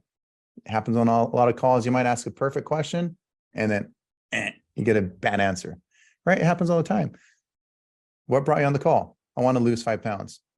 What's the main reason you want to lose 5 pounds? Just got to get in shape. And it doesn't really get you anywhere. And so we're going to show you how you continue to ask those questions until you get to those deeper levels. And you'll see that in the video below. So Aaron, catch me up, man. What are some of the challenges you're facing with your health and fitness, if anything? Yeah, man. I need to slim down. I gotta get rid of the gut. Nice. Yeah, that makes sense. We hear that a lot. And so when you say you want to slim down, like what's about slimming down that's important to you? I just gotta be able to kind of like, lose some weight a little bit, kind of like trim up so I can start to feel a little bit better. Okay. And so to kind of start feeling a little bit better and kind of lose the weight, like what's the reason behind wanting to do that? Can you catch me up a little bit more? Just, like kind of like it's affected a little bit of the confidence, I would say, because I used to be in a lot better shape and now I'm not so in great shape, and it's kind of hit the confidence a little bit. Yeah, man. And thanks for sharing that. We hear that a lot. And for you, we're on the call now. So what's the main reason you would say for wanting to, increase your confidence? I would say for me, wanting to increase my confidence is just mainly because of the fact that, I've been noticing like every single time summer comes around, I'm always that guy that's kind of like in the back with the shirt on, right? And I want to kind of be able to take my shirt off and feel a little bit better about, not just for the summer, but, when I'm looking at myself. 100%, man. Thanks for sharing that. Yeah. I guess I should ask, like, if you were to get there, like, what would that do for you to have your confidence back? Probably make me feel like I can actually, put myself in that position and not feel as if that I can't do it or I won't do it just because of the fact the way my body looks. And so I think it'll just kind of give me like that push that I've always felt like I've needed. All right, so this video is how to have a deeper level conversation. Most of the time, you're going to get surface level answers, at least at the beginning. And so you have to be able to find the deeper levels. And so you have to ask why. They give you a surface level. I want more money. Why? I want to get more leads. Why? I want to lose weight. Why? But if you just ask why, it doesn't really have the skill to get people to open up, because you just sound like every salesperson. Is very obvious. So we're going to ask why without asking why in this video. Now, for the purpose of this video, it has to be kind of this back and forth, because there's going to be several videos you'll send back and forth. And so in this case, what we're actually going to do is keep it in a very obvious scenario in fitness, because everyone understands fitness. We're going to ask, you're going to ask me what my goals are. I'm going to say I want to lose weight, very surface level. And then you're going to respond from there. And then the next video, I'll respond, and then you'll go deeper and deeper. So let's set the stage. You've just asked me, what are the main challenges you might be facing with your health and fitness? I'm going to say, I want to lose weight. And now you're going to respond. After I just said I want to lose weight, let's see your response. Okay, so one of the key things that happens at the call is, again, this is the most important part of the call, because this is setting the stage for everything else you're going to ask. You have to have this bigger problem, make it mean more, this level 3 conversation, or the rest of the call, you're not going to get good answers because it doesn't mean enough. So you were ready in the previous training, went through the questions, the WWW, asking why without the why, and 90% of the time that works. You get someone to say, I want to lose weight or I want to make money. What's the reason behind that? Well, so I can buy the things that I want with my extra money. And what's the main reason you want to be able to buy different things? Just want to save up, help my parents retire. Boom, you climbed up. Now let's help your parents retire, right? Now, after you have that deeper kind of driver, then you can figure out the feelings behind it. But what happens if you can't get there? Because we've had those calls, what are your goals? I want to lose weight. What's the main reason you want to lose weight? So I can drop some pounds. And you're kind of just stuck in this loop. If that happens, that's when I love using double commitment questions. It's a thing that you want on your tool belt. If you have double commitment questions, it speeds up the call. You might ask these kind of why questions a few times. After 2 or 3 times, if you don't feel like you're moving forward and gaining ground, ask a double commitment question, and you'll see exactly what that looks like below. All right, Aaron, catch me up, man. So like with your health and fitness, what are some of the challenges you might be facing, if anything? Yeah, man, I need to lose some weight. Got to lose weight. Yep, we hear that a lot. And for you, that's, people have different reasons. What's the main reason you want to lose some weight? I feel like I just got to get back in shape. Yeah, get you back in shape. We got to do that. That's a huge thing. Everyone has different reasons. So what's important to you about getting back in shape? Really just shedding this fat. Yeah, for sure. And then when you want to shed that fat, is that more to like increase your energy levels, reduce chance of health issues, kind of, maybe increase your confidence? What's the main reason? My energy levels. I got to get my energy levels way back up. 100%, man. That's like one of the most key things. Time. All right, so you saw in the previous video, sometimes you can ask those perfect questions, the why, what's important about that type of questions. And for whatever reason, people are a little bit more surface level. So in this situation, let's assume you've done the correct questions. What's the reason behind that? What's important about that? And you still have not got any ground. Let's use the example of fitness. They say, I want to lose weight. What's the reason? And they say the same thing in a different way. I want to shed some pounds. What's important about shedding pounds? I got to get back in shape. Then in this case, you can ask a double commitment question like, okay, great. And when you say get back in shape, is that to increase your energy? Is it to reduce sense of health issues? Like, what's the main reason you want to get back in shape? And you feed them a couple options. It's kind of like putting those, those barriers when you go bowling, those little guidelines. And so we're going to do that. So here's the situation. I just said, yep, I want to get back in shape. And you tell me how you're going to use a double commitment question to figure out the deeper reasons why. All right, so at this point, let's assume we did our job. We got to that level 3 and we figured out the why behind the why, right? The drivers and why someone's on the call. Now we're in a really good position to ask the 4 horsemen questions. What are the 4 horsemen of pain? What's going on as far as the impact? And as another way to look at the impact is like, where is this negative thing showing up, right? So we want them to be aware of how it's affecting their life. Then we want them to be aware of how long it's been there. We call that the duration. Impact question, duration question. And then we want to go into a little bit of accountability question, but figuring out the root or the cause that this happened in the first place. There's a lot of reasons why it's a good question to figure out what they think is the reason this happened in the first place, because they're going to either blame it internally or externally, but either way, it's going to be a good path to navigate. And then finally, we go into that trigger moment question, where it really gets them to say that either there's been a series of reasons that they're on the call or that there was a big thing recently that happened. So those are the 4 horsemen of pain questions.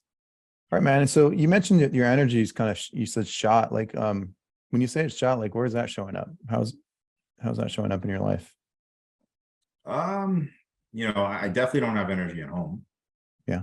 Definitely like, by the time I get home, it's like, where's the couch? Right. And I just kind of want to like hit the couch because I'm just so tired. And so, I'm not really, really dialing in with the wife and playing with the kids just because my battery's drained. Oh man. Yeah. I hear that. And it's happens a lot with dads that we talk about, because they're so focused at work and focused on providing and stuff that they kind of forget about their own self, and so we hear it a lot. And so for you though, this kind of feeling exhausted, not having the energy to be with the family, how long has this been going on for, if you had to guess? Yeah, I'd probably say, definitely somewhere inside of the last year, maybe Okay. like past 10 months or so. Last 10 to 12 months. Okay. Thanks. Thank you. I should probably just ask just to kind of hold you accountable, because this happens for 2 people for different reasons. Like, what do you think kind of caused this lack of energy in the first place? I think it was probably just like I picked up some more hours at work. I started kind of like working a little bit, earlier, then I ended up staying a little bit later, just trying to get ourselves in a better position here. And so, just as a result of it, I've just been really burning the candle. Yeah, man. And so you're burning this candle that you said you had. At some point you were like, okay, that's enough burning this candle. I got to, address this. And so has this kind of been like a stack of reasons that kind of made you think, or was there like something recently where you're like, okay, I probably should take a look at this and stop burning the candle? Yeah, 100%. I, I think it's been kind of like leading up over these past, 10 months or so. I've just been noticing like there's only 2 modes that I'm in. It's either working or I'm at home trying to catch up on rest and not really doing anything with my family. So I think this has been building up. Yeah, man. And that's typical, where it's like not just one thing, but kind of a stack of things. Um, just curious though, it's been, like you said, 10 months. Why weren't we on the call like 10 months ago? Why are we on the call now? I think now I realize how this is really affecting like the whole family dynamic, and how, I feel like a lot of pressures on my wife because, she's home with the kids. And then, now that I'm not playing with the kids, she has to play with the kids again. So I feel like I really, need to address this like now. All right, so hopefully that example was helpful for you guys to see how it actually shows up on a call. That's what it would sound like. A couple things that to notice there in that quick example, just really quickly to catch you up. What actually happened there? I went through the framework, so I knew the questions, but did it sound scripted? No, there was like pausing and really this me stepping into his world and showing that I cared with my voice. How was I able to do that while I was actually listening to him? So I know I have the question like, how long has that been going on? Where is that impacting you? What started this in the first place? Was this a new thing or a stack of things? I know those are my questions, but did they sound very scripted? No, because I was listening to him. I didn't know what he was going to say because it was a role play example, but I would really stepped into his world. And what did he say? I started using his language. Do you remember what he said? He said, like something he felt like the candle was burning. And so what did I use? I used what he said. I kind of copied a little bit of what he said, and then I transitioned into the next question, which made it feel much more organic, much more conversational. When you do that, you get way better responses. And when you do that, you get a lot more people to open up, because now it means more to them. And when you get people to open up, you get a lot more closes. All right, one of the best quizzes that you can master, the four horsemen of discomfort. And so let's assume, just because of the nature of these quizzes, they have to be a certain situation so that you can respond down the series. And so this will be a multi-step series. What's the question we're going to ask? You're going to ask the four horsemen, meaning the impact question, the duration question, the root cause question, and then from there, that trigger moment question. So what's the situation? We're on a fitness call, and I just said, I'm feeling exhausted. And so on the screen, you'll see the prompt, but I just said I'm feeling exhausted. You're going to get me to open up, and in the next clip, you'll see me respond to that. But yeah, so here's the situation. Yeah, man, just every day I kind of, I'm feeling just really exhausted. All right, so goal expansion is one of the most important things that you need to be able to have in a sales process, because obviously the larger the gap, the more likely people are to have urgency to sign up today. So how do we create urgency? We create a bigger gap. How to create a bigger gap? Expanding their current goal and making it bigger. So as you know, a good question to ask might sound something along the lines of, so in the next, say, 60 to 90 days, can you walk me through like some of the goals you do want to see happen in your business? Or any alternative version of that question. So in this exercise, I'm going to have you start with that question. I'm going to give you a response, and then you're going to expand the goal. Now, in this certain situation, we're going to do it around just money. So I want you to figure out how much money I want to make. Once I give you an answer, you're going to expand. And then from there, you're going to go into either those identities or feelings and make it mean more. So I'll let you start with that opening question to figure out what my goals are the next 60 to 90 days. All right, so let's go into the I can't afford it. Now, of course, there's a bunch of variations of this, but the main thing that we see people making the mistake on is they try to handle the price objection too quickly before they acknowledge and isolate. And so they're trying to diffuse too quickly. So let's go through the process where you're on a call, you make the presentation, talk about the investment, and the person says, you know what? That's just something I don't think I'm able to afford. All right, some little bonus bits that I find myself using over thousands of calls. I have these little bits that always get received really well. So I figured I'd put them here in 1.0 so you guys have access to it. In 2.0, Sales 2.0, where we do one-on-ones, you get one-on-one attention, customization, all that stuff. There's a bunch of these, but I wanted to give you guys some of my favorites. And so let's assume you've done everything you should have done. So what should you have done?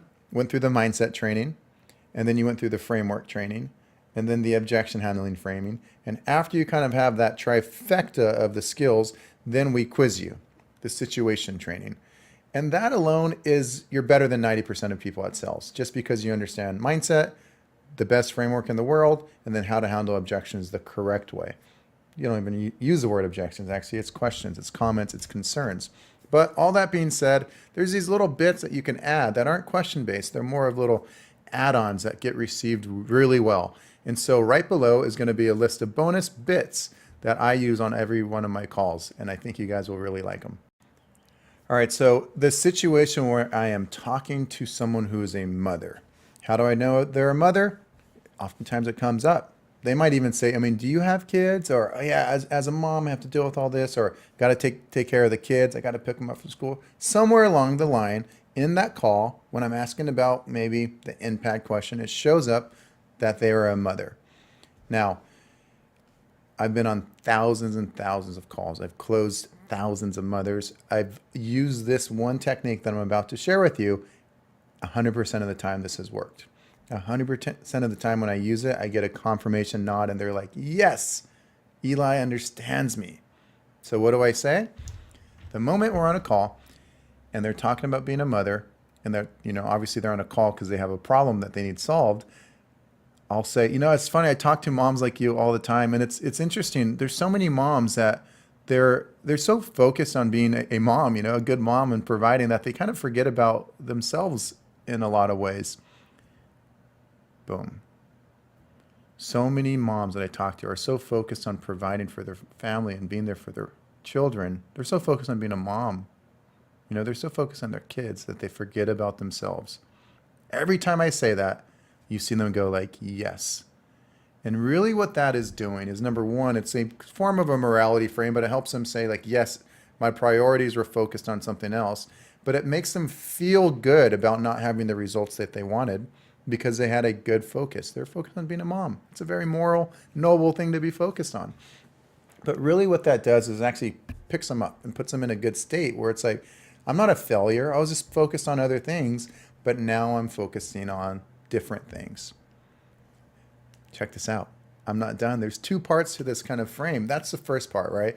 Where I go, you know what? I hear this kind of a lot, a lot of mothers like yourself, the moms that I talk to, so many times they're so focused on being a good mom, they forget about themselves, and they nod. And then I go, but what they're realizing is the better they are, the more they can, help the whole family. That's obvious, right? But like, if you're exhausted and only have 5% energy, you can't give 100% energy to the family. It just doesn't make sense. And so when moms actually do things for themselves, everyone wins. And so I love the fact that you're on the call.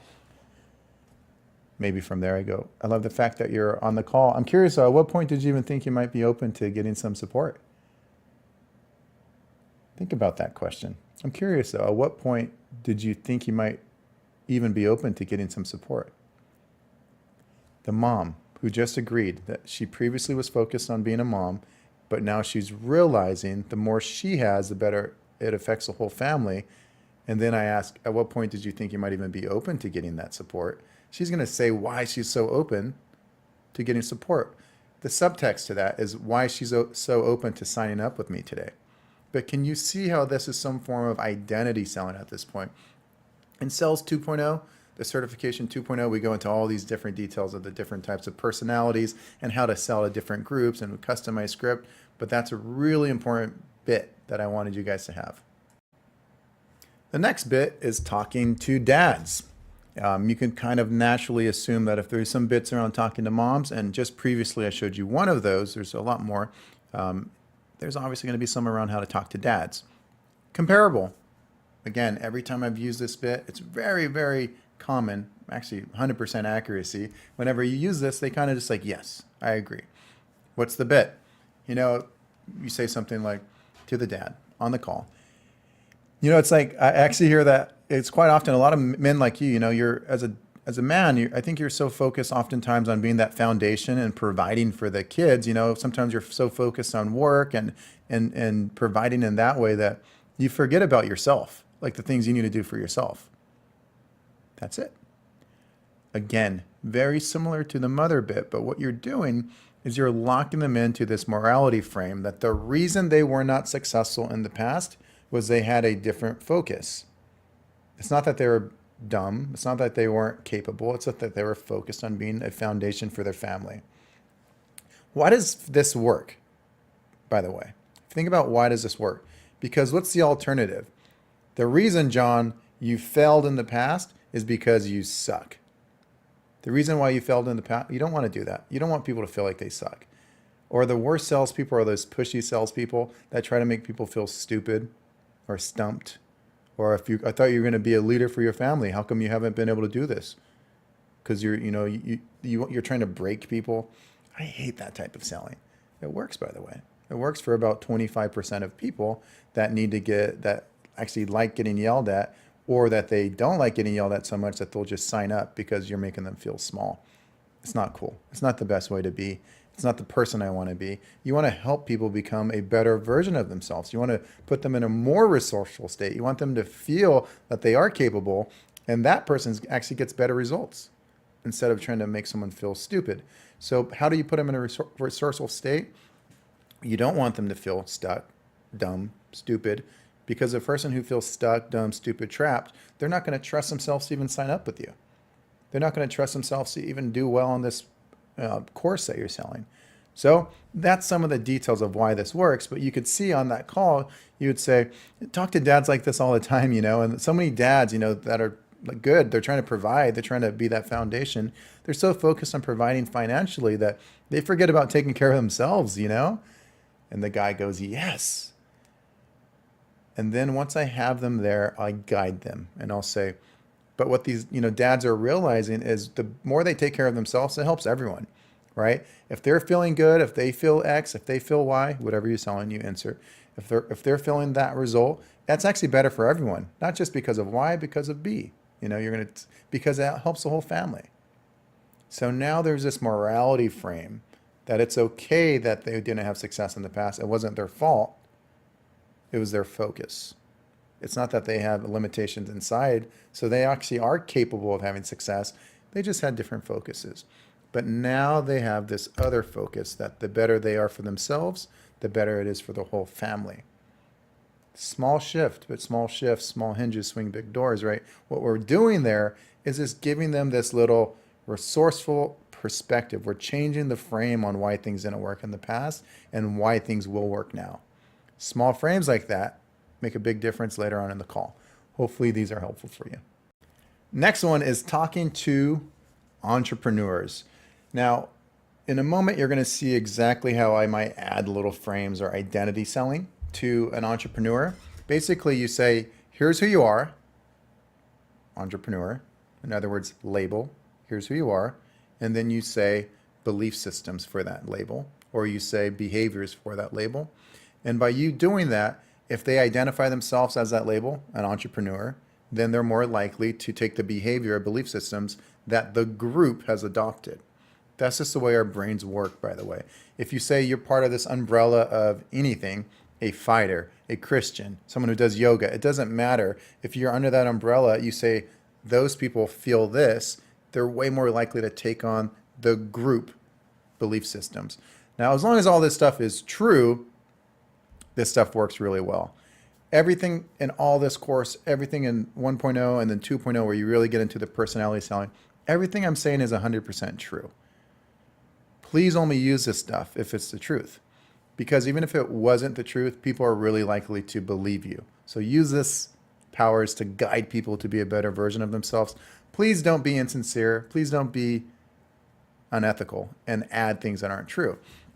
So everything you're going to see right now is 100% true, and it can help someone, let's say in this case an entrepreneur, be more likely to take the action that you want them to take. Is any type of action risky? Of course. So signing up and paying 50K, 10K, whatever it is that you're selling, it could be risky. But entrepreneurs actually take more risk. That's the truth. So how does it actually show up on a call? I might even say that when I'm learning about their business. And I'm like, nice, okay, so kind of you're in the entrepreneur startup mode, and they're like, yeah. I might add that early as they're saying their business. It's a kind of a lean business. They might say, it's a lean business. It's just me and two other people. I'm like, cool. So you're kind of in that entrepreneur startup mode. And they go, yeah, 100%. That small little bit, they just agreed that they're an entrepreneur. Now, maybe a couple minutes later, they're saying some things and they go, yeah, I've tried this. I'm like, at least you're trying things. Entrepreneurs are always the ones that they're the most impact driven group, but they actually figure out ways to make things happen, right? They're not afraid, like you said, to try things. And those are the people who actually make a real difference in people's lives. So I like the fact that you're at least open to learning and adjusting and operating on trying new things. I'm curious though, when you said you've tried a couple things, what type of things have you tried? Now you see how I'm back on the framework that you just previously learned. What have you tried? What did you like about it? What would you change if you could? Anything to make it better? All those type of questions. But do you see right before those questions, I kind of added in something about entrepreneurs, and then I asked that question. What did I add in? I said entrepreneurs are always the most impact-driven group. They actually figure out ways to make things happen. And they are the ones who make a real difference in so many people's lives. But by me saying entrepreneurs figure out a way to make things happen, and they're locking themselves in like, yes, I'm an entrepreneur and I figure out a way to make things happen, they're more likely to figure out a way to make this work and sign up today, right?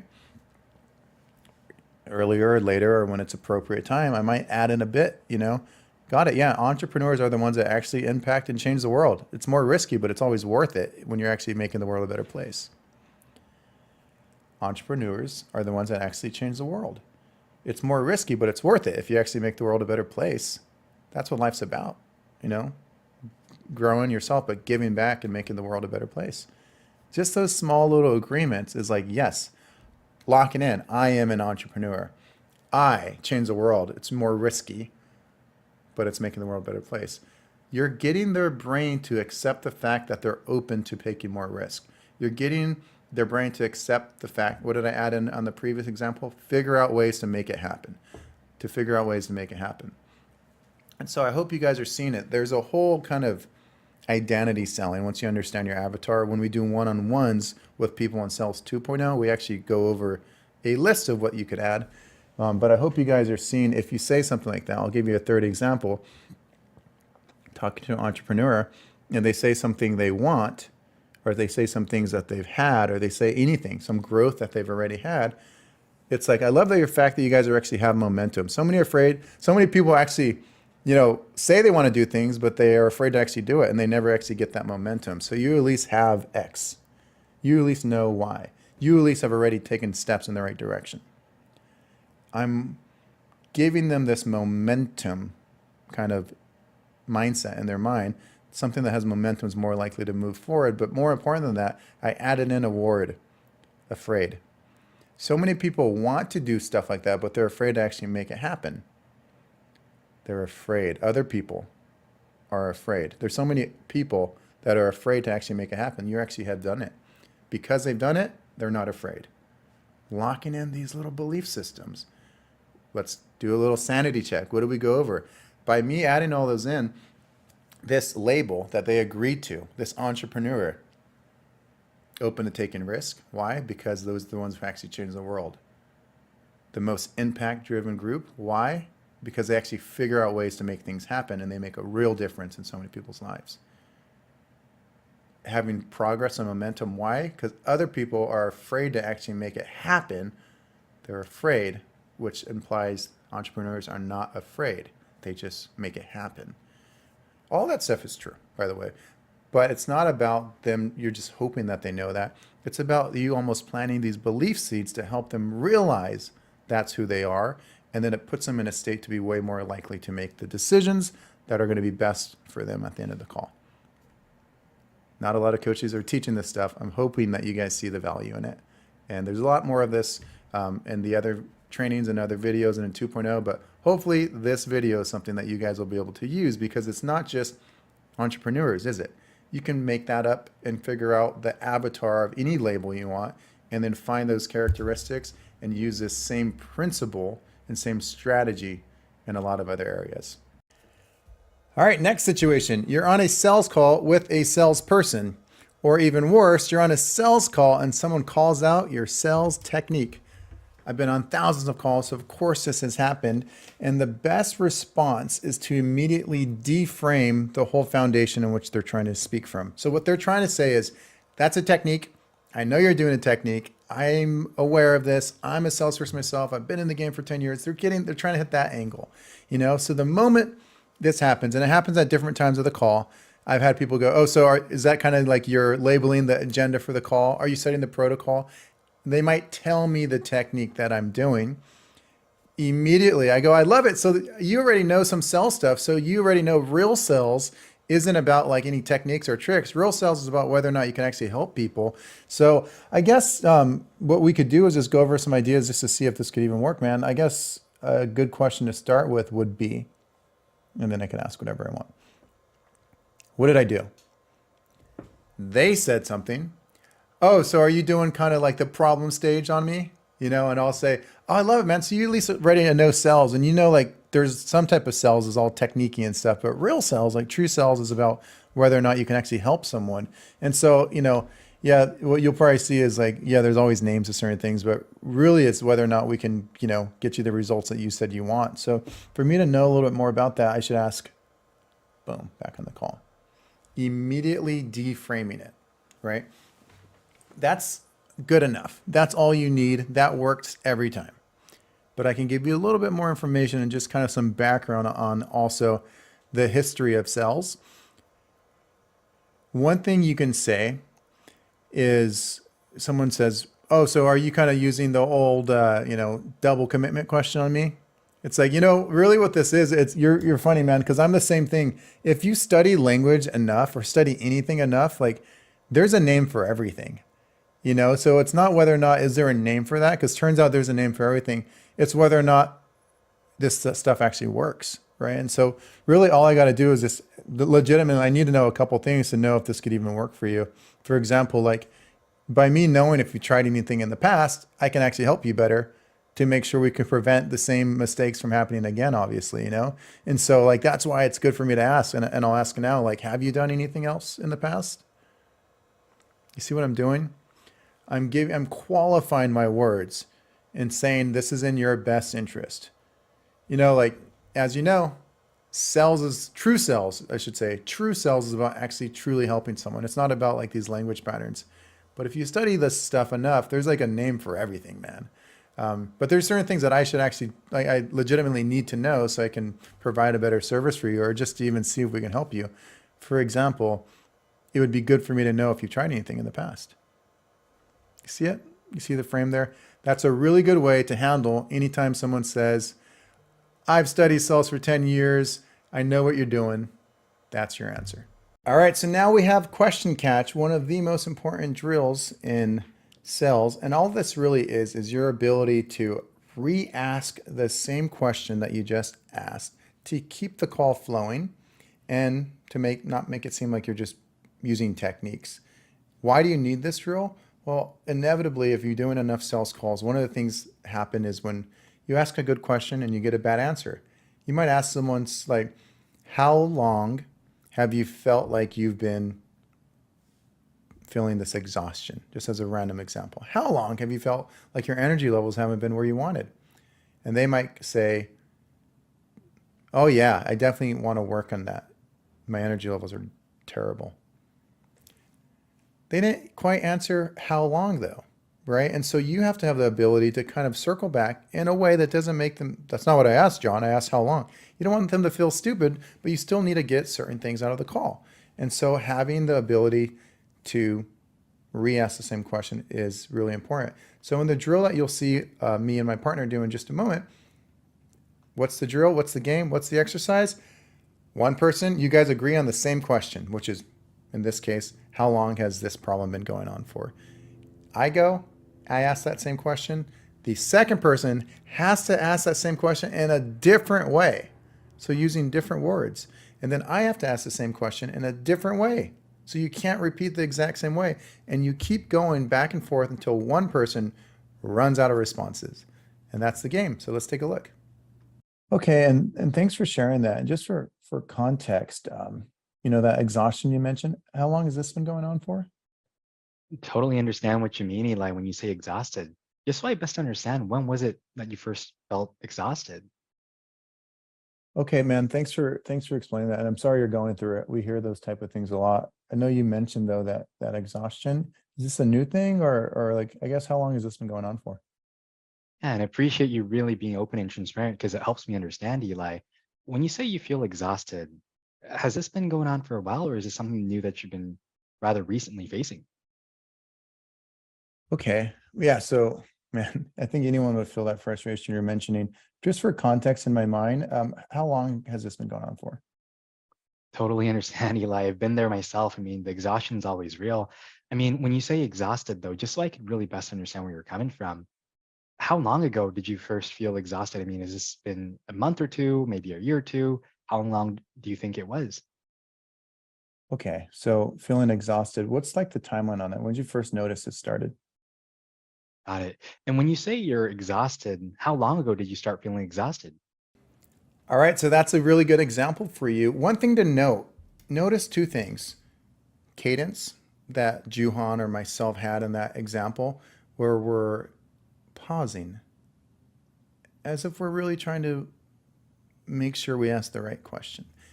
Pausing is really important. Music is a space between the notes, not the actual notes, right? So pausing is powerful. Cadence, that maybe sometimes curious or that skeptical tone will change.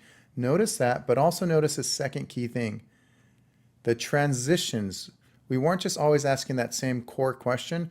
We would dress things up a little bit with the transition in. And it might say, okay, that was helpful for me to know, but I guess, and then you would ask another question, or, okay, that helps give me some clarity. And for context, I should probably ask.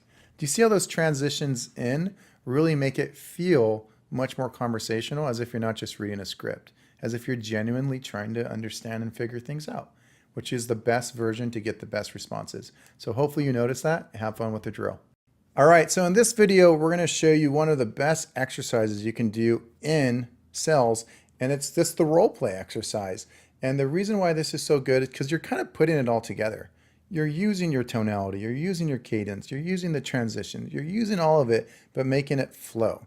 So the best way to understand this role play drill is to know there's 3 levels of it, meaning your partner, the buyer in this case, that's role playing. You're the salesperson, they are the buyer.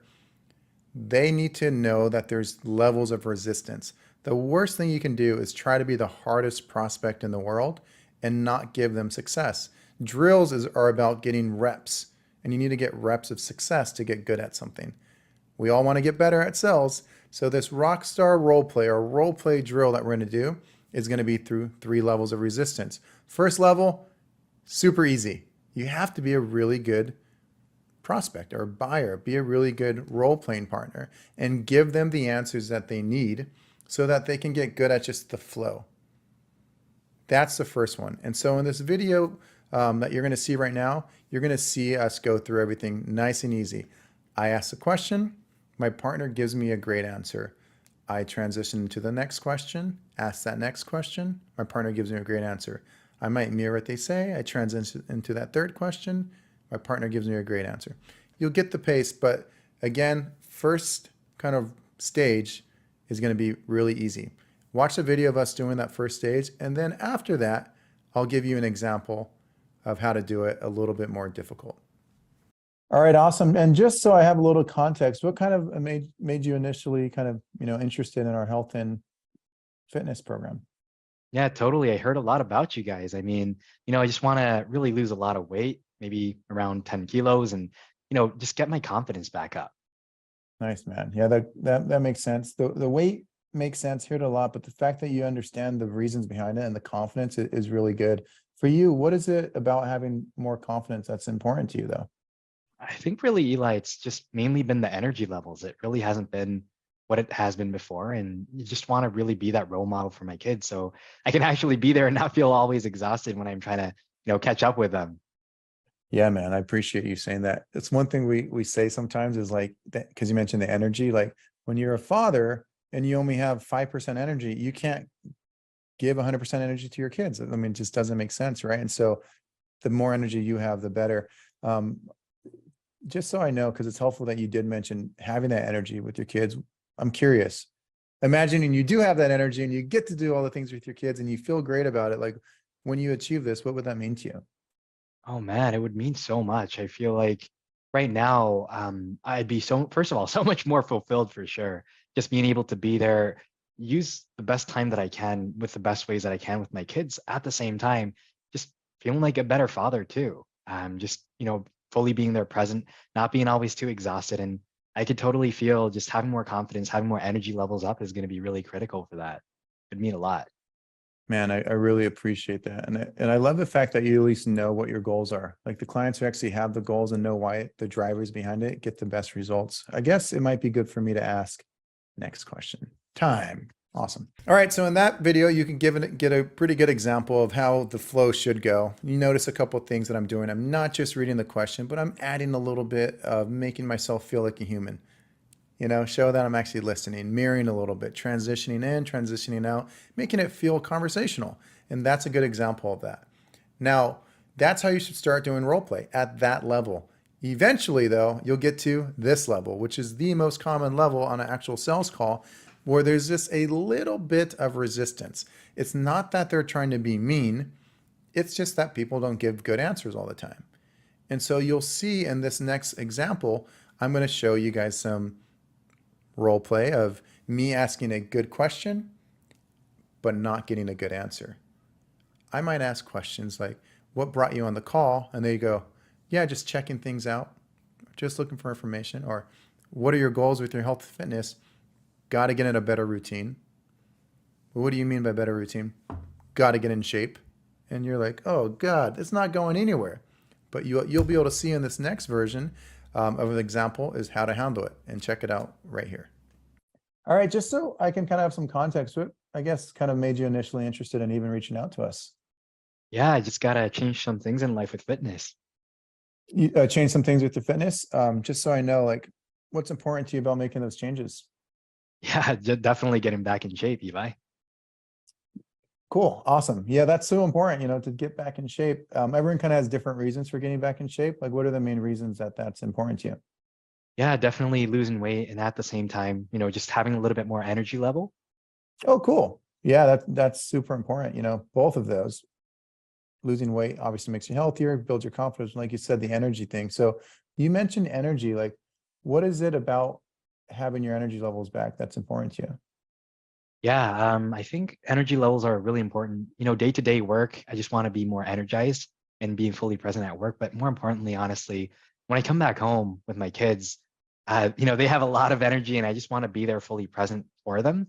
At the same time, because I have limited energy and I feel like it's not at 100%, it's just not as easy, keeping up with all their energy. So definitely want to be there more for them. Dude, that is so awesome to hear, man. I appreciate you even sharing that. Um, I love asking this because one of the best part about my job is knowing like the drivers like that. So thank you for sharing that. And you being able to get there. What would that mean to you? Oh yeah, I mean, it would mean a lot. Definitely, first of all, feeling more fulfilled because I could be more in the present and be grateful for a lot more things because energy really matters in a lot of aspects.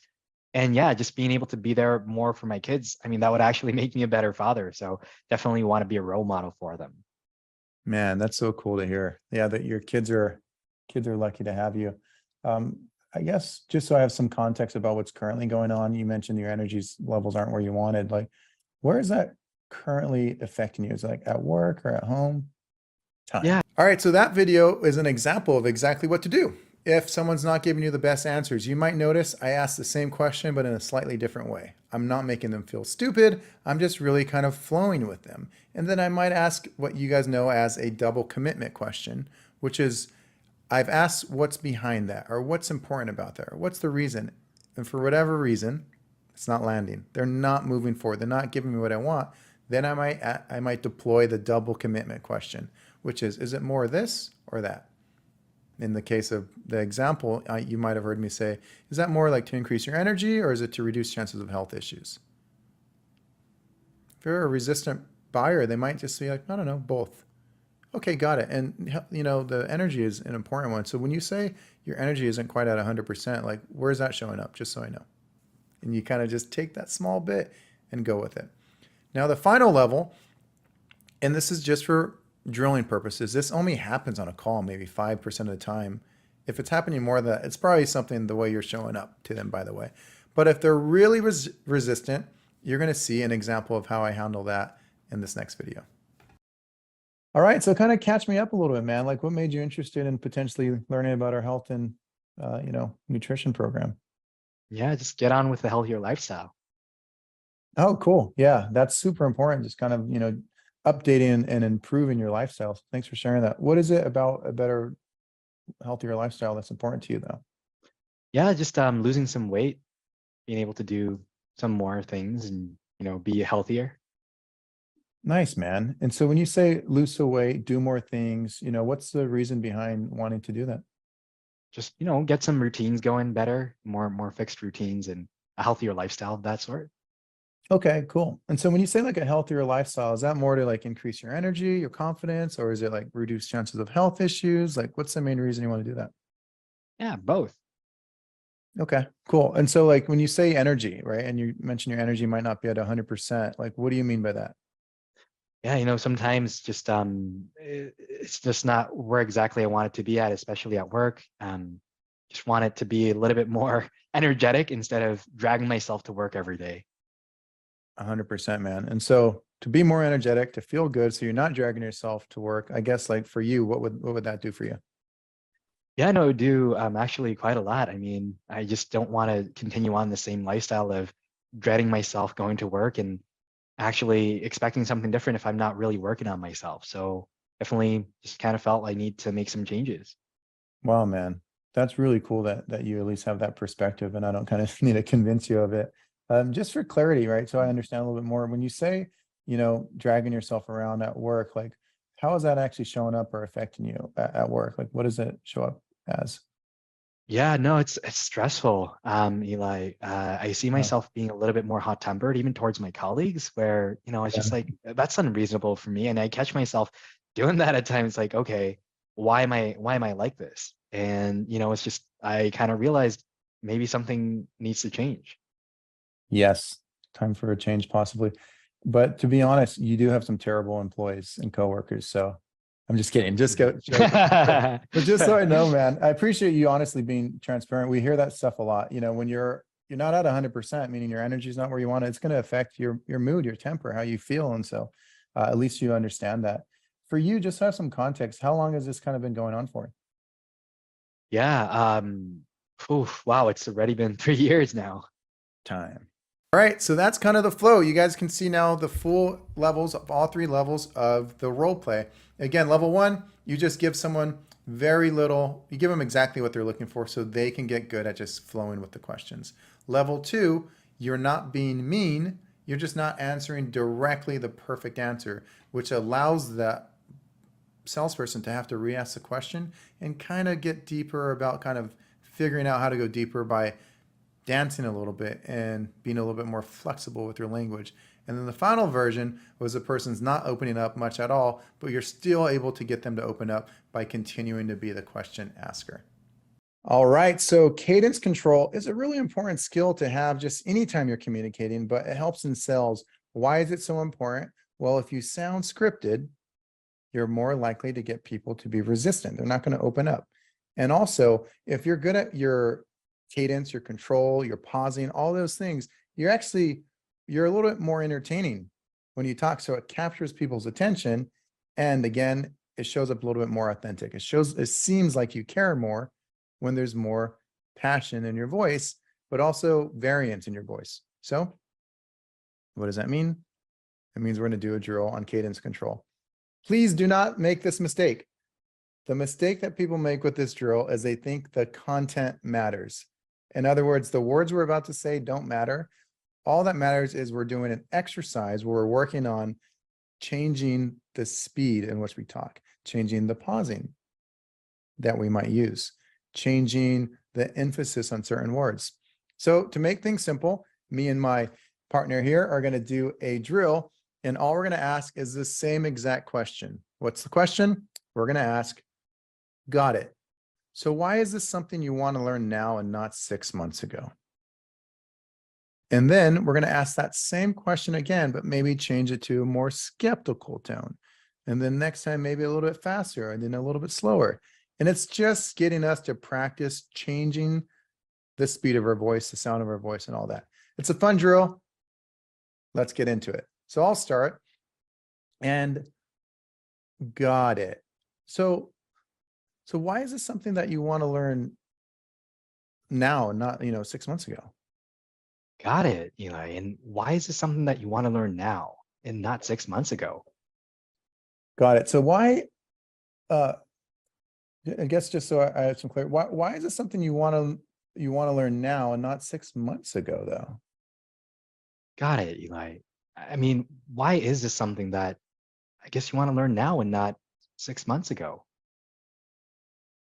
Got it. Okay, but why is this something you want to learn now and not 6 months ago? Got it. So why is this something that you want to learn now and maybe not 6 months ago? Okay, got it. For you, this is something that you want to learn now. Well, why not, 6 months from now? Got it.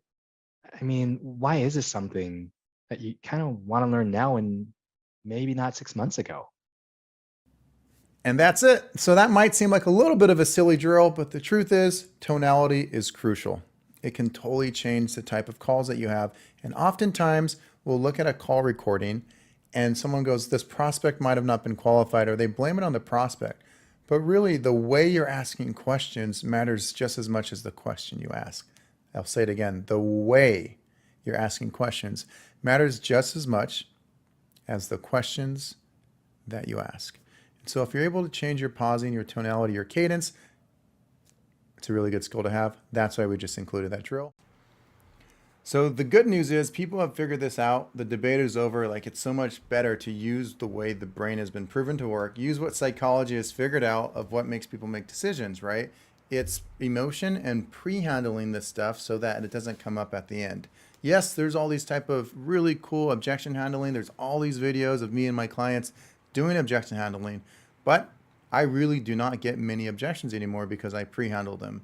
And so one of the best ways to pre-handle getting burned before is in this way. And so getting burned meaning just like the client has had a bad experience in the past. That means if you say you're asking certain questions like, just so I have some context, have you tried something similar before? They're like, oh yeah, I tried insert whatever, this other roofing company, or I tried this other nutrition plan, or I tried this lead, ad agency. They're going to tell you that they've tried something before. If they tried that similar product before, why would they be on the call if it worked? We know it didn't work, right?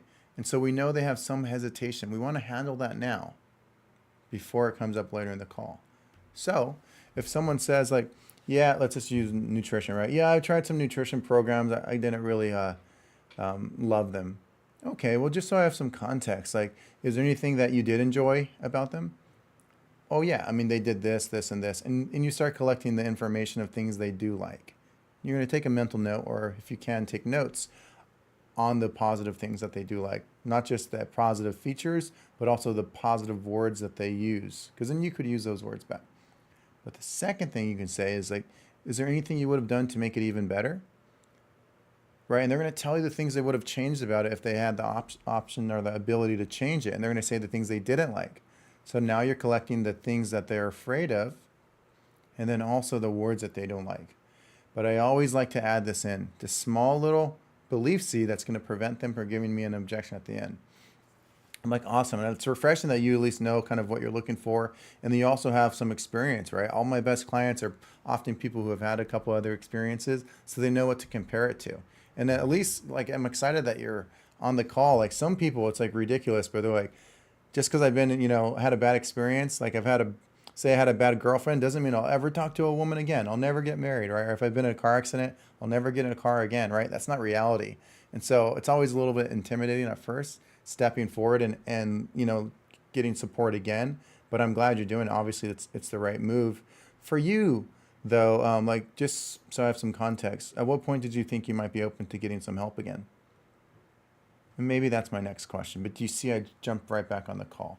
So it's like I asked a question, they gave me an answer. I dropped in that little frame, that bit around them getting burned. Just because you've been in a car accident doesn't mean you'll never get in a car again.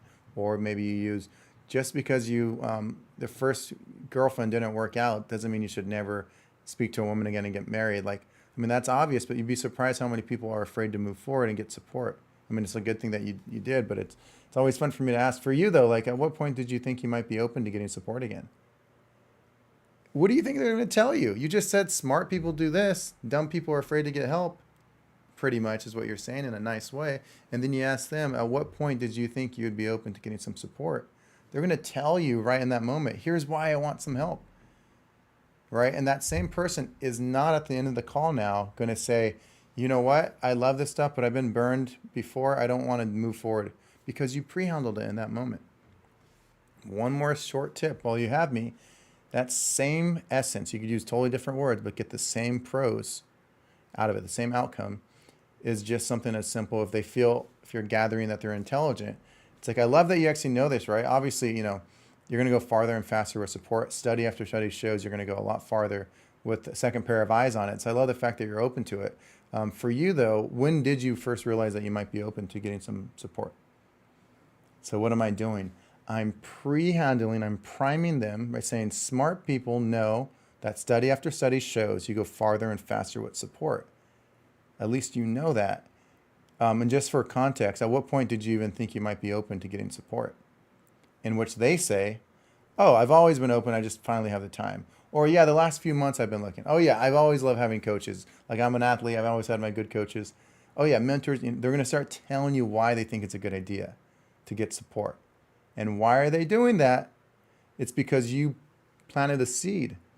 They feel like it's just the way they see the world, but by you locking them in on their belief systems or values, their identity, how they see the world, you're turning them into someone who doesn't give you objections. That's the best type of salespeople. You don't wait to the end and handle objections or get someone on the fence and hopefully they lean that way. You're getting them to tell you why, and you're locking them in with seeds. Remember, a good salesperson knows this. I would say not a good salesperson. An elite level salesperson knows this. It's not about what the salesperson says to them. It's about what you get them to say to you.